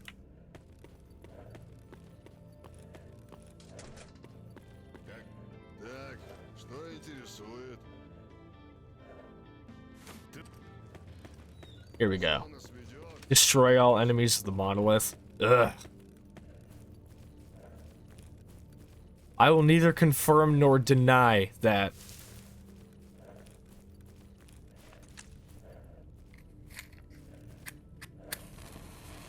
Here we go.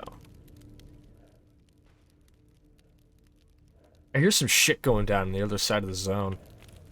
Alright. Let's pop some more caffeine tablets and get out there. And I'm thirsty now because I did it. Fuck. I used to be like, damn, how come like just taking a pill makes you thirsty? And then I started taking 2 fucking estradiol tablets a day, and I'd be like, damn, my mouth dry as fuck after popping one of these, dude. Titty Skittles got me parched, bro.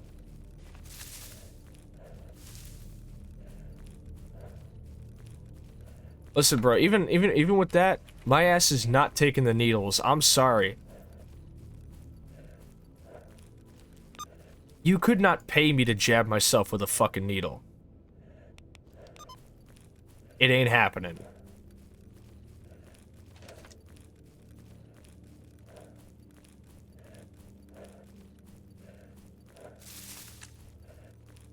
Ugh.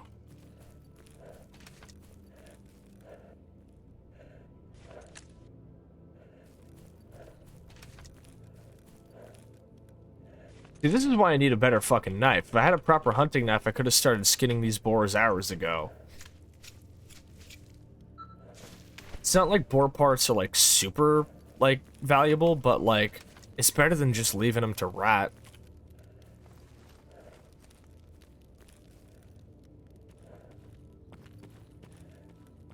Fucking hate burnt fuzz.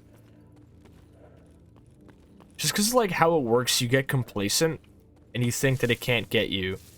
And then you forget that it's there, and you walk right under it, and you get fucking zapped by it.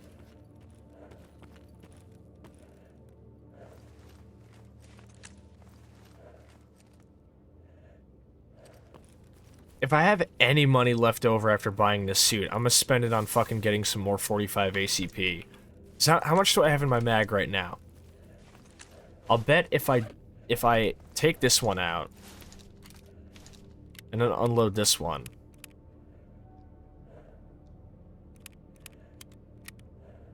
Full mag. I have 2 full mags. I'm always careful around this fucking loner camp now. I used to always consider it to be like a fucking, you know, like safe place or whatever. But this one time on a fucking like off stream when I was coming through here trying to collect some shit that I dropped off here, I came through and I got clapped like 5 times by a fucking bandit. This dude had like looted military armor from killing a bunch of soldiers. Dude was like an actual fucking marauder, man. Stupid levels of loot. And he was like just some gopnik fuck Yeah, just my luck. Loris isn't selling it anymore. Alright, I guess I'm just running back to the bar then.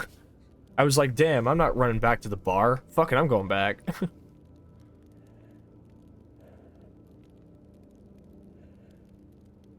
Hmm. I'm gonna save.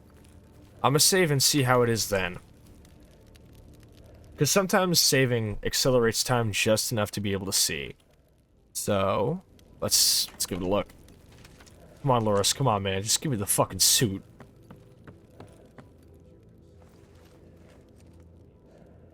You are a bitch for life, my man.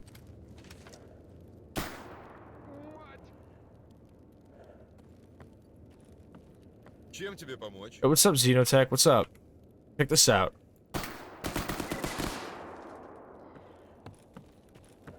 Alright, enough.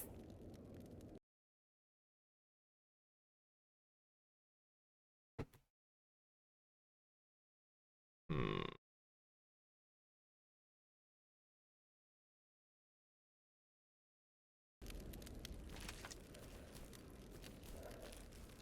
Wait. What if loading the save does it? Nope, alright. It's off to the bar.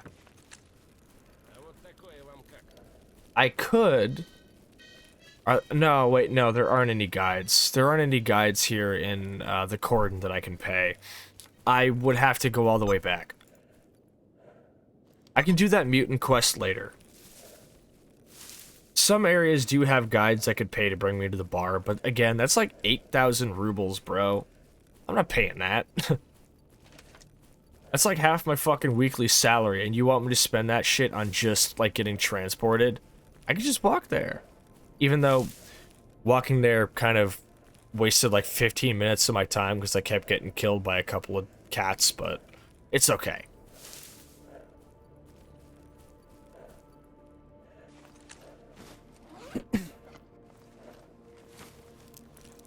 Just gonna keep popping these caffeine tablets until I'm good. Oh, it's a couple of fucking Tushkano.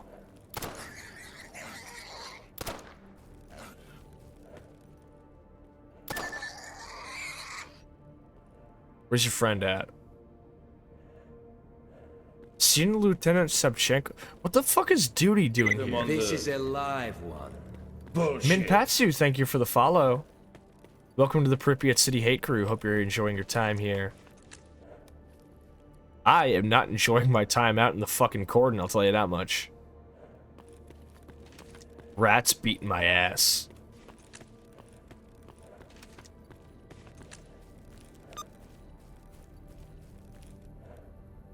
Alright, come through here, go through the garbage, pick up this Lost Duty soldier, turn in that one quest to Butcher, sell him some mutant parts, get back to the fucking bar.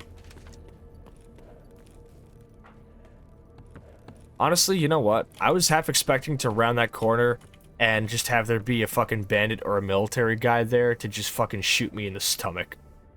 I was actually half expecting that, to be perfectly honest with you. Because that's just how my luck been going tonight, bro. Now imagine, right, if I'd been dealing with that military squad earlier, imagine if I hadn't been using a fucking UMP. Imagine if I'd been using the fucking, like, MP5 or just the regular PM that I would have started with if I put all of my points into, like, medical supplies. I'd have gotten shredded. I'd have no chance. So, picking the UMP paid off. Alright, where is this guy? Is he in Witch's Jelly? Yes, he is. I really don't like coming out here. Controllers like to fucking hang out here in these parts, but if I'm just in and out real fast, I should be okay. I have to make a mental note that I dropped some stuff back off in the Cordon, right near Xenotech's camp, but...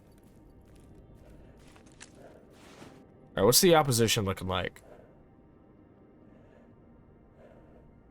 It's oddly calm over here. Usually there's like a whole fucking swarm of zombies, but not today. I guess the Psystorm took them all out.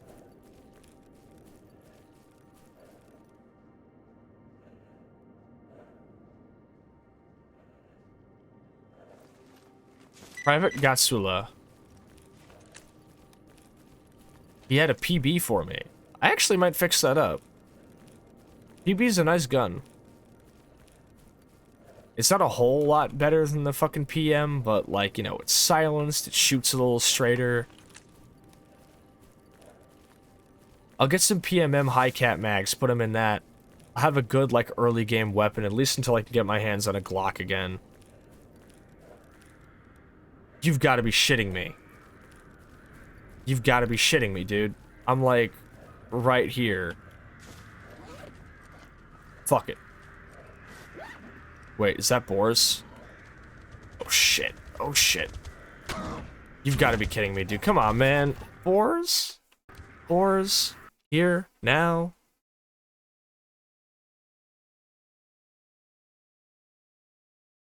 This is the pain. This is the pain, man. This shit sucks. Alright, I'm just not gonna grab his gun then, because that leaves me actually over capacity. Unless...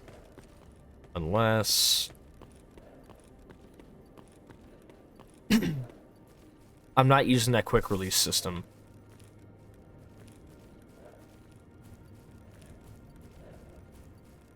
If I can just make my way back to fucking... what's his name? Over to Butcher's spot without getting killed. If I can make my way to Butcher's spot without getting killed, I'll be alright. Because that's all I need. I just need to get in there, and I can fucking hand in those mutant parts, and I'll be okay. Come on. Alright, let's crack this. Alright, we are no longer over capacity, and we have better stamina regeneration. I'm gonna be honest. I think I might actually use that quick release system if I gotta. If the boars aggro to me and I don't have enough time to make it, I'm gonna pop that. More likely than not, I'm just gonna take the back entrance, though. Sometimes bandits like to hang out back here, but I think I'll be okay. Especially if we're, like, out on the cusp of a fucking blowout.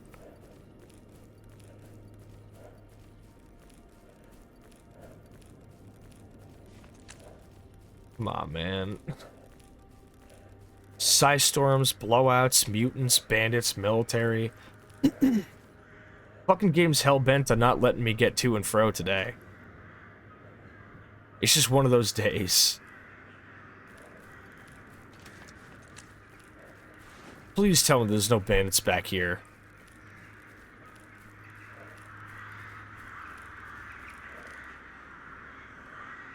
Now I'm clear.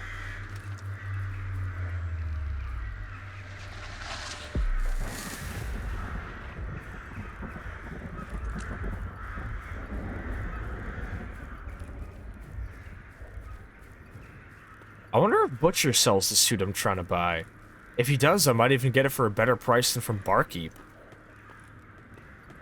I'm always on the hunt for a good bargain.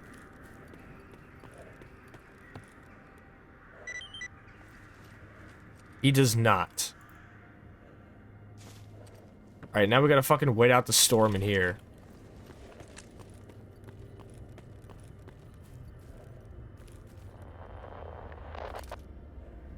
Don't I have any glow sticks? No. Oh. I can buy medical supplies, though.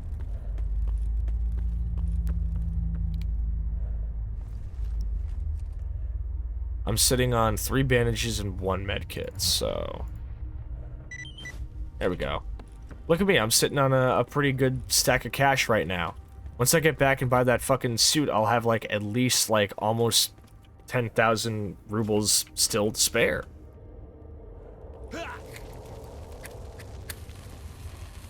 This is gonna be a long one. Sit down and watch the campfire.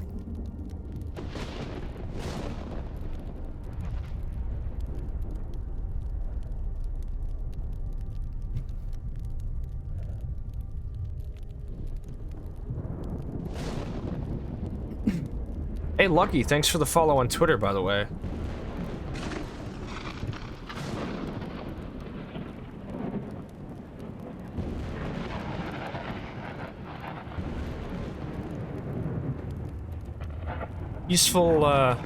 Useful catastrophic radiation storms to chill and relax to.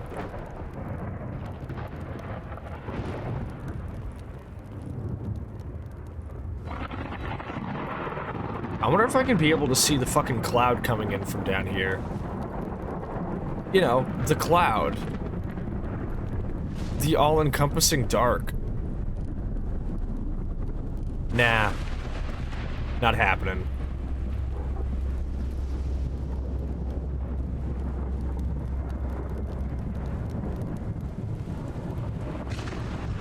Oh, here it comes, here it comes.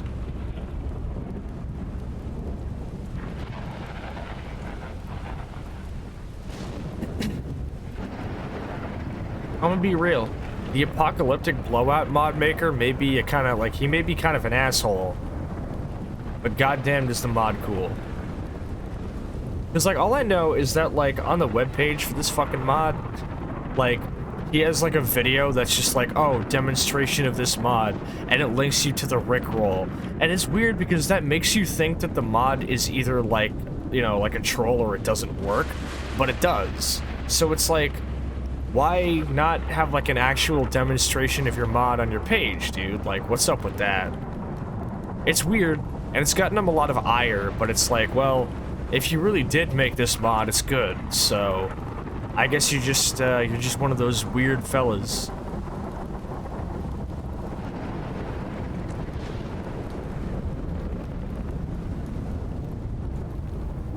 Being out in like an open field and watching that cloud come towards you is the most terrifying shit on earth.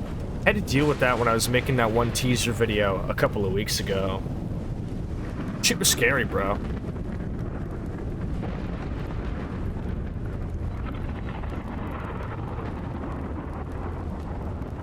Are you done yet, bro?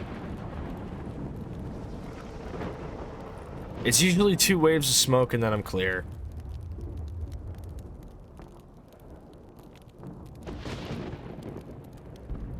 Perfect. Senior Lieutenant Subchenko. He's out here now. Okay, so I guess it's just like a duty squad roaming out here. Oh, come on, man.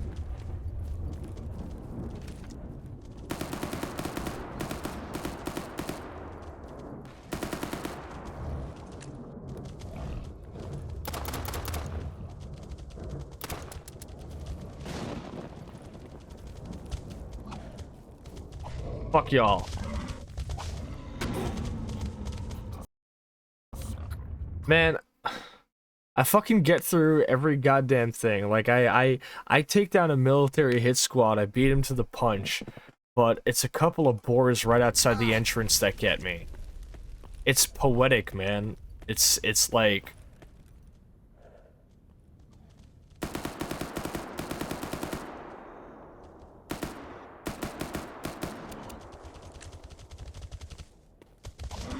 It's weird, the fucking hoof falls and everything make it sound like there's more of them than there actually are. Like, even when it's just one boar, it sounds like there's fucking, like, 10.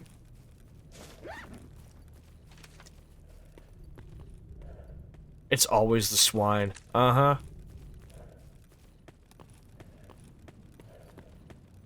Pigs, swine, hogs, you name it.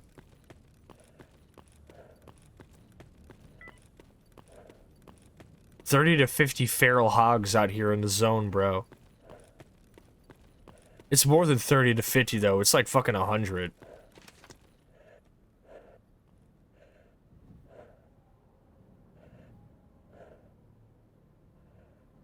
The moments after a blowout are always so creepily calm, bro. It's like... Ugh. Stop. Voyeni? Voyeni?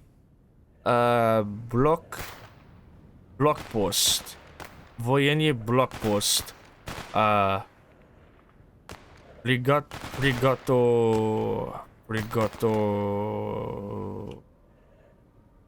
Prigotovit. Document. Prigotovit document. Document. Thank you for the canteen sip, Bruno. Welcome on in, by the way. How are you doing tonight?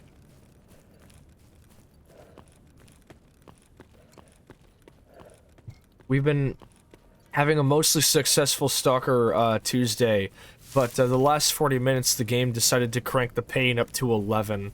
It has been adamantly attempting to stop me from getting to the bar to Cordon and then back to the bar again. Just woke up, sorry, it's okay. Thanks for the quick save, Yellow. I will quick save as soon as I get back to the bar, because I'm on campfire mode, so I can't save unless I'm at a lit campfire and there are no enemies around. I did this to myself.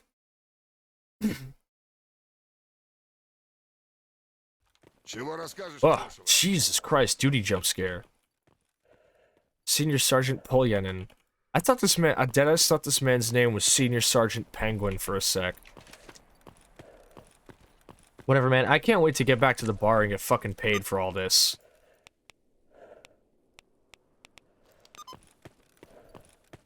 You better give me at least, like, fucking 5K for that PDA. I personally don't value a human life at that much, especially here in the zone, and especially if it's from a fucking neo-fascist, but... Leave him on This the... is a live one. Bullshit. Welcome on in, thank you for the follow, Broken Swords 122. I'm sorry, but I don't do roleplay with chat.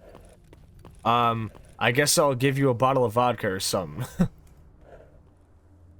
Thanks for the stretch redeem, by the way. I'll do that as soon as I'm no longer in mortal peril, because feral dogs like to roam these parts. In fact, I think I hear one right now.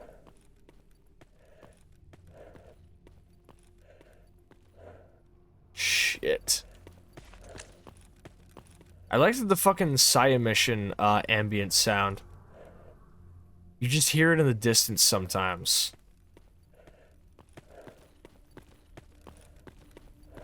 Hold up. Y'all want to see some fireworks? I never get tired of that.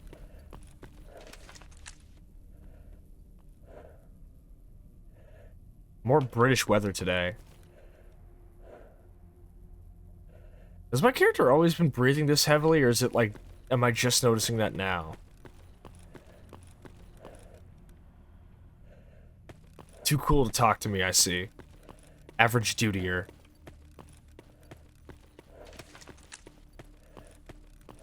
Alright, I'm here. I made it back to Rostock. We're at the home stretch tonight. How much ammo do I have left? Oh, okay, good. How about this? More than half. I'll worry about inventory management next week. I just want to turn this quest in, get that new suit, and I'm good. Duty territory.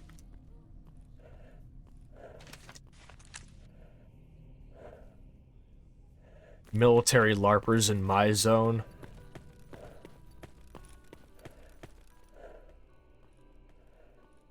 Y'all are worse than the fucking mercs. At least the mercs don't morally grandstand. These dudes out here fucking talking about how they're trying to save humanity and shit. Man, all you do is just shoot a bunch of blind dogs all day. And do push-ups. Да ты рассказывай. 7K.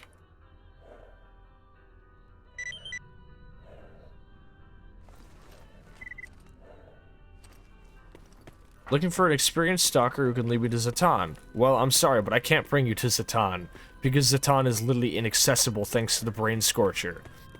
But I guess if you want to go up there, you could go do that, you know, that's on you, but I'm not trying to get my ass brainwashed a second time. Wait, what?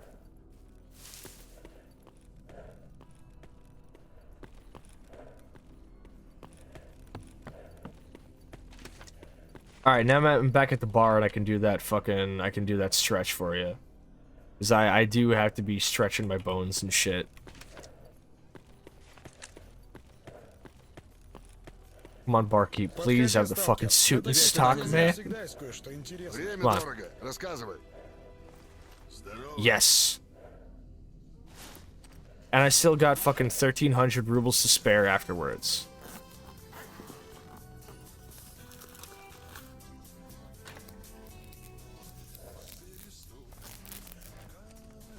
And the old suit's still in good enough condition that he Ну, actually приятного wants to buy it. набирать мантии. Вот и ладушки. Вот и хорошо. Everything's coming up, Sascha. Great. I've managed to save like 1,400 rubles just off of that. Or no, 14,000 rubles. Almost 15,000. Good. Now I can do the responsible Sascha thing and blow all of it on 45 ACP ammo to ensure my continued survival. Hashtag just Sascha things. Ooh.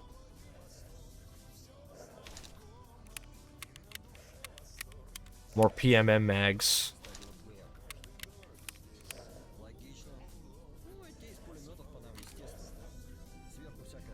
I did leave some ammo back home, I see.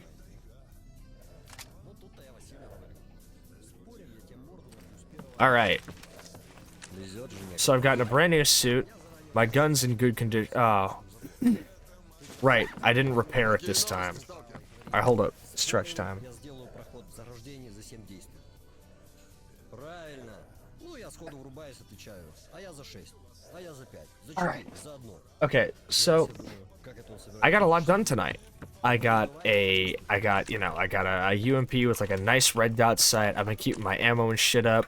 I got a nice GP5 gas mask, a good stalker suit. I'm good to go. I think next week I'll probably actually be able to start the story mode quest.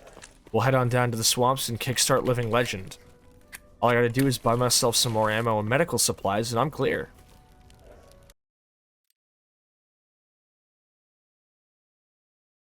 Alright, let's head on down to the bar and get ready to raid out.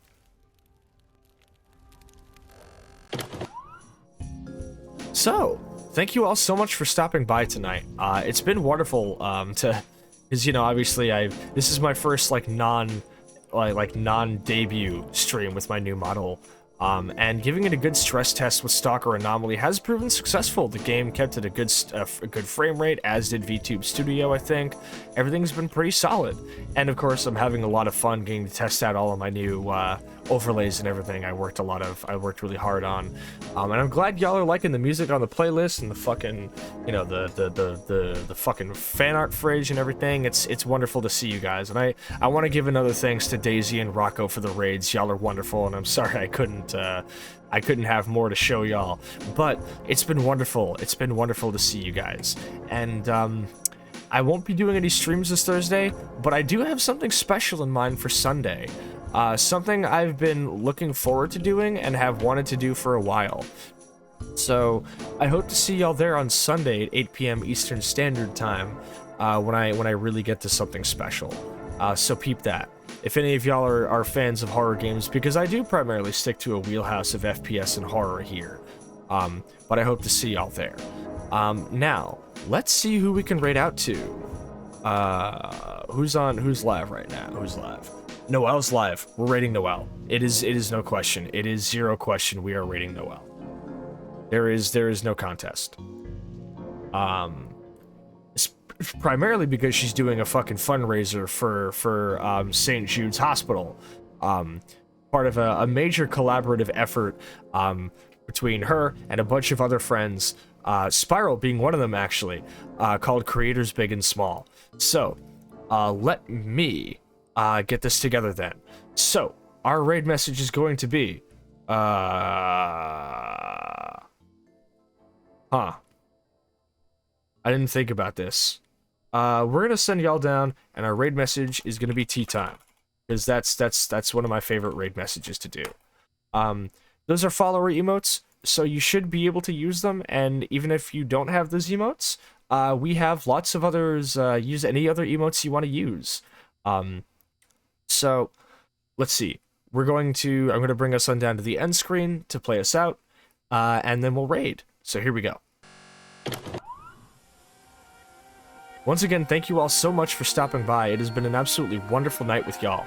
We're going to raid Monty Moel, who's doing a fundraiser for St. Jude. Her pronouns are she, her. Please respect the pronouns, don't be weird, don't be a dick, follow the rules, be a good ambassador for our community, alright? PCHC represent. The fuck? PCHC represent, alright?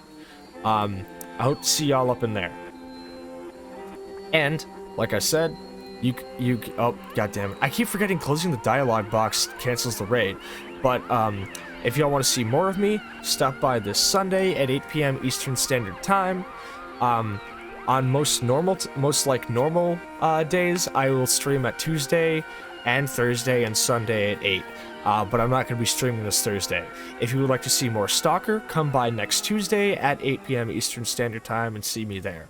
For updates on streams and everything else, come on down to my Twitter, which you can find down in my About section, and peep that, where I post all my stream updates and anything else I'm doing or working on.